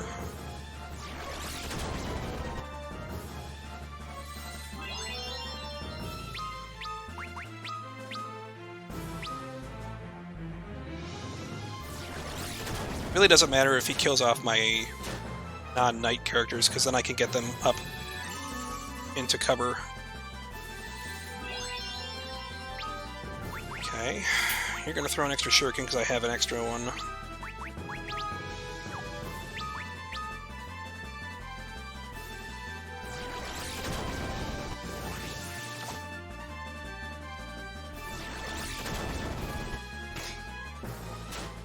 It's fine.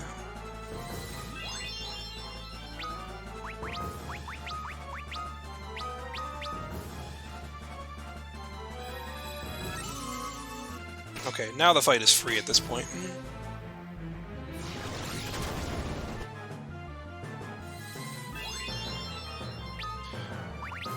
Throw the Holy Lance because I can.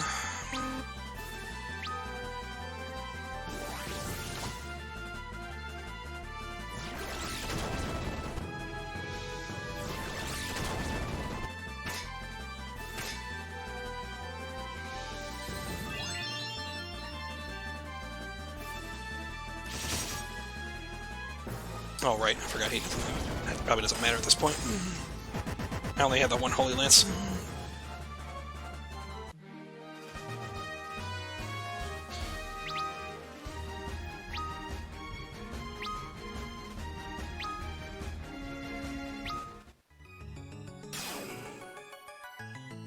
Alright, one more job change, and then we just have one last boss.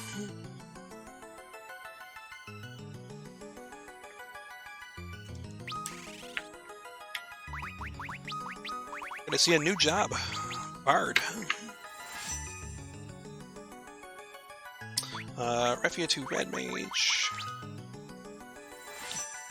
That was Ingus. Who is my Bard? Well, he's gonna do that anyway.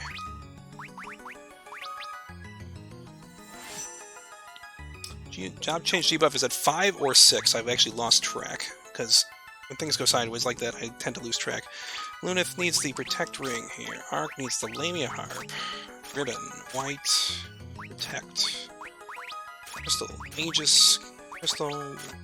White. Crystal. Or both. Red Mages. That's their final gear. Okay.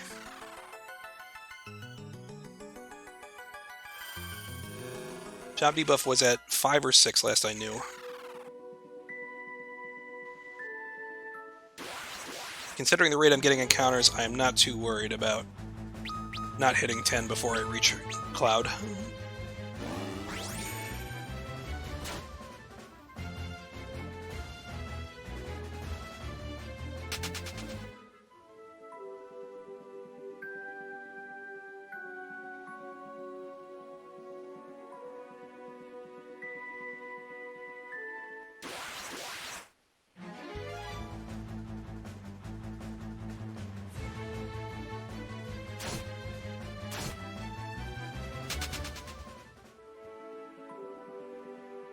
So if anyone's asking about why Ninja, we set it up a little earlier than usual just because we need to take 10 fights. But Ninja's going to do a lot of damage with shurikens on the upcoming fight. Which is why we spent all the time duplicating items, grinding fights, and making money. We should have like 10 shurikens, which should last us the fight.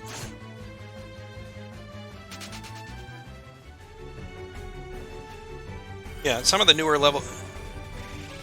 The route is not necessarily fixed here. You can also use Scholars. Scholars can do quite a bit of damage against them. Ninja does more on a per-action basis, but it's extremely expensive to purchase and throw shurikens.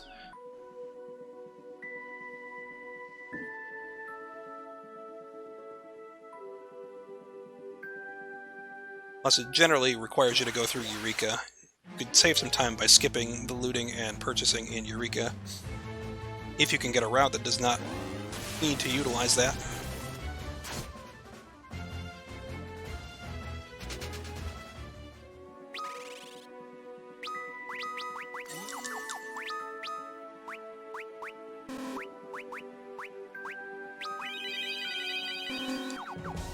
Okay, the job debuff is off. It's been 10 fights now.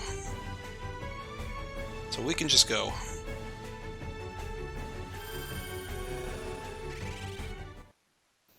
Gotta be careful about only having 2 Phoenix down, so just in case I need to use those. But I'll take this last opportunity before this fight starts to thank everyone again for watching and tuning in here. Hopefully this goes first try so we don't murder the estimate more than Cerberus murdered me.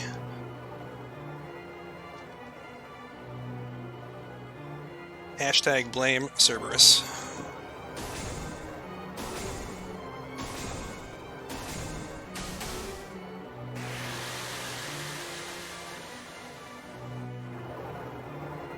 So I'm probably not going to talk too much during this fight, unless you want to explain what's going on, Dash, here, because I'm going to be trying to keep track of what I'm doing with my guys, and then counting damage as I get closer to the end.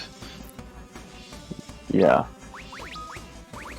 I'll take care of the talking. So here we go, final boss, Cloud of Darkness. It consists of 3 parts, although in our runs we ignore the tentacles on the side and just attack the main body. Every single turn, one of the tentacles will use lightning, the same attack that Garuda had, but at this point it's not as powerful as back then. After we get Turtle Shell on everyone besides our ninja will take 0 damage from that.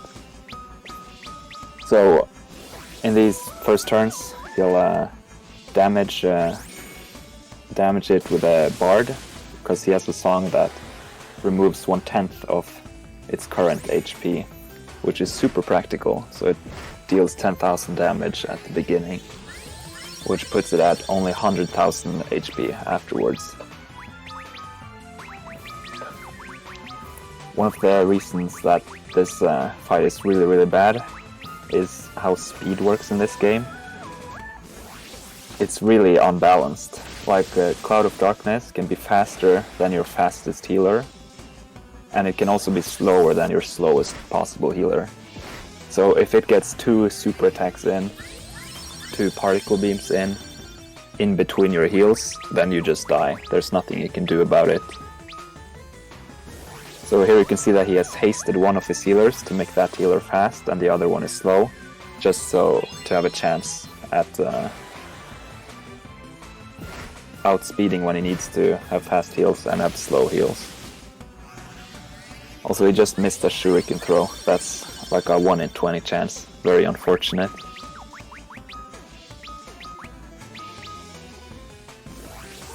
So once it gets below 100k HP, then it can start to use Particle Beam. It's not a guarantee, but the less HP it has, the more likely it is to use it. And well, there we have it. That's a pretty early one. But it went well. He got his heal off after Particle Beam, which is really, really nice. The moment Particle Beams go off last, which it often does, that is when things become scary, because after that You need to outspeed with your heals. Also, that was another miss with Shuriken. That is really unlucky. Okay, another particle beam. But again, healing comes afterwards, which is really, really nice. So even though he's missed twice, he's still doing really good. Also, the bard is also using Elegy, which is a song that it reduces all damage you receive. So that's another thing you got from Eureka. Shurikens are unfortunately not dupable. It would be really, really nice if they were. And they're also so expensive, so we can only buy like 10 of them. Oh! Oh! They're... yeah, Cloud of Darkness got 2 actions in before he got the heal off. If it had used the particle beam there, he would have lost. Just straight up. Nothing he could do. So at least he has some fortune here. He's doing really well here. Also keep in mind that the Bard's attack does 1/10 damage, so every time that move is used you can sort of gauge how much HP is left.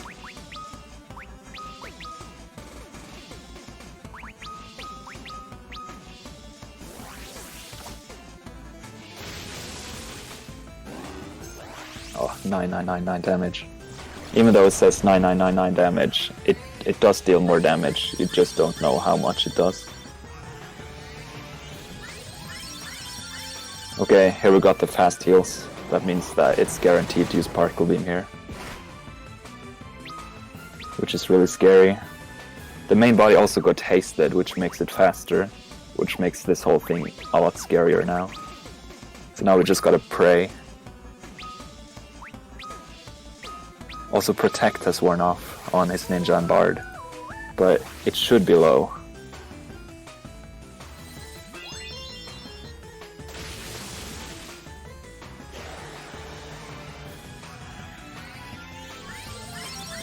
The Bard also has priority, so he always goes first when he has things.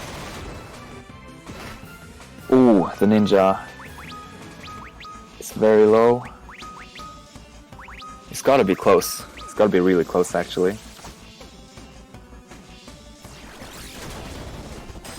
Oh, didn't kill. There we go. Let's go. Super clean battle. That doesn't quite make up for Cerberus, but I'll take it. Yeah, we take those. I lost That track of was the really damage, clean. though. Yeah, me too, honestly. Glad that went first try, at least. So, I don't have too much more to say. I think I already had a chance to say that.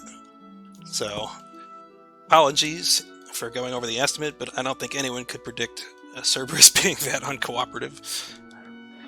So... yeah, no. But I don't... thanks everyone for watching. Happy Father's Day to everyone that is out there. Go ahead and wish your dad a Happy Father's Day. But other than that, I'm all set. Thanks to the organizers for taking this. Thanks to Desh for helping me commentate. And just thanks for letting me play it. I had fun.